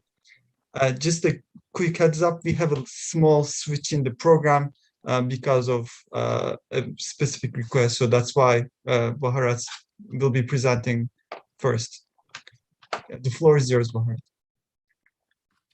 Thank you, Burak, for the nice introduction. So today I'll be talking about work that's led by the student Francesco at UC San Diego, along with colleagues Stacy, Yuvraj, and Rajesh. The work is about how can we make energy harvesting sensors more useful. And we have seen a lot of papers in SenSys and at SenSysBuildSys where batteries dry and at scale, they are difficult to replace, and energy harvesting solutions are the way forward if you want to just deploy and forget. In our experience, the energy harvesting sensors are not as reliable because they might die in the middle of the day and not provide valuable data when we need them. At least the battery powered sensors will last a few months before they die out. So we want to bridge this gap and try and make energy harvesting sensors as reliable as the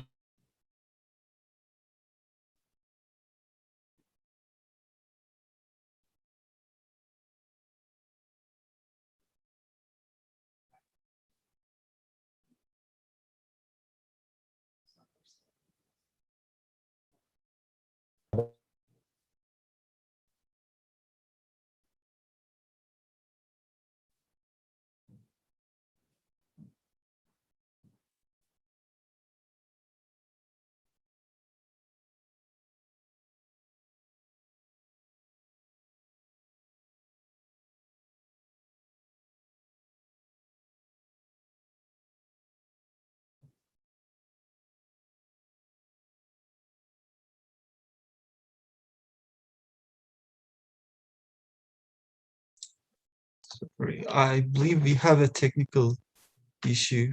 Oh, sorry. So something happened. I don't know what.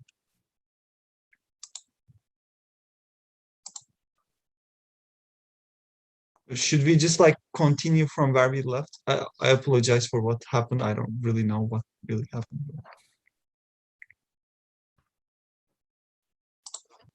I suppose you can just share your screen and continue from where you were left. Okay.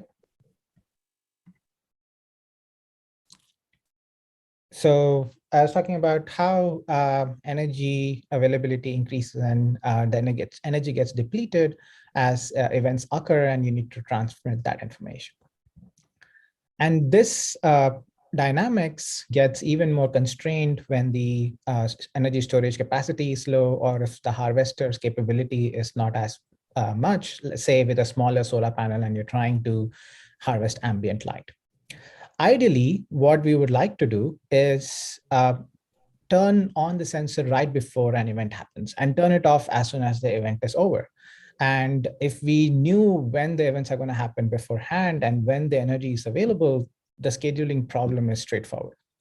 But in practice, this is very difficult to predict, and there is inherent uncertainty in how these events occur. And that's what we are going to navigate in this problem by scheduling the sensor on and off of the energy harvesting sensor according to the environment characteristics. And we're going to do this indoors in a number of different scenarios. And we want to make sure that we do not do any specific manual configuration for a sensor or a location. And that's why we are going to take a data-driven approach to solve this problem. This is the sensor node we are using. It won the Best Demo Award a few years ago.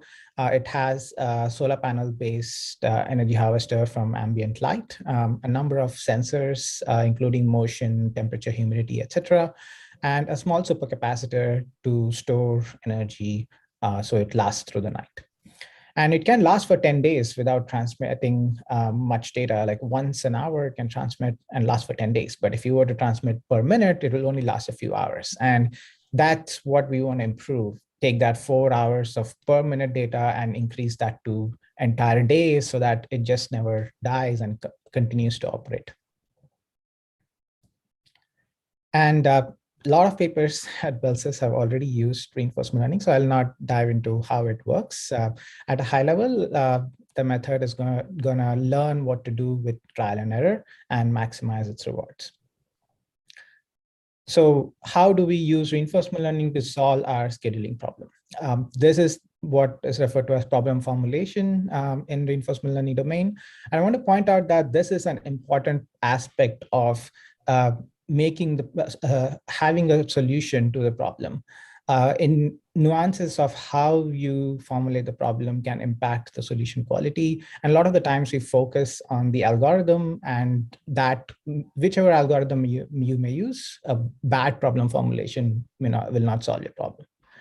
So in this case, we have the agent turning the sensors on and off, and the environment reacts to it, and it gains energy when there is energy available, and it depletes energy when events happen. And the updated information is sent to the agent in the form of the amount of light that's there, because this is a solar harvesting sensor, the amount of energy that's there in the supercapacitor, and the time of day information. The reward to the agent is that whenever it detects an event, it gets a small positive reward. But if it dies, we give it a large negative reward, because once it dies, it cannot recharge it for several hours, and during that time, no data can be captured. So once we have, so we do this every hour, and once we have this formulation, we put it on a reinforcement learning algorithm. It learns to schedule the sensor such that it captures as many events as possible without the node dying out. So reinforcement learning algorithms are notoriously take a long time to converge because of initial exploration takes a while. And we need a simulator to overcome that problem. The way we do this here is we have some historical data collected from sensors, and we create a simulator which has information about how much energy is consumed by each component of the hardware. And that simulator is used to learn a policy with a standard reinforcement learning algorithm. And this works well. The learned policy figures out when events happen in the environment. But let's say something shifts in the environment, let's say because of seasons or vacations, etc., then the sensor has to adapt to that. And because it only knows historical data, it may not be able to foresee what's going to happen in the future. To adapt the policy over time, we came up with what we call as day-by-day learning, where we start with the policy that is trained from the historical data.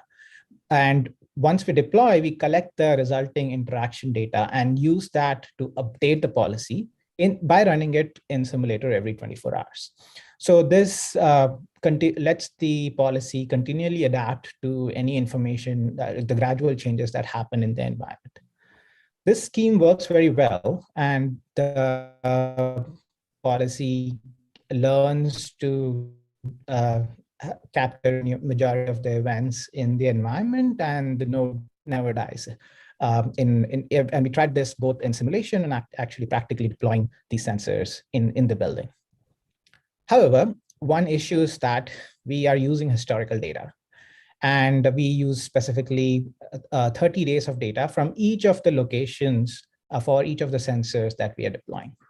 And if we think about a practical deployment, nobody is going to buy our solution because you first require them to deploy a battery-powered solution for a month and then take that data and then figure out whether you can deploy an energy harvesting solution. That's just a lot of effort that nobody's willing to invest in.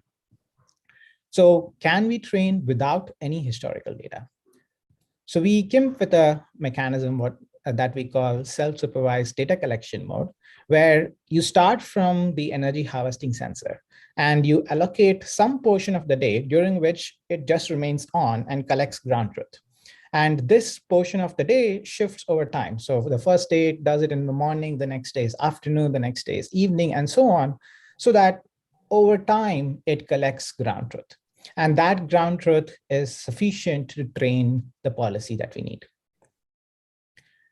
And the resulting policy in about 3 weeks' time performs as well as the policy that we would have had if we had collected the historical data. So now we have successfully eliminated the requirement for battery sensors at all. We can start from an energy harvesting sensor, and in a few weeks, we will be able to get to a solution that just captures the events and the node doesn't die during that period. And when we compare this against state-of-the-art methods, it easily outperforms them and captures majority of the events. And we even deployed this in a real building across 20 plus sensors and 10 days. It captures 93% of the events. And we show with ablation that the data collection mode that we have improves the performance of the node consistently. However, there is still a few issues. One is we are doing this exploration mode the first 3 weeks of deployment for every sensor in every location. So if we have a few sensors already and we want to deploy the N+1st sensor, then we have to go over this process again. Can we remove that? And this whole data collection mode is a heuristic. Can we learn that somehow instead of enforcing a heuristic for exploring the ground truth? And for that, we use meta-reinforcement learning. We will consider two scenarios. The first is the one I mentioned, where we have some existing sensors and some data collected from them, and we want to deploy a new sensor, and the new sensor should learn from what has already been deployed. And a second scenario where there's a collection of sensors, but no existing data exists. No existing deployments are present. So the sensors kind of learn from each other to get to a policy. So a quick illustration of how meta-reinforcement learning works. We start with a meta policy that is randomly initialized, and it trains in the simulator similar to what I have described before. And then we test that simulator using held out data. And this process so far is the same as what we have seen before this. But after we test, we use that information to backpropagate on the meta policy. And that informs the meta policy what it could have done better, how it could have initialized the policy parameters better so that it trains the node policy with less amount of data. And we repeat this process with all the sensors that we have. So the fourth sensor that we add, that sensor node gets its training faster because of this. So this is the result with the N+1st sensor added, and there are 5 existing sensors already collected 30 days of data. And we compare that with Ember, which was the policy with just training on the node from scratch using self-supervised data collection, and transfer learning, which is a natural application here. And the proposed method, Marble, outperforms both of these. And transfer learning in particular doesn't work well because the new location is actually quite different from any of the previous locations. So if it was almost exactly the same location and same kind of data, then it would have worked well. But meta learning is able to adapt to that new location and able to perform better. And the other scenario where we have a collection of sensors, and they all are learning from each other, they again outperform just learning from individual sensors. And we see that this gain is especially high in the third case of the stairs, where there is higher uncertainty in the data. And you can see that with the overall percentage of event detection being lower. In summary, we provided a deep reinforcement learning method for scheduling energy harvesting sensors such that they capture majority of the events in a deployed environment. The meta reinforcement learning method we introduced enable collaborative learning across sensors, and this results in a better performance in the initial deployment days. Thank you. And our code is available publicly on GitHub, so feel free to try that out and ask us any questions.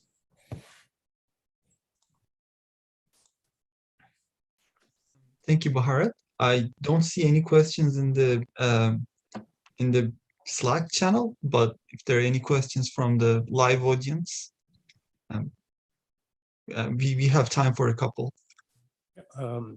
I have a question. Thanks, Balaji, for the very interesting talk. In this meta learning process, am I correct in understanding that all the nodes are facing the same event types, so that the meta policy that is developed is specific for the event type? So what if the sensor nodes are responsible for detecting event types of different classes? The event types can be different, and is actually different in our case as well, because we have one set of sensors that do passive sensors like temperature, humidity, and there is the motion sensor where we have to react as soon as an event happens. And in case of the temperature sensors, we say an event has happened when the temperature has changed by a significant amount. So we do have this heterogeneity, and the thing is the neural network that we are using has to have the same architecture. So when one sensor is not present, we just pass in zeros for that. But other than that, yeah, you can pass to different sets of sensors that might be present in the environment. Does that answer your question? Yeah. Just related to that, these policies somehow need to be transferred to the sensor nodes, and the sensor nodes somehow have to store these policies. And isn't there can be an overhead on these low power energy harvested devices to do that, right? I mean, was that a challenge in your case? So I guess you use Bluetooth low energy if I see the chip that you have used. And yeah, that's a good point. So the way we do this is that the policy actually doesn't run on the node. In Bluetooth, we have advertising beacons, and we have a heartbeat that has to occur every 15 minutes or so, just to make sure the sensor is alive. And because we are only doing, our schedule is to do only once an hour. So during that advertisement, we pass in a command saying, whatever the policy decision is, whether you have to turn on these 3 sensors, etc. Okay. And that it will explain. Thanks a lot. There's another question coming. Thanks, Balaji. That was a nice presentation. Sorry, part of my question is also just trying to understand. For a part of your talk, it seemed like you were actually really just solving a prediction problem under the hood. By the end of the talk, it was pretty clear that it's mostly a controls problem with a prediction component.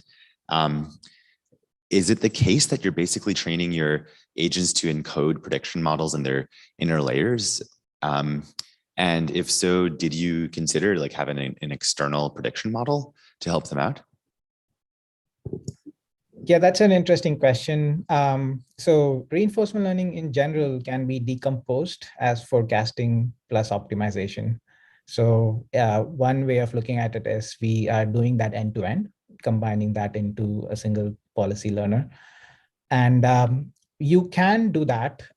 So where you have a separate forecaster, even have an auxiliary task as forecasting to improve the policy. And some of the papers I've seen in other domains have done that, but we are not doing any of that here. So we're doing straightforward model-free reinforcement learning algorithm. The specific algorithm we use is proximal policy optimization, but you can swap it out with any of the others. Is that answering your question? Sure. Yeah, it does. And sorry, thanks for being informative about it. I'm curious if you considered like actually training a forecasting model so that your PPO could maybe use it as a planning model or as a surrogate model. Yeah, we haven't tried that, but I think that's definitely a good idea to try and improve the performance of the policy. All right. Thank you so much, Bharat, and for the great presentation. For the sake of time, I just recommend the remaining of the questions can actually be posted on Slack, and we move to our next presenter. So the title of the next presentation is Query Relaxation for Portable Brick-Based Applications. The name of the presenter is Anand Prakash, is a senior scientific engineer at Lawrence Berkeley Labs. And his research focuses on using network-connected devices in buildings for monitoring and optimized controls to improve building operations. Anand is also involved in several projects that study grid building interactions for demand response, resilience, and load flexibility. Yep, the floor is yours, Anand. Yeah, just want to confirm, Parag, that you can see my screen. Yep, we can. So, hi everyone. I'm Anand Prakash, and I'm an engineer at Berkeley Lab. Today, I'll be presenting a paper titled "Query Relaxation for Portable Brick-Based Applications." I also want to give a quick shout out to my co-authors, Iman, Marina, Laszlo, Carlos, Paul, Marco, and Gabe. And yeah, let's jump in. This is the outline for my talk, and let's just dive right into the background and motivation section. So from writing one application for one building, metadata schemas such as Brick and Project Haystack have enabled developers to write one application and run it across multiple buildings. And before we go any further, let me give a quick refresher on the Brick schema. Brick is an effort to standardize semantic descriptions of equipments and entity in a building and the relationships between them. It's a directed graph where the nodes are entities such as sensors or rooms or equipment, and the edges are relationships between them. These entities in Brick also have a class hierarchy. For example, the zone air temperature sensor is a subclass of an air temperature sensor, which is a subclass temperature sensor, which is a subclass of the sensor class. Now, Brick models also adhere to the RDF data structure, and the graphs are described as a set of triples, where each triple contains a subject, a predicate, and an object. In order to run queries on Brick models, Sparkle, a RDF query language, is used. An application executes such queries to retrieve the required information from a Brick model. Each query contains a set of triples that constrain the terms that you would want to get from a Brick graph. For example, this particular query contains 6 triples, each having a subject, a predicate, and an object. And the first 3 triples here define the type of entities that we are querying for. And the next 3 triples describe how these entities should be related to each other. In this particular query, we request all the zone air temperature sensor and the zone air temperature set point that are points of an equipment that is being fed by an AHU. Now, in the context of building analytics, portability refers to how well an application generalizes to different buildings. Writing building analytics applications requires detailed information about the buildings that can present heterogeneity in the structure of subsystems and the building management system point names. For example, here we have 3 buildings that are different point names in the building management system for the supply temperature sensor and the supply temperature set point of an air handling unit. Because the building management system names are hard-coded, developing an application reaching these points for each building would require the developer to customize the application based on the building it's deployed in. This is where semantic metadata schemas like Brick can help. They efficiently address this challenge by allowing for a unified semantic description of the building assets. In this case, the sensor and the set point are assigned a Brick class and are said to be point of an AHU2. Now, instead of writing custom applications, the developer only has to write one query to get the data from the supply temperature sensor and the supply temperature set point for the AHU, and it would work irrespective of the point name across all the buildings. Hence, these standardized representations of the building enable the development of portable applications. However, there are still some barriers that prevent the development of such portable applications. Like developers are required to have a detailed understanding of all the buildings and their brick representations. Without this knowledge, the developers cannot be expected to write the necessary queries needed for the application. Additionally, there are different ways to represent the same building using brick ontology, and all these are valid ways. And this could happen because of the different choices made during the modeling or due to some variations of building system. This could result in the queries being successful for some buildings, but failing for the others. This is an example of one building that is represented differently in two brick models. In model A, we have the zone eye temperature sensor and the set point labeled as zone eye temperature sensors, and they are points of a VAV. And in model B, they are labeled as plain air temperature sensors, but they are points of the zone 4, into which the VAV1 feeds. Both these are valid representations of the building. And now when we execute this particular query on this, it will return results for model A, but it will not return any results for model B. And this is because model B, the query requests for a zone eye temperature sensor, but model B has the sensors labeled as or classified as an air temperature sensor. Also, the model B, the query request requires the AHU to feed directly to the equipment of the zone, but the zone 4 is 2 levels below AHU, and hence this query does not return any valid result. Given these challenges, the question we tried to answer in this paper was, how can we increase the portability of the queries themselves and thereby improve the usability of metadata schemas? And how can this support and encourage the development and deployment of portable building applications? The solution we are proposing is adopting query relaxation techniques for the brick ontology. Query relaxation is the process of rewriting query conditions so that results are returned for a failing query while preserving the intent of the original query. We will relax the constraints set by each query to obtain meaningful results when the original query itself returns no results. Additionally, we also return alternate queries to non-failing queries. We relax the queries of each application to adapt to the variations in developers' knowledge in the building structure and the building's brick representations. Here we see the different 3 steps involved in the method and the inputs and the outputs for each step. In the next section, we discuss our methodology and each of the steps in detail. The first step is to extract all the triples from the query. As you can see in this query, we have 6 triples and we extract each of them separately. Next, for each extracted triple, we apply relaxation rules. As defined here, a relaxation rule is a function that takes an input as a triple as an input and returns one or several relaxed triples. There are 2 types of relaxations. One is an entity type relaxation or a supercluster relaxation. Given a triple in the form of A is of type B, this rule would return a relaxed triples in the form A is of type C, where C is a superclass of B. This is seen in this particular example where the zone eye temperature sensor can be relaxed to an air temperature sensor. The next rule is a relationship relaxation. And as the name suggests, this rule relaxes the relationships between within a triple that connect the subject and the object. The example shows this rule being applied to a feeds relationship and returns a has part relationship. We apply these relaxation rules to each of the extracted triples from step 1.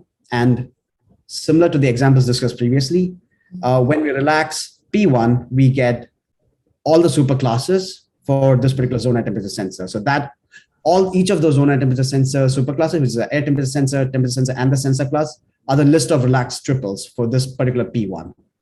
And P1, when we apply a rule, the type relaxation here. We relax P4 to P6 using the relationship relaxation, and the rules applied to each of the triples produce a list of alternate triples. Now, for a query containing n triples and applying each of the rules to these triples, we will end up with the n list of relaxed triples. The Cartesian product of all these triples will finally produce a list of all relaxed queries. And each of these relaxed queries will contain at least one relaxed triple. So basically, we've taken all the relaxed triples and put them together to get a list of relaxed queries themselves. Now what we need to do is to make sense of the queries and to rank them. For this, we generated a relaxation graph from the list of relaxed queries. The root node is the original query queue, and each node is one of the relaxed queries. The edges connect each node or the query to the direct relaxations of that particular query. And in this particular graph, the nodes are represented in blue and the edges in black. The level of each node in the relationship graph is the total number of rules or edit applied to the original query to get to the particular node. Now that we have the list of relaxed queries, we use a similarity score to rank the different queries. Once the ranking is complete, we return to the developer the relaxed queries with the top K similarity score. While the calculation of the similarity score of a relaxed query has been described in detail in our paper, it is the product of the weight of each triple and the similarity score of the corresponding relaxed triple. The weight assigned to each triple is a user input that help the developers control the output of a relaxation process to fit their particular application. Reducing the weight assigned to a triple relaxes that triple and assigns a higher similarity score. And so the developers can assign a weight of 1 to the triples in their query that they are least willing to relax and lower the weight of the other triples. For example, here we see a list of relaxed queries where all the triples were assigned in equal weights of 1. As you can see, all of them have the same similarity score and different triples have been relaxed in the resulting relaxed queries. Now, what if the developer needed to relax the query, but still required that the sensor and the set point are still points of the same equipment? This is where they would apply different weights to the triples. The developer requires P5 and these two triples not to be relaxed, and so they'll be assigned the higher score, and the other triples in this particular query will be assigned lower weights. We see that in the top 3 relaxed queries with these updated weights, the first 2 triples have been relaxed, while the last 2 relaxed from the zone air temperature sensor and the zone air temperature set point to a simple air temperature sensor and air temperature set point, and the last 2 triples remain as is. Now that we've gone over the query relaxation algorithm and the ranking model, does this method actually work? In order to answer that question, we took 8 queries as shown on the right here from popular building analytics applications and ran them on a set of 50 buildings. These 50 brick representations of the buildings have been gathered from the motor testbed, and all the models represent actual buildings created by different modelers and cover a wide range of brick classes and relationships. The 8 queries were also extracted from real applications, including fault detection and diagnostics applications, monitoring applications, and analytical applications. We also assigned a weight of 1 for all the triples for each of this query in this particular experiment. Now, this graph shows the number of qualified buildings, which is a number of buildings that return a non-null result for each query at each level of relaxation. And as I said before, level is the number of number of edits to the original query to get that particular query. So at level 1, we've applied 1 particular relaxation, level 2, 2 relaxations, and so on. We can see that query 2 and query 6 have close to 0 buildings qualified in the first 2 levels, but as the level increases, more buildings are qualified. And we can see similar trends for the other queries as well. Now let's take a look at the couple of relaxed queries themselves. We have query 0, which queries a zone air temperature sensor attached to an equipment. In this particular brick graph shown here, a zone air temperature sensor is a point of a VAB, and this query would return the sensor highlighted in red. But it would return nothing from model B, as it does not contain a zone air temperature sensor. However, relaxing one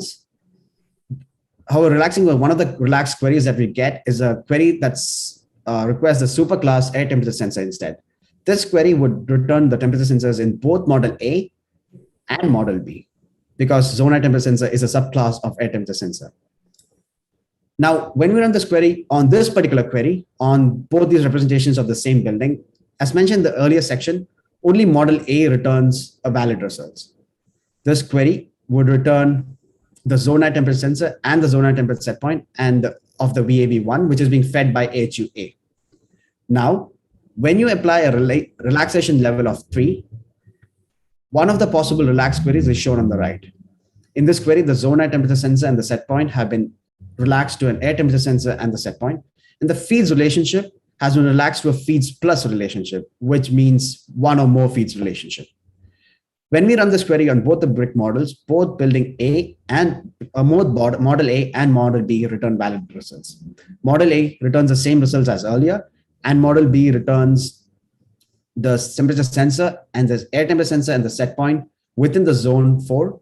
And this works now because zone 4 is fed by a VAB, which is in turn fed by AHU, and that is captured by this relaxed query. Having seen this technique makes developing portable applications easier, we move on to the final part of the presentation.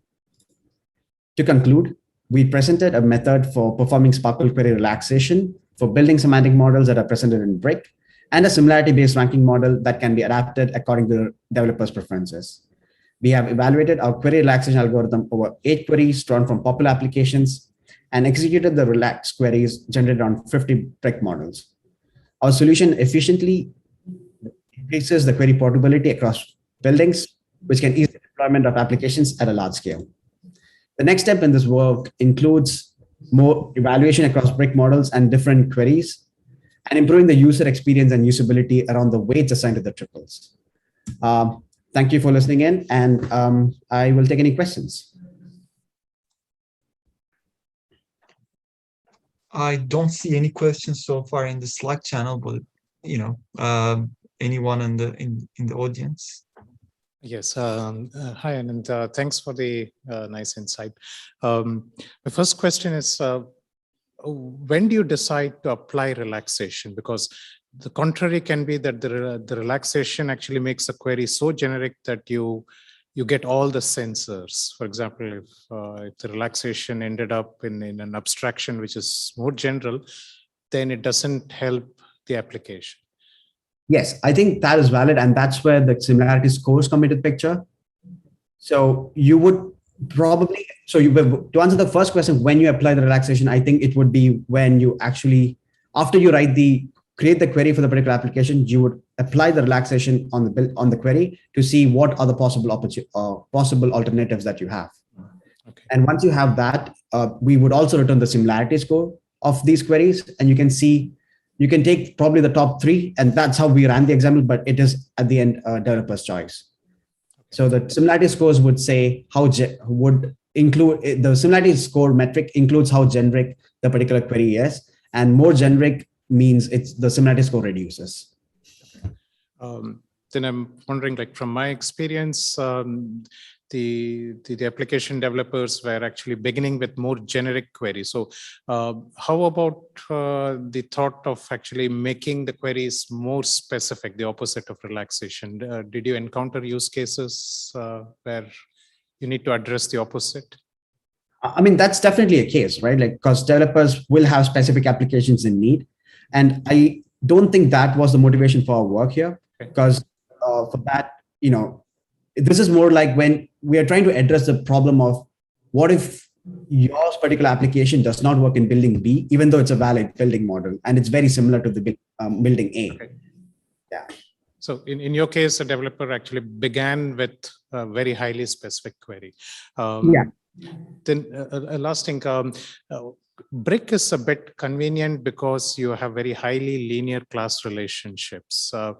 But there are other ontologies where classes are mixins, then you will have a challenge in relaxation in deciding which superclass to follow.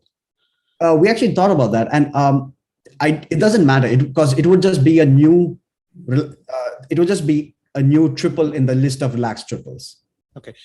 But the challenge could be like if the 2 superclasses are not, then it's a mix-in class. So the derived class was intended to be a mix-in of 2 different concepts rather than as inheritance. Yeah, I guess you're talking something about the supply air temperature sensor. So supply air could be one, and the temperature sensor could be another superclass. I'm just making things up here, but is that what you're talking about? Yeah, I mean, for example, a zone temperature sensor can be a temperature sensor, but it can also be, for example, a demand or a supply source information or something like that. Yeah, I think that's a good point. And at this point, I don't think we've handled it, but we do think that because we're treating each relaxed, it might take care of it. At this point, I don't see why that would be an issue. Okay, thanks a lot, Anand. I mean, for the sake of keeping up with the time, I will suggest let's continue the discussion through the Slack channel. But in the meantime, I would like to thank Anand for the great presentation. So our next presentation is titled Towards Semantic Search in Metadata, in Building Metadata. And the presenters are Max Zhang. Max graduated from University of Virginia in 2020 with a bachelor's in computer science and economics. And he's currently working as a software engineer at Microsoft. And in his free time, he enjoys tennis, golf, and music. And Andrea Vilca Roja. So we have two presenters. Andrew graduated from University of Virginia as well, again with a bachelor's in computer science. And he's now working at Amazon as a software development engineer. And outside of computer science, he loves music. All right, the floor is yours, guys. Hi, can you hear me? Yep, we can hear you. Yeah. Okay. Hello, everyone. It's our great pleasure to introduce our recent work towards semantic search and building sensor data. So modern sensing techniques enable intelligent decision-making in many aspects of building management, such as power consumption and energy efficiency. But little work has been dedicated towards effectively and efficiently handling the large amount of data generated by both systems. In this work, we aim to increase the productivity of facilities management by enabling building managers who are not necessarily equipped with programming skills to directly interact with building sensor data. So our solution involves applying information retrieval techniques to the IoT building management problem. Our system can handle two types of queries, one of which is natural language queries where we use metadata to apply search engine techniques to IoT sensors. And the other one, event queries, covers problem spaces that is non-trivial for natural language queries, and it's friendly to users who don't have building management terminology expertise. So our system is designed as the following. A user can interact with our front end and submit a query. This query gets sent back to our back end where we determine whether the query applies to natural language processing or event-based matching. Once we determine the type, we can translate the query to something SQL can process. We then gather the results from the SQL query and then feed it back to the user through the results page. So natural language querying is accomplished through this query pipeline. So our query starts with a spell check, which is then fed into a predefined query similarity check. So this matches common phrases with something that is easier to parse using Google's universal sentence encoder. So for example, hot rooms can be translated to temperature greater than 75 degrees, and cold rooms can be translated to temperature less than 75 degrees. If a query is deemed similar enough, then we translate it and issue the query. Else we apply stop word removal and then parse the query ourselves into tokens. If possible, we pull the response from our cache and serve it to our user. Finally, we submit the query into our database. If no results are found, then we do a WordNet expansion on our query as a sort of last attempt to gather results. Yeah, and our event query system is a combination of two algorithms. The first one is a feature-based vector cosine similarity, and that one is aimed at significantly reducing and standardizing the dimensionality of the search problem by converting each time series into fixed length overlapping segments of vectors. And each vector has 14 statistical features, including mean, standard deviation, skewness, kurtosis, and their second order variance, which are just basically the derivative. And when a user begins an event search, we will compute the cosine similarity between the query events feature vectors and the other vectors in our system in parallel. And the second algorithm is dynamic time warping, which basically calculates the similarity by warping the time axis so that they're aligned. And we use these two algorithms to aggregate our results from cosine similarity and DTW. The first aggregation algorithm is border score, which gives results scores inversely proportional to their rank. And the second, team draft interleaving, randomizes which algorithm gets priority to select the top ranked choice each round. So for our evaluation, we used a data set provided by UVA. This data set consists of 3,322 unique sensors with 21 distinct sensor types extracted from an office building. From this data set, we have 151 metadata attributes, and the data was sampled over 498 days with varying sampling rates. So in our evaluation, we actually tested both queries separately. So to evaluate our natural language queries, we gathered 12 participants who are familiar with building facilities management. Each participant was asked to solve 2 predefined tasks by issuing queries to our system. So task 1 would look something like, you are looking for sensors that detect the temperature of rooms. Can you provide a list of sensor names that are associated with the temperature of rooms? Task 2 took the form of, someone just reported room 300 in building SODA was too cold, i.e. its room temperature was below 65 degrees. Please determine whether this event occurred. And so what we would do is participants would issue queries to answer these questions, and then they would rank the results retrieved based on relevancy. And then we would take the MAP, NDCG, and MRR to measure the effectiveness. And then this is an example of what our interface looked like for evaluation. So given a query, each result has a relevancy selector, which basically lets the user express whether it was relevant or not. And then they can hit this expand button where they can look at the different attributes associated to the sensor and also examine the time series data to determine its relevancy. For event query evaluations, we selected 13 event queries and asked 42 participants to rank the relevance of the results. And the results that we displayed to the users are interleaved from cosine similarity, algorithm, DTW, and a mixture composed of the weighted border score, giving weights 0.3 to cosine similarity and 0.7 to DTW. And this following slide shows our computed scores. Yep, and the high scores show that our system is effective in retrieving relevant data. Yep, and now to sum up our work, in this work, we developed a search engine system allowing users to directly interact with sensor time series data with natural language and event shape-based matching queries. And our quantitative evaluation and user studies confirm the value in helping users navigate through building sensor data. Our current system assumes the existence of map metadata on each sensor point, which may not be easily available in many buildings. And so it's important to integrate our system with existing metadata mapping solutions to improve its applicability. And also our search by example solution can only handle static time series data for now. In the future, it would definitely be helpful to handle dynamic stream data in real time. And furthermore, it's important to support interactive retrieval in order to better help users explore the search space. Like one example is provide query suggestions to the user, or the system can actively ask users for clarification when the query parser kind of encounters difficulty or unknown terms. Yep, and in the end, we want to thank our sponsors, the National Science Foundation and the Department of Energy for supporting our research. Yes. Yeah, and now we want to give a quick demo of the system. And so when the user loads in, they can input a text query.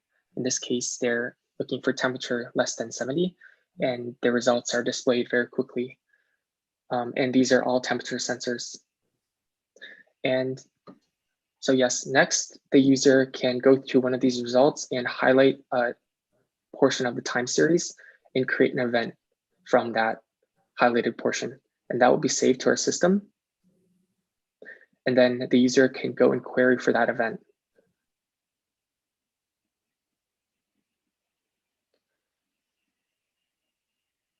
And our system will return time series shape similar to what the user highlighted.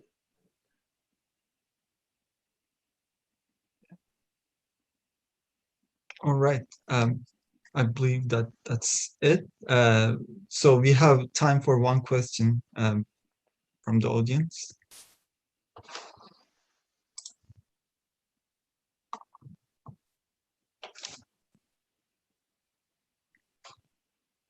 There's no questions. I don't see anything on the Slack channel neither, but I suggest let's just keep the discussion in the Slack so that we can move on to the next presentation. Thank you so much, Andrew and Max.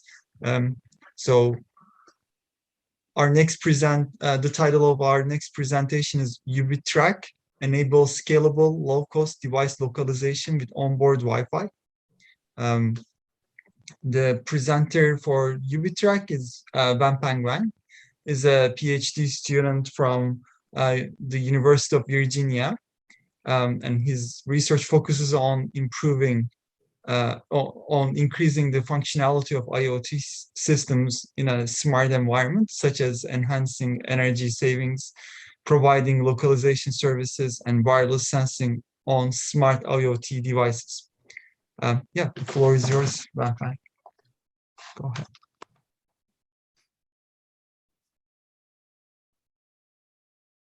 All right. Thank you, Barak. Can everybody see the screen? Yes, we can see your screen. Cool. So good afternoon. My name is Wanpeng Wang, and I am a PhD student at the University of Virginia. So today I'm going to present our work named UbiTrack, which enables scalable and low-cost device localization for Wi-Fi IoT devices with single antenna. So to start with, let's take a look at the current situation for IoT. The number of IoT devices are increasing dramatically as a result of this new sensor design, the more computing power, reliable mobile connectivity, and easier production. So over the time, we will soon be entering the world of trading things. And this trend actually brings up a new challenge, is how do we manage the trading things over time?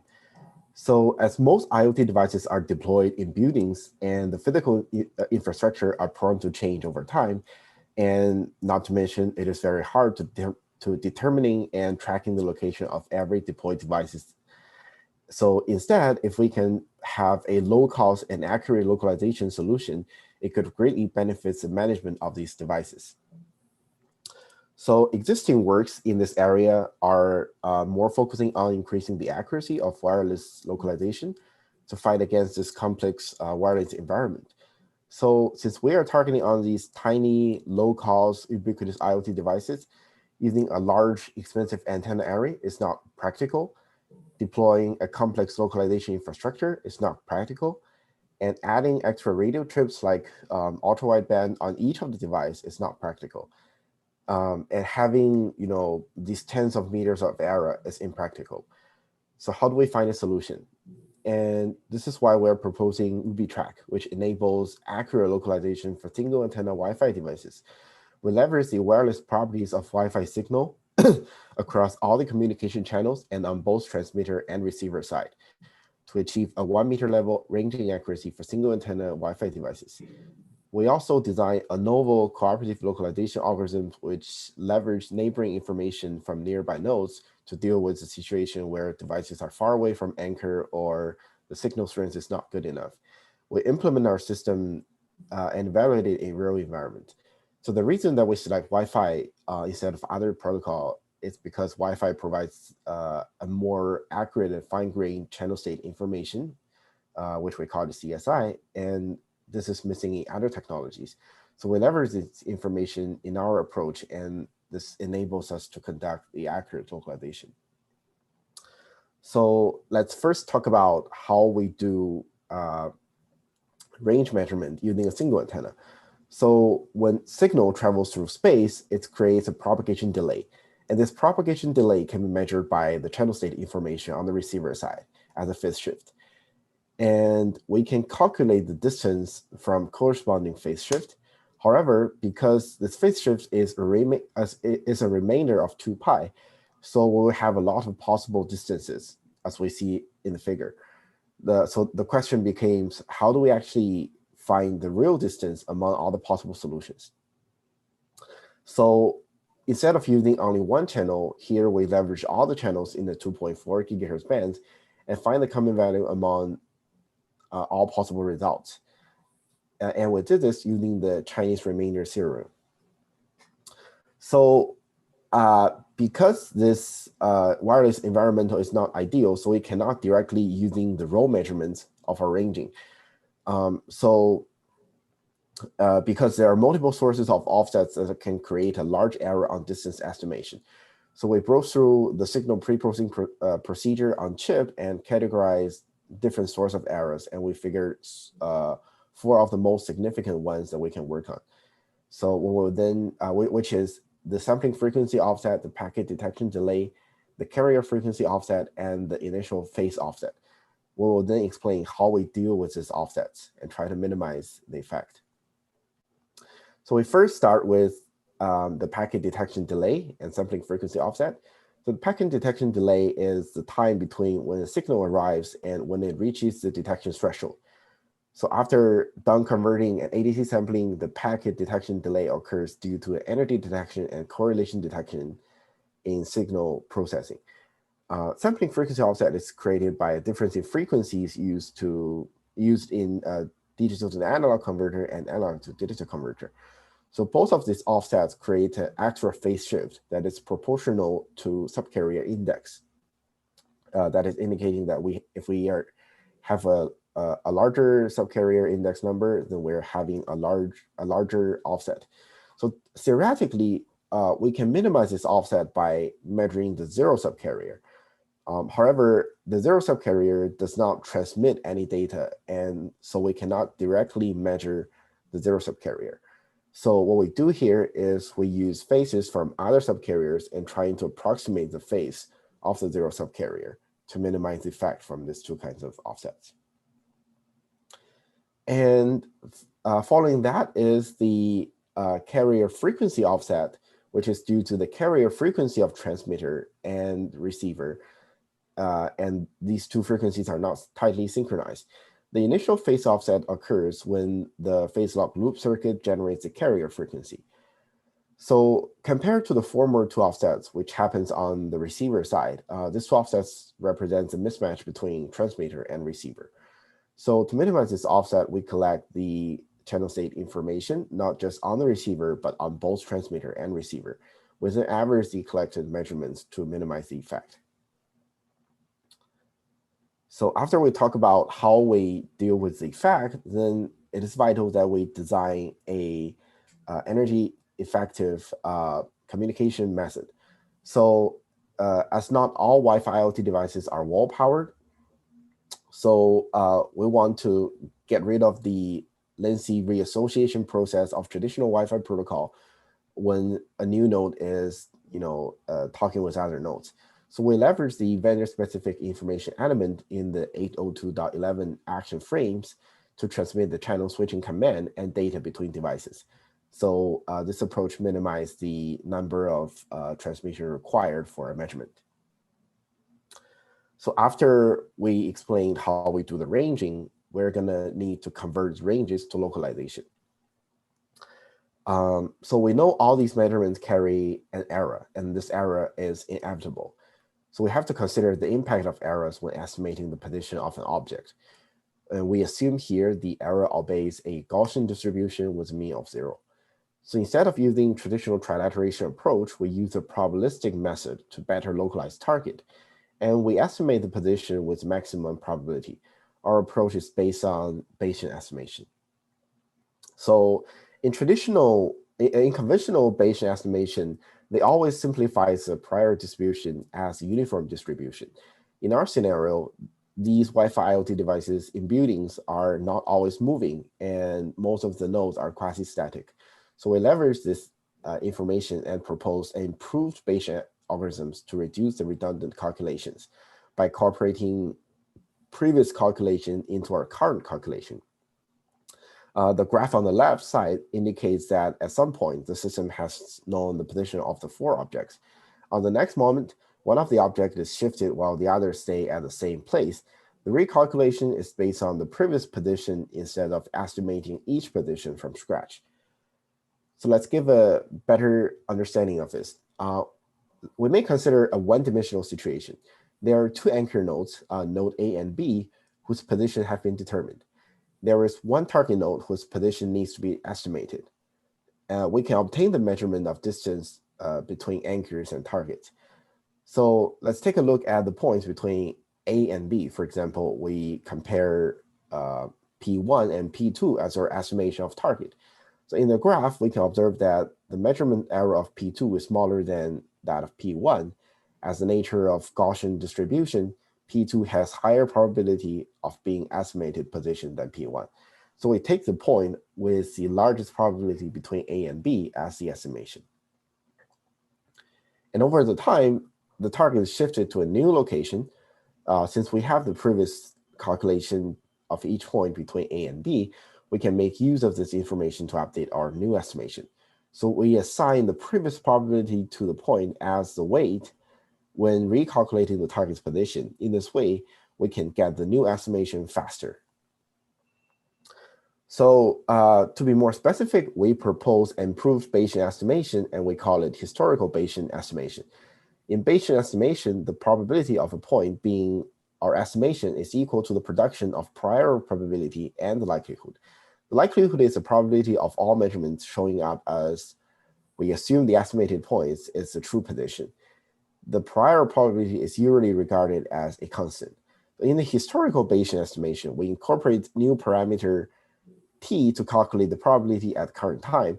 The probability becomes the production of the previous result and the current likelihood. As we can see, the prior term in the Bayesian estimation becomes the previous probability. So we implemented our system on the famous ESP32 platform and using the ESP-NOW protocol to implement our association-less communication procedures. We tested the system in real environment in the 2 room residential buildings. And we tested in both line of sight and non-line of sight environments. So here is the performance of our system. We calculate the ranging accuracy and then the localization accuracy. In ranging accuracy, most measurements falls within 1.5 meters, with the best accuracy of 0.76 meters error in 4 to 6 meters distance, and 1.43 meter error in 10 to 12 meter distance. So we do see an increase of this error in shorter distances, and we think that this is because the remaining offset are the major source of the error. And as the distance becomes longer, the propagation environment has a larger effect on the accuracy. For the localization accuracy, here's the CDF for both line of sight and non-line of sight conditions. We have 3 meter error in the 19th percentile for line of sight conditions and 3 meter error in the 80th percentile for the non-line of sight conditions. We also print out the sampling distribution of estimated target position from our historical Bayesian algorithm.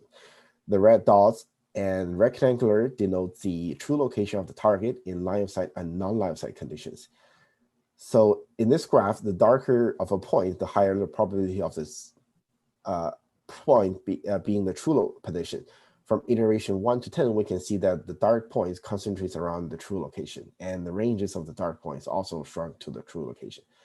And this also demonstrates that our historical Bayesian algorithms can reach convergence over a few iterations compared to the traditional Bayesian estimation. This greatly reduces the computation overhead. So let's sum up. In this paper, we propose UbiTrack, which provides a scalable and low-cost cooperative localization services for device using onboard Wi-Fi. And UbiTrack only requires a single antenna with no complex infrastructure, and we demonstrate meter-level accuracy on current off-the-shelf devices. And we believe that UbiTrack has great potential to unlock the location-based services for these small IoT devices.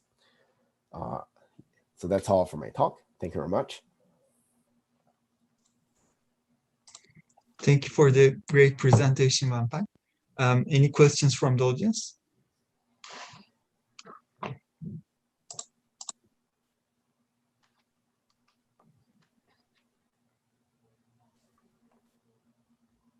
don't see anything on the Slack channel. For the sake of time, I suggest we move on so that we try to catch up the actual schedule.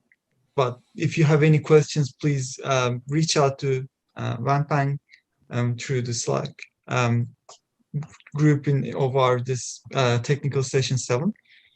So our next presenter, the title of our next presentation is Neural Network Approaches and Data Parser for NILM Toolkit.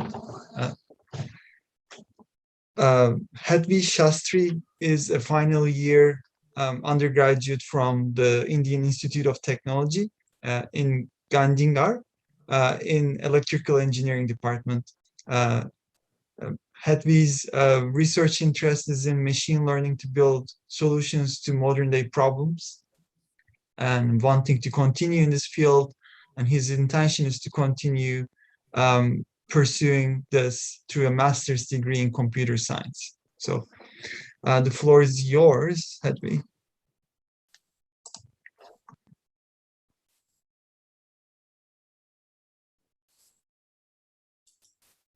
Thank you for the nice introduction. So, hello everyone. Here I present neural network approaches and dataset parser for NIL. Non-intrusive load monitoring is a task for estimating the power consumption by the appliances given the total means reading. In 2014, NILM toolkit was introduced to make the NILM research reproducible.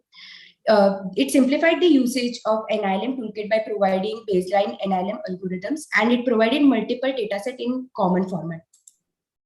In 2016, sequence to point, sequence and sequence to sequence were introduced for NILM, while in 2019, sequence to point proved to be the state of the art. But recent advances in neural network approaches since 2016 raises a question that whether this state of the art remains same or it should change. The recent advances in the neural network motivated us to implement 5 new neural networks for the NILM. Ideal dataset is one of the largest publicly available dataset, and this motivated us to create a parser for publicly available ideal dataset. We even provide an empirical comparison of the 5 proposed neural networks against the state of the art in our paper. So our newly implemented algorithms are mainly inspired from sequence to sequence and sequence to point. So the basic concept behind sequence to sequence and sequence to point is that first of all, we take the total means reading, and by the concept of sliding window, we extract out the various window sequences.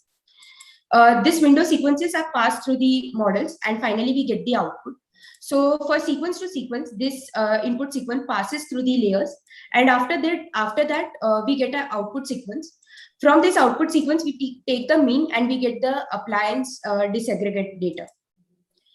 For sequence to point, this input sequence passes through the layers, and finally we get the output after passing through one neuron, and finally we get the disaggregate appliance read. Our first implementation is BiLSTM. So BiLSTM is motivated from RNN-based networks. LSTM basically learns long patterns in one direction, while BiLSTM learns in both the direction. The main motivation of using the BiLSTM is that if the model fails to predict the output from the previous context, then using the future context, it can predict the appliance reading. Our next implementation is BiLSTM model with the attention weights. So basically, this is motivated from the focused learning area. So if we think about LSTM, then it treats the sequence equally. So by adding the attention over the BiLSTM architecture, will provide a focused learning task.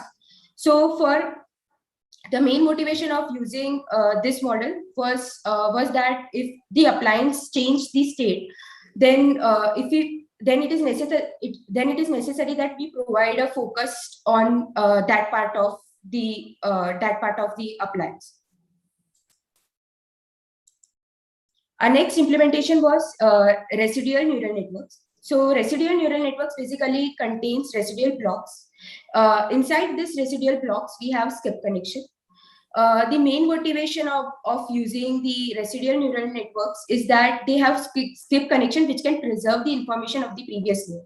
So it is quite possible that in the bigger models, the information of the previous layer gets lost when it travels in a forward direction. So if we add some skip connection, then the information of the previous layer could be preserved, and we can get a better accuracy answer. So for our implementation, we have used 2 kinds of residual block. One is the convolutional block, and second is the identity block. Our next implementation is classification subnetwork, which is motivated from multitask learning. So the main advantage of this kind of model is that it takes the state of the target appliance in consideration along with the regression subnetwork while training and testing. So this adds an added advantage, and due to this, the accuracy of the output would be better. Our last implementation is the BERT model. So BERT is an NLP-based model, and it contains basically two main important blocks, which are tokenizer and the transformer block. Tokenizer adds information about the position of the reading, while the transformer block generates the multi-head attention, which are passed through feed-forward network, and finally we get the output. So the main motivation about using the BERT model for the NILM was that it provides the local attention, and even it generates multi-head attention, which can learn various patterns. It can learn various patterns. Our next contribution towards the paper is the parser for IDEA dataset. So IDEA dataset is the largest publicly available dataset. IDEA dataset contains data from 255 UK homes, among which 39 homes have the appliance data. This parser is created using the NILM metadata format, and it is contributed to the open source repo NIMTK. Now I will go through the experimental settings we did for performing our experiments. So here we are using two types of dataset. One is the red dataset and another is the IDEA dataset. We are using the sequence length to be 99 for most of the models, while the appliances which we are using are fridge, dishwasher, microwave, washer dryer, and washing machine. The metric which we are using is mean absolute error. And for the purpose of cross validation, we are using the concept of leave one home out. Now I will present our results. So for the subset of the appliances, the newly implemented algorithms performed better in comparison to the state of the art. So for example, for the red dataset, here we can see for the specific appliance fridge, BiLSTM plus attention plus classification is performing best. So intuitively, this could be understood that the attention layer and the classification network, which provides information about the state of the appliance, plays a critical role. While for dishwasher, we can see that all the three algorithms are performing equally good, at least in terms of MA. For microwave, we can see that Resonate is performing best. While as I explained before, that the skip connection play a critical role. While for washer dryer, we can sorry, if you could wrap up in the next minute, because we are over time. Yes, sure. And washer dryer, sequence to point performs the best. For IDEA dataset, we see that the newly implemented algorithms are performing best in comparison to the state of the art. So if I do the qualitative analysis, then sequence to point, sequence to sequence, and BiLSTM plus attention are doing equally good in terms of MA. But when we look at the graph, sequence to point is not able to judge the state of the appliance, while BiLSTM plus attention can do it in a better manner.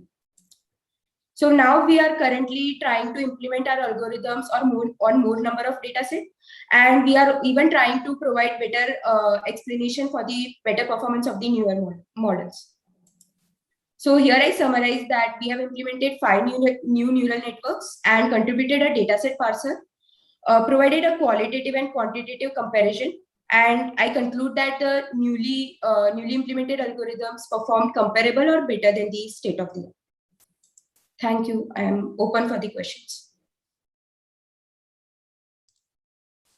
Wonderful presentation. It's hard to believe that you're an undergraduate student. That'd be very impressive work.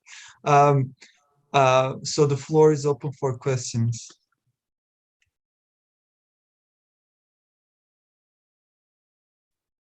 Maybe one question. We have time for only one question, but I understand we are already over time, and I guess the organizers want to catch up with the rest of the schedule.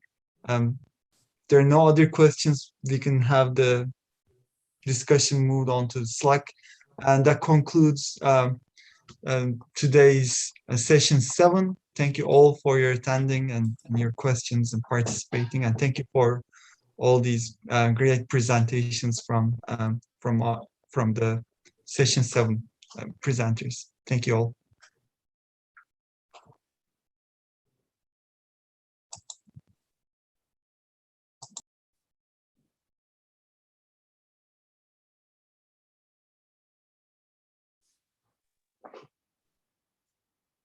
We should be moving to closing session. Is Fred in the room?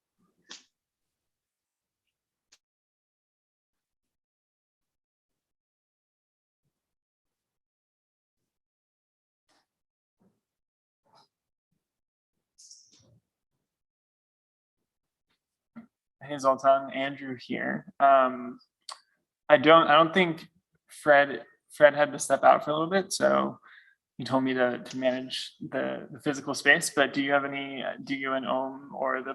I think there was the poster awards. So I just want to hand it back to you to close. Okay, so I can do the closing. That's fine. So thanks everyone. Whether you're physically in Coimbra, whether you're watching on YouTube, whether you're joined us on Slack, whether you all the presenters who are joining us on Zoom, thank you for the presentations. Thank you for the talks. Thank you for the discussions. Very excited to close 2 days of wonderful presentations.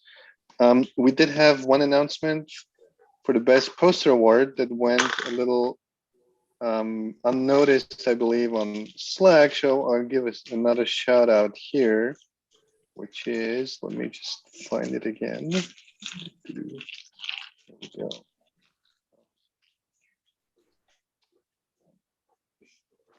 So the best poster award went to Harry Prasanada, Stefanos Kivon, and Kostas Panos from Berkeley for unsupervised personal thermal comfort prediction with adversarial domain adaptations. Congratulations to Harry and the team.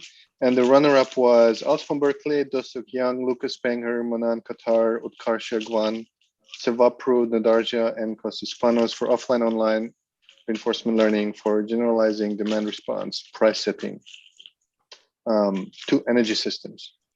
So congratulations for that, well deserved. And Panos from Berkeley. Hold on. Yep. And with that, one thing I really wanted to say, a big shout out to the technical team on site, Vasco and his colleagues, to make everything possible in this very first hybrid BuildSys. Wonderfully done, no hiccups whatsoever.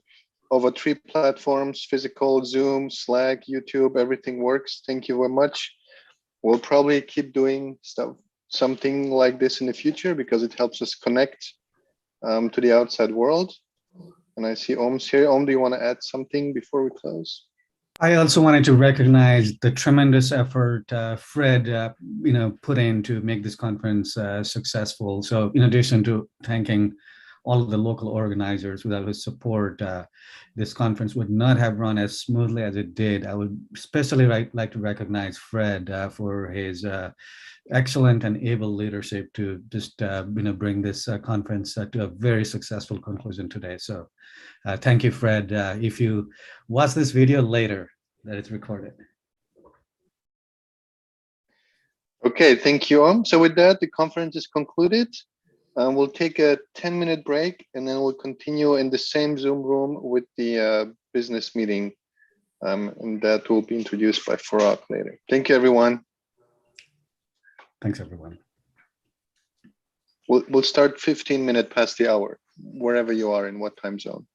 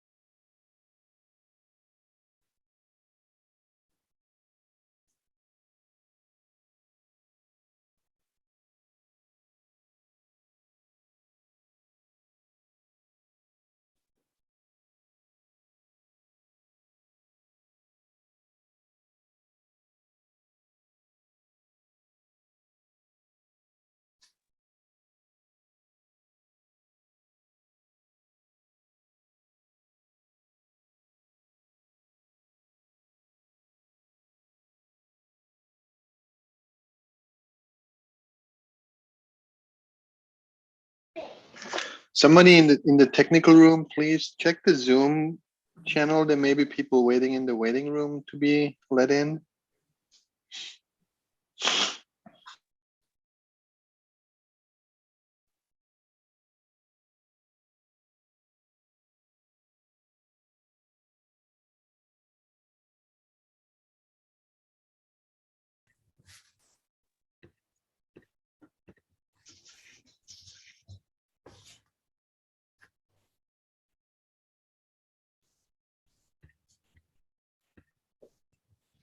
Should we put the link to this room in more general Slack channel so that anyone can join in? It's probably lost, this link. Yeah, you can do it.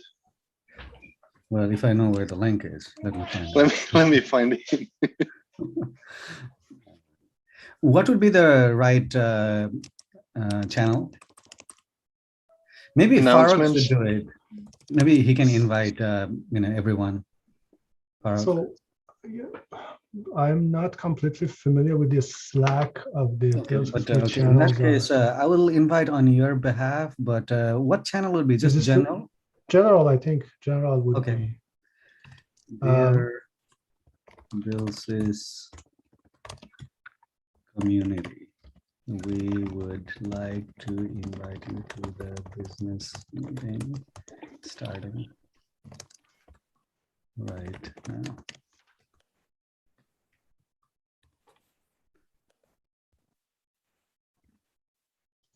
All right, I posted the link. Thank you. Hopefully at the end we could, I don't know how we could have a private meeting towards the end between the members. Potentially we could. We can basically another. Yeah, we can ask people to leave as long as we have the Zoom. What about the live YouTube thing? Can we just turn off the live Yeah, YouTube? that needs to be stopped. Right. Yeah. I mean, alternatively, I can share my Zoom link and then we can join that. Yeah, maybe we can just do that if we don't have someone local. Okay. Perfect. So let's get it started. Thank you so much, everyone, for attending. It's I don't know who is attending in the room in person. I see that some people are sitting in the room, but I can't recognize from here. So I'm going to start a business meeting. So I'm Farooq Jazizadeh. For some of you might not have had the chance that I talked to you before, but we've met, several of us have met before. So I'm going to open the business meeting. I have a flexible agenda for today. I would like to start with thanking the organizing committee of BuildSys 2021, specifically Fred, Om, and Zoltan, with all the efforts in organizing the technical program and the logistics, both online and on site. So I want as the first item of the agenda, so I would like to open up the current GC and TPC chairs to share their experience, what they think that went well, what you think we could improve for the future BuildSys, and we can start from there. Jolton, do you want to go first, or? No, you can go ahead. I'm trying to keep my children quiet, so I'll listen in. Okay. And follow. All right. So maybe we can just give a very brief overview of the peer review process this year. We're all familiar with it, and then I do want to discuss something different that we did, so that we can discuss if it is a good idea moving forward or not. So as usual, authors submitted their papers, and then there was a bidding phase, and we assigned the reviews, and there were at least 3 reviews that were solicited and obtained for each paper. We did do a couple desk rejects, and we thought they were out of scope, and we thought it was appropriate to do a desk reject. But then one author got back to us saying, hey, here are the reasons why we may still consider this particular paper to be in scope. And then we basically assigned the review again. So, I think one thing we need to discuss is desk rejects, the motivations for it, how to make it work well. But let me just move along the process. So, once the reviews were in, approximately 3 reviews per paper, we had online discussion. This year, we're particularly pleased with the volume, intensity, and quality of discussions. And that is what led Jolton and I to do something slightly differently than other years, after categorizing the paper into, buckets of, okay, clear accept, clear reject, and something that maybe needs to be some papers that may require some synchronous online discussion.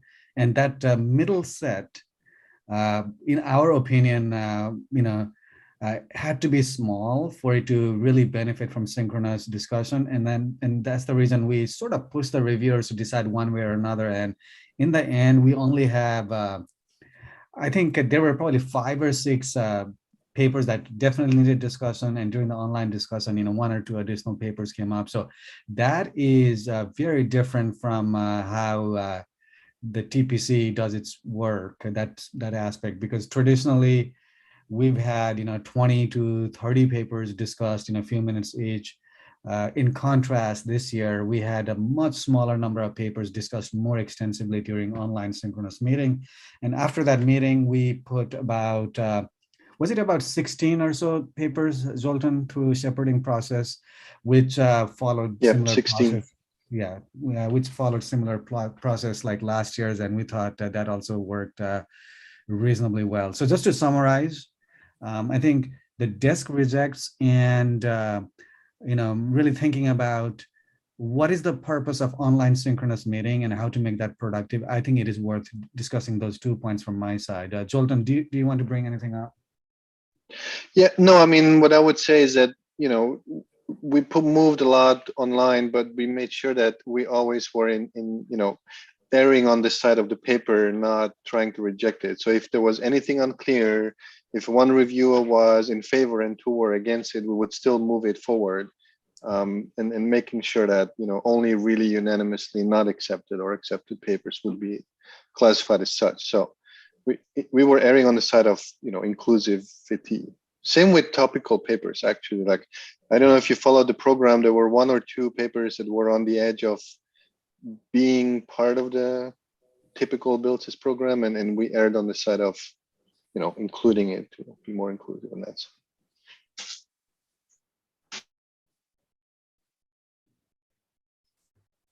So maybe I can share some of my thoughts from the overall sort of organizational side. So I guess I arrived Monday morning, and so I was participating in SenSys and also BuildSys. And I feel that, well, first of all, people are aware that this is hybrid, and there is certainly the expectation that something will go wrong. That's just how hybrid conferences are when we're doing this for the first time. Having said that, I think overall, both conferences went extremely well. And thanks a lot to the local host. And I think they did a wonderful job in making sure all the equipment and everything is in order. So I guess in terms of where to improve, so this year we had YouTube live streaming, and we also had Zoom sessions. Given that we don't really have more than 500 people at the moment, we don't necessarily need to have both YouTube streaming and Zoom. We can just admit everybody to the Zoom session. And there was, I guess, this is more on the census, the demo poster. I think the way they organized it was to have the local demo poster session on one day and the remote in a different day. And that potentially had some issues with, somebody has to do the demo poster twice, and people who are attending the local ones, the remote ones don't really have a chance to see the local ones. But I think BuildSys, we did a nice job in using Gather.town as the platform for demo posters. So I was there, and I was able to help everybody who is local to also get connected to Gather.town. So it became quite a seamless experience. So everybody can just go to Gather.town, and they can browse posters, demos from both local and remote presenters. So I feel that Gather.town would be a good platform to carry forward, at least for the demo poster session. Yeah, I mean, there was a few glitches, but overall it was okay. By the end, certainly, there was fewer people than we expected locally, but that's okay because people realize that is a lot of people are online. And just what was the attendance? What was the attendance this year? So yes, I was just about to mention that. So this year we had 40. Okay, so this is the data by Tuesday night. So we should have maybe a bit more by now. We had 41 registered local in-person attendees and 380 virtual attendees. So a bit over 400 overall. So I think it's certainly higher than any of the in-person only years to be expected. Yeah, so, and we have the usual, the 1 minute madness session. And this year we had to make sure that authors submit the 1 minute video in advance. It's certainly not practical to do live 1 minute switchings. Yeah, everything else is fairly straightforward. We had the technical programs, we had the keynote speakers. We had one that's virtual keynote or Cummings keynote, and one that's in person, this morning's keynote. Both, I think, went well. Yeah, I guess that's all from my side. Perfect. Thank you so much. I appreciate the detailed discussions. It was very good. I tried to summarize. I might get back to you for some to fine tune my notes. So the next item on the agenda is the SIG Energy that is now sponsoring BuildSys.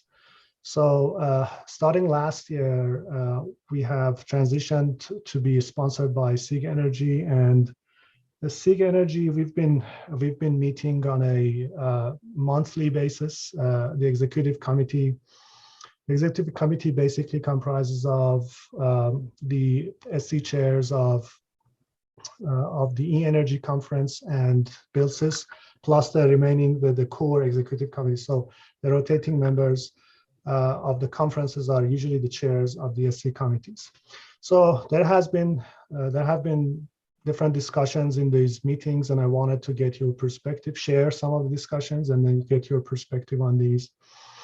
The two important topics that I want to discuss are potential merger of the steering committee with the executive committees. I posted this question on a Slack a few weeks ago. I received a response from a few members, but I wanted to open it up here for discussions. I think this is an important one that we want to get the perspective of all the members to see how we could reflect it on in the SC. And another thing that has been discussed is the communications of ACM that is planning to actually highlight some of the research from each year's BuildSys and E-Energy, and we've been discussing about the process of selecting those papers.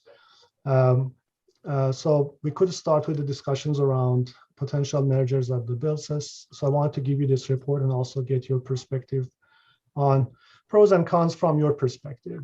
What could be like, what are your opinion of keeping the conference, the DSC completely the same way, traditional, or thinking of moving forward with the merger concept with the executive committee? The details of the logistics of that merger is not clear yet, but the idea has been discussed. So I'll open it up for discussions.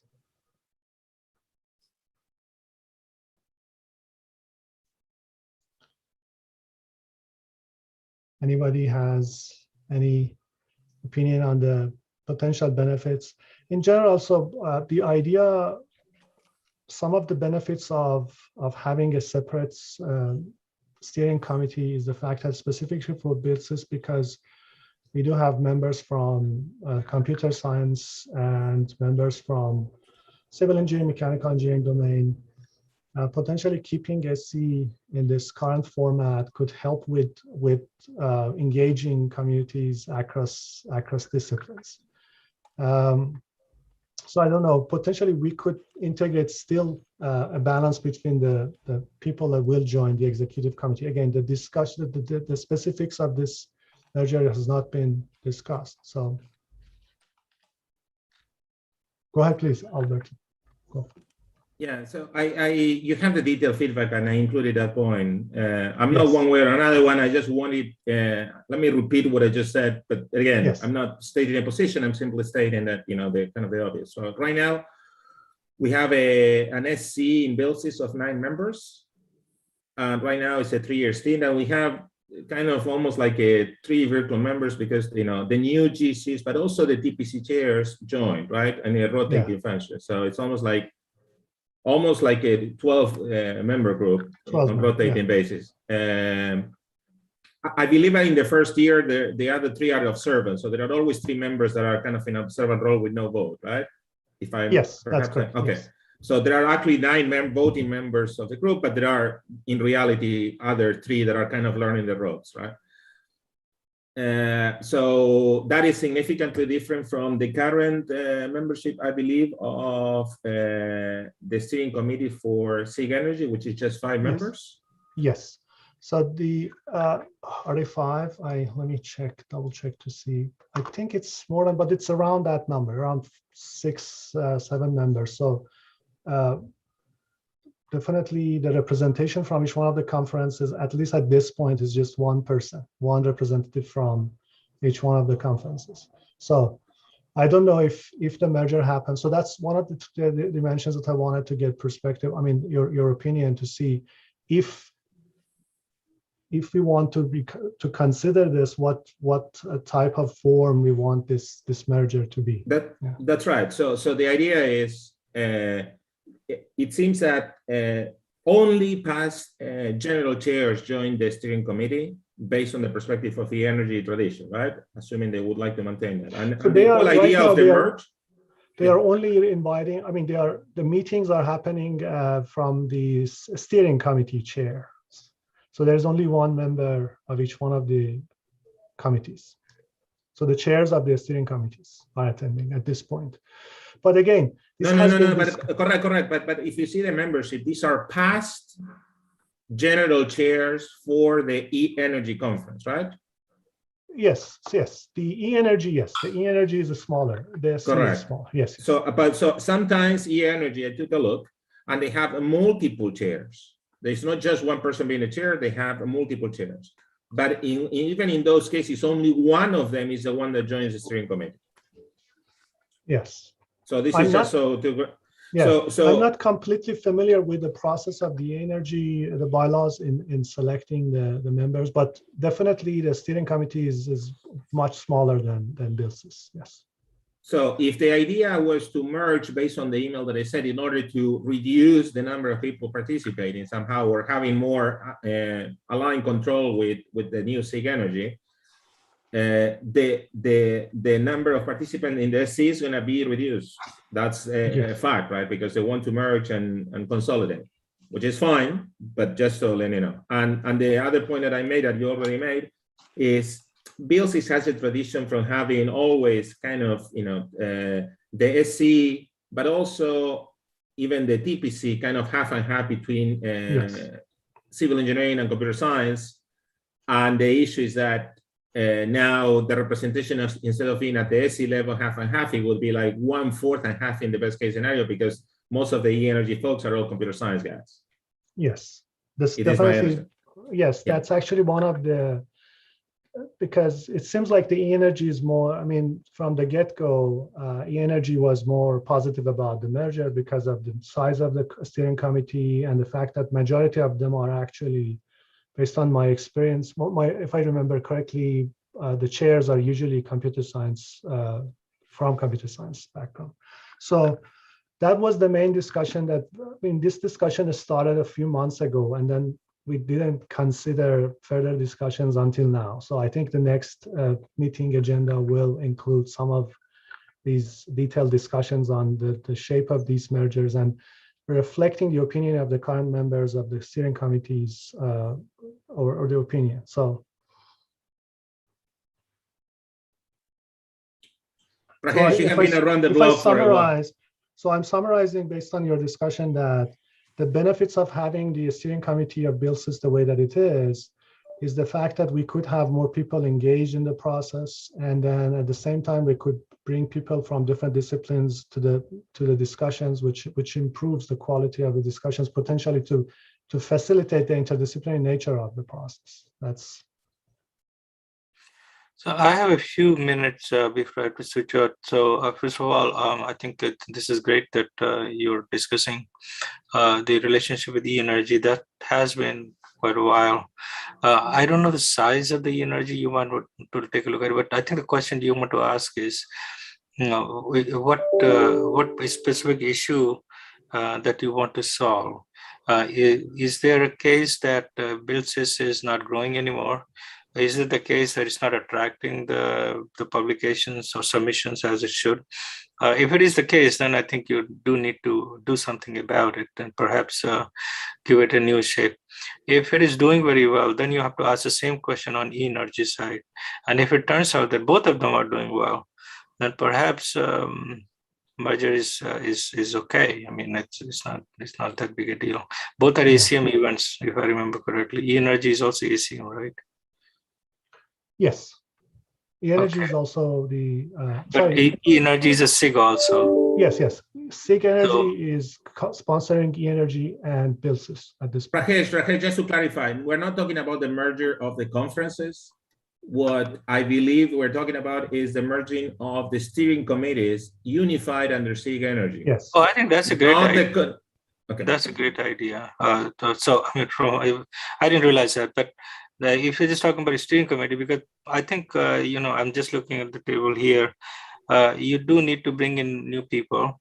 And I think the volunteer bandwidth is not to be taken for granted. So if that comes out, that's great. But this might actually come at the cost of reducing the size of both steering committees into a few members in general. That's fine. I think, quite honestly, it's only the active member that counts anyway. So I think if there is an overlap of community, it makes sense to have a steering committee that also is shared. And Rajesh, what do you think about having a reduced representation in the SC by folks in the civil engineering side? We always invited them. We always, we spend quite a bit of time in engaging them, because if you're going to talk about build systems, you have to have them. And I think. But on a new combined BuildSys E-energy steering committee, E-energy doesn't have any civil folks. So the overall representation in the unified steering committee is going to be lower. Doesn't matter as long as they're there. This is not a Republican versus Democrat politics. I mean, it's a bunch of volunteers. So as long as you're making sure that the active volunteers are there, generally speaking, the community representatives who are active are probably going to carry the day anyway. And you're seeing that already. I mean, systems people have been moving, on, and so it takes a lot of history to build a forum. I can still imagine that when it comes to SIGCOMM and Mobius, people like Amin Vadat and David Keller will still probably show up, or maybe OSDI and SDI, whether or not they've moved away. So I think for SenSys and SenSys and IPSN, it has been a long way in terms of coming to a point where they are recognizable entities and with their own community. So that group will drive the growth. I definitely, and so I would have been more concerned if the identity of BuildSys was being dissolved, simply because I think the community is just emerging. And so, and if, to the extent you can include mechanical people like X-ray people or civil engineer people, that's your strength. Yes, no, that the separation between the conferences is actually is a point of strength actually from the SIG energy perspective. So yeah, yes, but thanks for the input. Yeah, this is definitely helpful because we've been having some discussions, but nothing with details. So I hope that I can learn a little bit of the details and potentially the next steering committee chair that's joining the executive committee, and we can share back and see. So I'm sorry I have to dash early because I have to now get into my car and drive to office for 9 o'clock meeting. So thank you so much. Appreciate Thank that. you so much for joining. I appreciate All right, it. Bye. So anybody else want to share their opinion on this?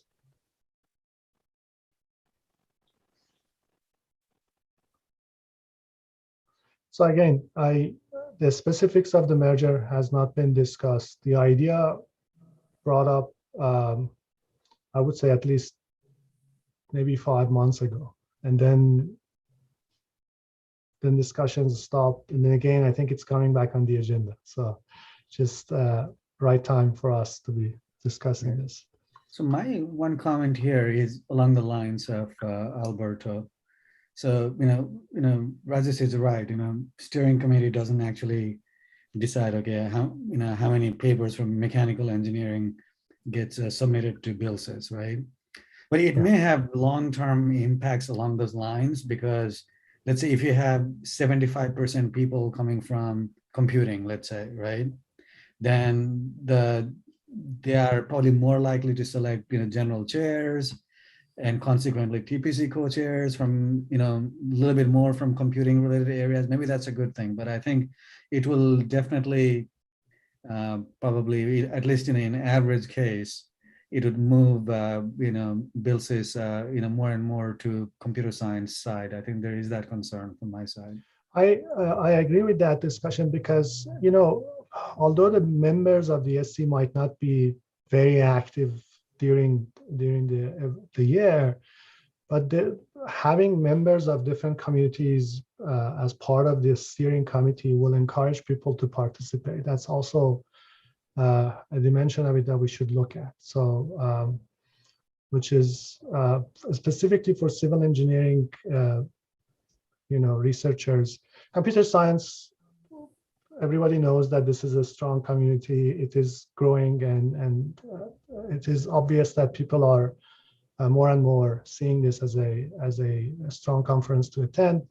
But on the civil engineering side, they want to see if attending this conference would bring value, specifically when it comes to evaluations of promotion, things to that effect. So that's the reasons. These are the reasons that I think it would be good to have more presence of the people from the committee, although they are not very active in the sense that an executive committee might want to see. So. Yeah, so if I may add something, and it's always that I've been very sensitive with, because I understand the different communities, quite well, is that in majority of other engineering, except for perhaps for electrical engineering to some extent, but the majority of other engineering, journal publication is king in terms of promotion and being recognized for your work.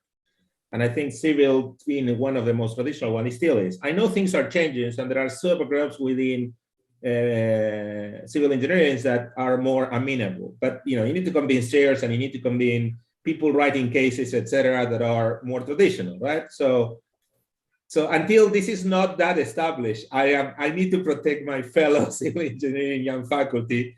It's like until this is not established, I feel uneasy, right? So we need to keep involving them and finding alternatives for journal publication, even of BuildSys papers, so they get the credit. I am very sensitive about decision. Please chime in, but this is something that we really need to protect. So I think I came late, so if this has already been discussed, I apologize. But I think for the merging makes sense to me as much as Census and IPSN steering committee merging, which, well, actually makes less sense than that, I think. The Census IPSN share a lot of communities. Merging it probably makes sense because there's a lot of people that's on both committees, but there's also a lot of people that's not. I think from a growing the field perspective, having less leadership positions is generally not a great thing, right? So that's kind of from growing the field perspective. I think having the merger for the senior people, yeah, great. We have less stuff to do.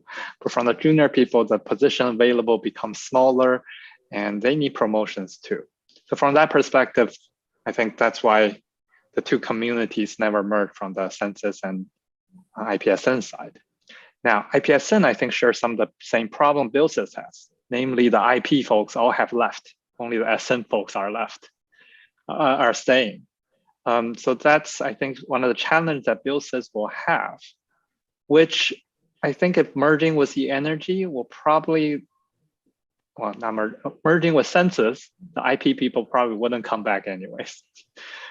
Maybe even less likely to come back. So I think merging with the energy, the building part of the BuildSys people probably will be less likely to come back or stay. I don't know, but Haeyong and Farouk, you guys are more heavyweight on that side of the argument. But it feels a little strange to me that we're talking about this, except that now I have tenure, so maybe I should support it because it's less work. But I think Alberto does bring up a really good point, namely that it's still the journal that's attractive, which is actually something that I think at least my year, I didn't really do a good enough job, namely to advertise the availability of the journal, to ensure a direct track to the journal. I think that's actually something we should really focus on. I'm not sure e-energy had the same kind of laser guided focus, at least not more than us, I think. But then again, I don't want to put hats on them without really knowing about it. So one of the, I don't usually, I attended, I had published in e-energy before, but I'm not a regular attendee there. But it feels that they are not, I don't know how much overlap these two conferences have, especially in terms of people that participate. So since this is the steering committees being merged, and they are all going to be merged into the executive committee of the SIG Energy. So potentially the SIG Energy is deciding, so definitely it's going to be heavy, have a heavy weight of computer science expertise in the mix compared to current steering committee of the bill. So if I summarize what I'm hearing here is that you are raising concerns about the fact that this could potentially reduce the participation of colleagues from other engineering domains, civil engineering and mechanical or other related domains. So that's a very good point to make. So one of the things that could be discussed is that, is there a way to avoid reducing the size of these steering committees significantly? So what are the mechanisms of achieving this goal? Well, if we have to reduce, we can, right? For example, maybe just the general chair or just one of the TPC co-chairs, if there are two, then we can come up with a mechanism for reducing. I mean, if we have to how we could do that without affecting the presence of colleagues from civil engineering, because in the past chairs, general chairs, I think there have been maybe two that are in civil engineering. That's for the BuildSys. So if we focus on the general chairs, potentially that would reduce the representation. Right.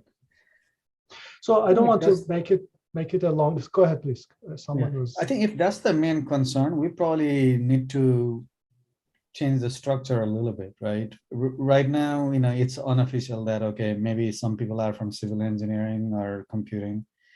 If we make it structural, we can just say, okay, the TPC chair or co-chair from non-computing, goes to that steering committee or whatever, right? So I think if representation is a concern, in my opinion, it is, we probably need to do something structural to not reduce that. One other thing we may want to think about would be like, right now we're co-located with SenSys. So I thought if the discussion of merging steering committee will come out, it could have been possibly with SenSys and BuildSys. But since we're discussing e-energy, are we thinking of making closer relationship with e-energy and like have a joint conference or something? Or are we trying to still keep closer coordination with SenSys side? Or what's the plan with that? Or would this change gonna impact how we organize the conference now? Go ahead, please. So I believe that it is a couple of things. So I believe it is to our advantage to continue having a very close relationship with SenSys. We grew up out of the umbrella protection of SenSys for many years, and it has always been nice. And there is a steady community that goes to SenSys, and that means that when we're co-located, because there is a joint, a poster demo session, etc., there is at least from the computer science guys, there is a lot of commonality. I believe that this will only continue to help.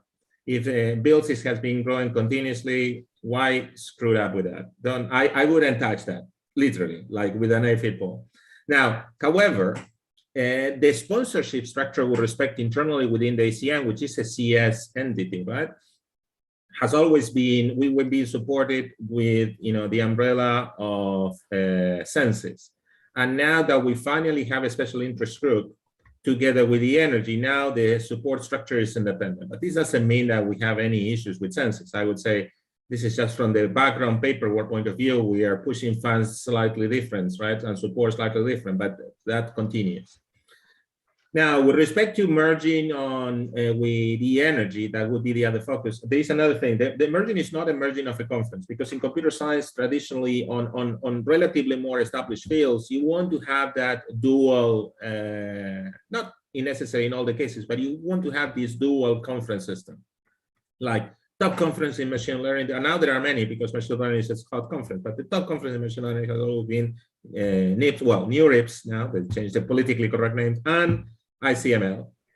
And then even when you have OSDI and SOSP in operating system, you always have now SenSys and IPSN started that way, and they are traditionally separated 6 months apart. And the idea for people in computer science is that every 6 months you have a top quality venue to submit a publication.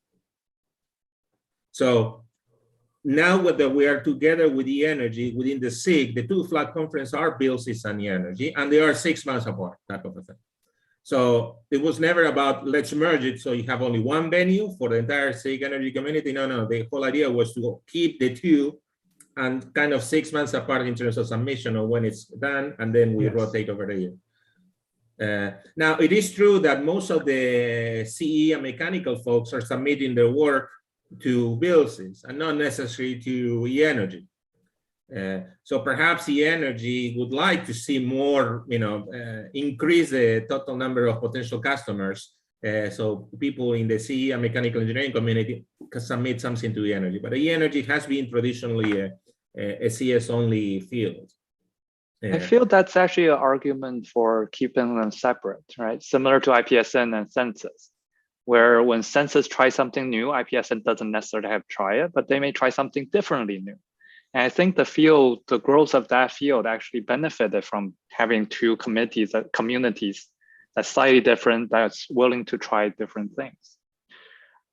More recently, there's also IoTDI and IPSN, which actually happened at the same time, right? And they tried something new. And originally, I was very much against it, having a separate steering committee and everything. But then I realized it actually attracted a much bigger community by having two separate people. So the community are slightly different. They attract slightly different people. And the total attendees, if you add the two conferences together, actually grew the field. So yeah, so I think seeing that, it seemed to suggest maybe we should keep them, allow them to try different things. Yeah, I don't see a compelling benefit based on this discussion, but maybe we should move to a different topic if there are. Yes, I wanted to say that I think we had. I mean, these were amazing points. I think I took a few notes, so I summarized this and share with the steering committee. So again, another topic that has been discussed is this idea of communications ACM highlighting research, and this is just for you to know about the process. And we have to start selecting. Mainly, I think we need to rely on TPC chairs of each conference to select these papers. So the idea is not to just focus on the best papers of the conference, but also the papers that could have more impact compared to. So sometimes best papers could be very specific to having technically strong or good validation or novelty, but we're also adding this dimension to it that needs to be selected, considering that it's going to have a larger impact with different, researchers connecting with the topic and things to that effect. So I just wanted to give you an update on that process. And it's going to be around. I think it'll be really useful to know how they select those research highlights papers on CACM. So the process, there are certain criteria. Criteria are very similar to the best paper awards, with one caveat that this should also be very like a paper or a publication that gets a lot of attention from different researchers at different disciplines. So sometimes it's going to be difficult to find something like that, but basically expanding the criteria for best paper award to consider like a high impact on different disciplines. That's the dimension that is being added, and it's going to be around 2 papers from BuildSys and 2 papers from eEnergy to be nominated and highlighted every year. My understanding at this point. So we still have time to make a decision for these highlights in the next couple months.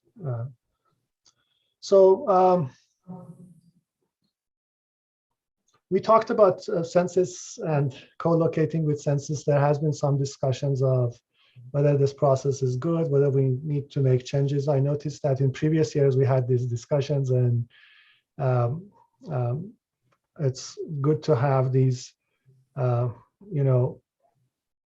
least some interactions or coordinations for these types of decision makings. But I don't know if we need to start establishing a more formal process for that or not.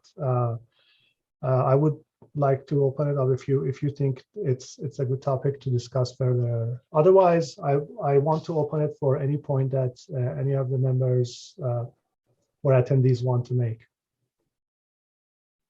I do want to. Conferences is good so that we can meet more people, see more things generally. I do want to point out that the proposal for the venue next year, this was the first time I saw them mentioning BuildSys and how it will mention the location was good for BuildSys as well when they proposed. I really like that. That's good that it's happening. Hey, out of curiosity, what is this new venue? We have 4 proposals, of which I only remember 2. One is Boston, another one is Nebraska. So it's going to be US-centric no matter what, right? Yes, which is good for us because I think one of the things we failed to do is expand the civil engineering side outside of the US, looking at you, Hae-Yong and Farouk. Which one was good for BuildSys? I mean, if we can expand it in the US, that would be a good achievement. So, the proposer was Amherst, but they're going to hold it in Boston or somewhere if it gets selected. But that one's my favorite, so I hope it does. The third one was Pittsburgh, which explains why you like it, right? That's why I forgot about it. There was a fourth one that it wasn't even presented there. I don't remember where that was. Fred, if you do. Perfect. So any other points that any of the members or attendees want to make? Yeah, one other point is journal fast tracking. I think Albert also brought that up. If there are, I think we should provide, more input on what other journals may be appropriate. We are fast tracking to TOSN, but I mean, if there are other journals to bring more civil engineering, mechanical engineering, I think probably we should put a little bit more effort on what journals we can collaborate with. Specifically, when Pei did a fantastic job on collaborating with Frontiers, it's like, okay, there is an opportunity for fast tracking, this or that. Yeah, it was very good. Then I checked, and there were only 4 submissions. And out of the 4, I think 3 were only CS, and there was 1 with Joint People CS, civil engineering. So it's like, okay, we're doing this for our CE folks, but then they don't even try. It's like, okay, perhaps Frontier is not the right target. So that might be, you know, but please give us feedback or establish relationship with journals that matters to you, right? Because the journals are not that critical necessary for CS folks. So this is really to help you out. So I think the journal problem was, well, first of all, organizing, that wasn't I didn't do on that side. So it's, I think Farouk and Hae-Yong really took the initiative. Yes. I think we're trying to put all the blame on the Hae-Yong then. No, I mean, but basically a lot of push was done on that side to make that connection happening. But I think there is kind of an ad hoc connection going on. And the problem with that particular year, Towson as well, was that we didn't advertise it during submission time. So it wasn't on their radar, I think. And then we delayed a little too long after it got accepted and maybe even after presented before we really started chasing people to remind them the possibility. I think that's such a great point. If we could establish these connections with the journals way ahead of time, at the time that we have the call for proposal papers out, that would be very effective for people to think that, okay, they can submit this and potentially get invited to a journal version of this. I remember one year it was, I don't remember which year it was, but it was applied energy. So the papers were fast tracked to applied energy. And that was a great journal. Okay. That was Rajesh's connection. Yes. So that one was actually agreed upon and then it went straight through. It wasn't a fast track, it was just accepted. Okay. Go ahead. So how about energy and buildings, on energy and environment, which are more traditional journals that I think people are in the radar of civil engineering, right? And yes, definitely, yes. So why don't we go straight to them and then talk about them? Yes, I think that's a good strategy. Part of the reason potentially that Frontiers did not, create a lot of excitement was because of being open access. Sometimes the fact that people have to pay for these might actually be an obstacle. Although we were, I don't know, did we offer any like reduced costs or anything for that, or yeah, they allow the waiver. So if you tell them there's no funding behind this paper, then they waive the fee. You just have to tell them that. Yeah. But again, I think it's very critical to establish these. I mean, to specify these journals in the calls for papers. I think if that happens, that would be great. So given that we select our TPC chairs like earlier in the year, and then CFP comes out pretty like soon after that, it will be very short time to establish that relationship. So it would be nice to have that relationship established for multiple years. So it's like ready and be there. And then another thing is civil engineering is very broad. I'm sure like where I usually publish is very different from where Farouk or Jolton publishes. So it may be hard to just pinpoint one single journal that will work for everyone. So we may want to see which one will actually give us the easiest way to do the fast track. Some journals are very rigid and they force us to go through their review process again. And some journals are more willing to make it more flexible. So whichever journal has more flexible structure, we can pick and go with them for multiple years. Then we can advertise it earlier on when the CFP goes out. This is what happened to TOSN actually. So Yunhao, basically we started in 2018 and still continuing to this day. But only for submission to Frontiers, it wasn't too bad because TOSN actually took a few as well, right? So at the end of the day, we actually had about 8 submissions total. I mean, I remember at that time that I think one of the papers that went through Frontiers got reviews, and they decided to actually not continue with some. So I think the reviews were also so. Again, potentially they did not find that as fast tracking. They found that it's more work. So, right. I mean, again, I think as Hyung mentioned, establishing that relationship that we could actually fast track without going through a very rigorous review process, as if they are rewriting the paper again, that could help. Also doing that at almost, I think, steering committee level, so that these relationships are, long lasting. I mean, Jolton and I had limited time, and we're able to establish with the current editor-in-chief of TOSN, and we did manage to get that agreement in time to put it on CFP, but there was no time to explore. More I agree. I completely agree. As Hyung mentioned, the timeline is very short for right. That. I mean, established for TPC chairs. Right. Yeah. So I think with TOSN, it's just we've been doing it with them every year, so they know, right? So it's we can do that quickly. But if we switch 1 year to Frontier, another 2, I forgot what it was, but it's going to be more difficult. Right. Perfect.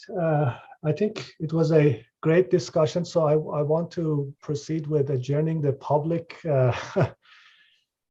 meeting. And then if we could meet for a few minutes, 10, 15 minutes of a closed door meeting between the SC members. I'm going, because this is live on YouTube. What I'm going to do, I'm going to share my Zoom link here on the Zoom. And then we can join that after leaving this, so that we can have the closed door discussions.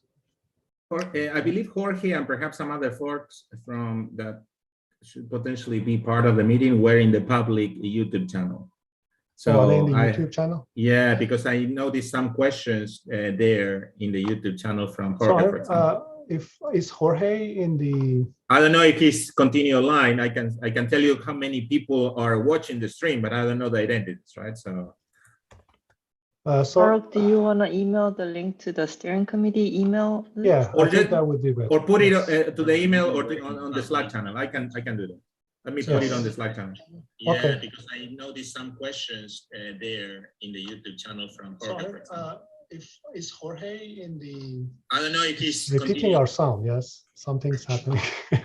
So. There are no, I just checked on YouTube. There are no questions related to SC business on YouTube from Jorge. So what we're going to do, we are going to. No. There were, because you just do it. I have the hash. I've been doing this. But he's talking about what kind of events do you expect to miss with this low power scheme? What type of impact? Oh, okay. So it was before even the meeting. Is that what it's saying? Yeah. Okay. Yeah. He does say, he's there, but I don't think he has questions related to SC. We can ask him there. Okay. But Jorge is part of the SC. That's what I'm saying. Yes. Yeah. So I am just sending an email to the members of the SC also. So shall we move over now? link. Yes, yeah. I'm going to leave here and then open that one. Thank you. Bye. Thanks.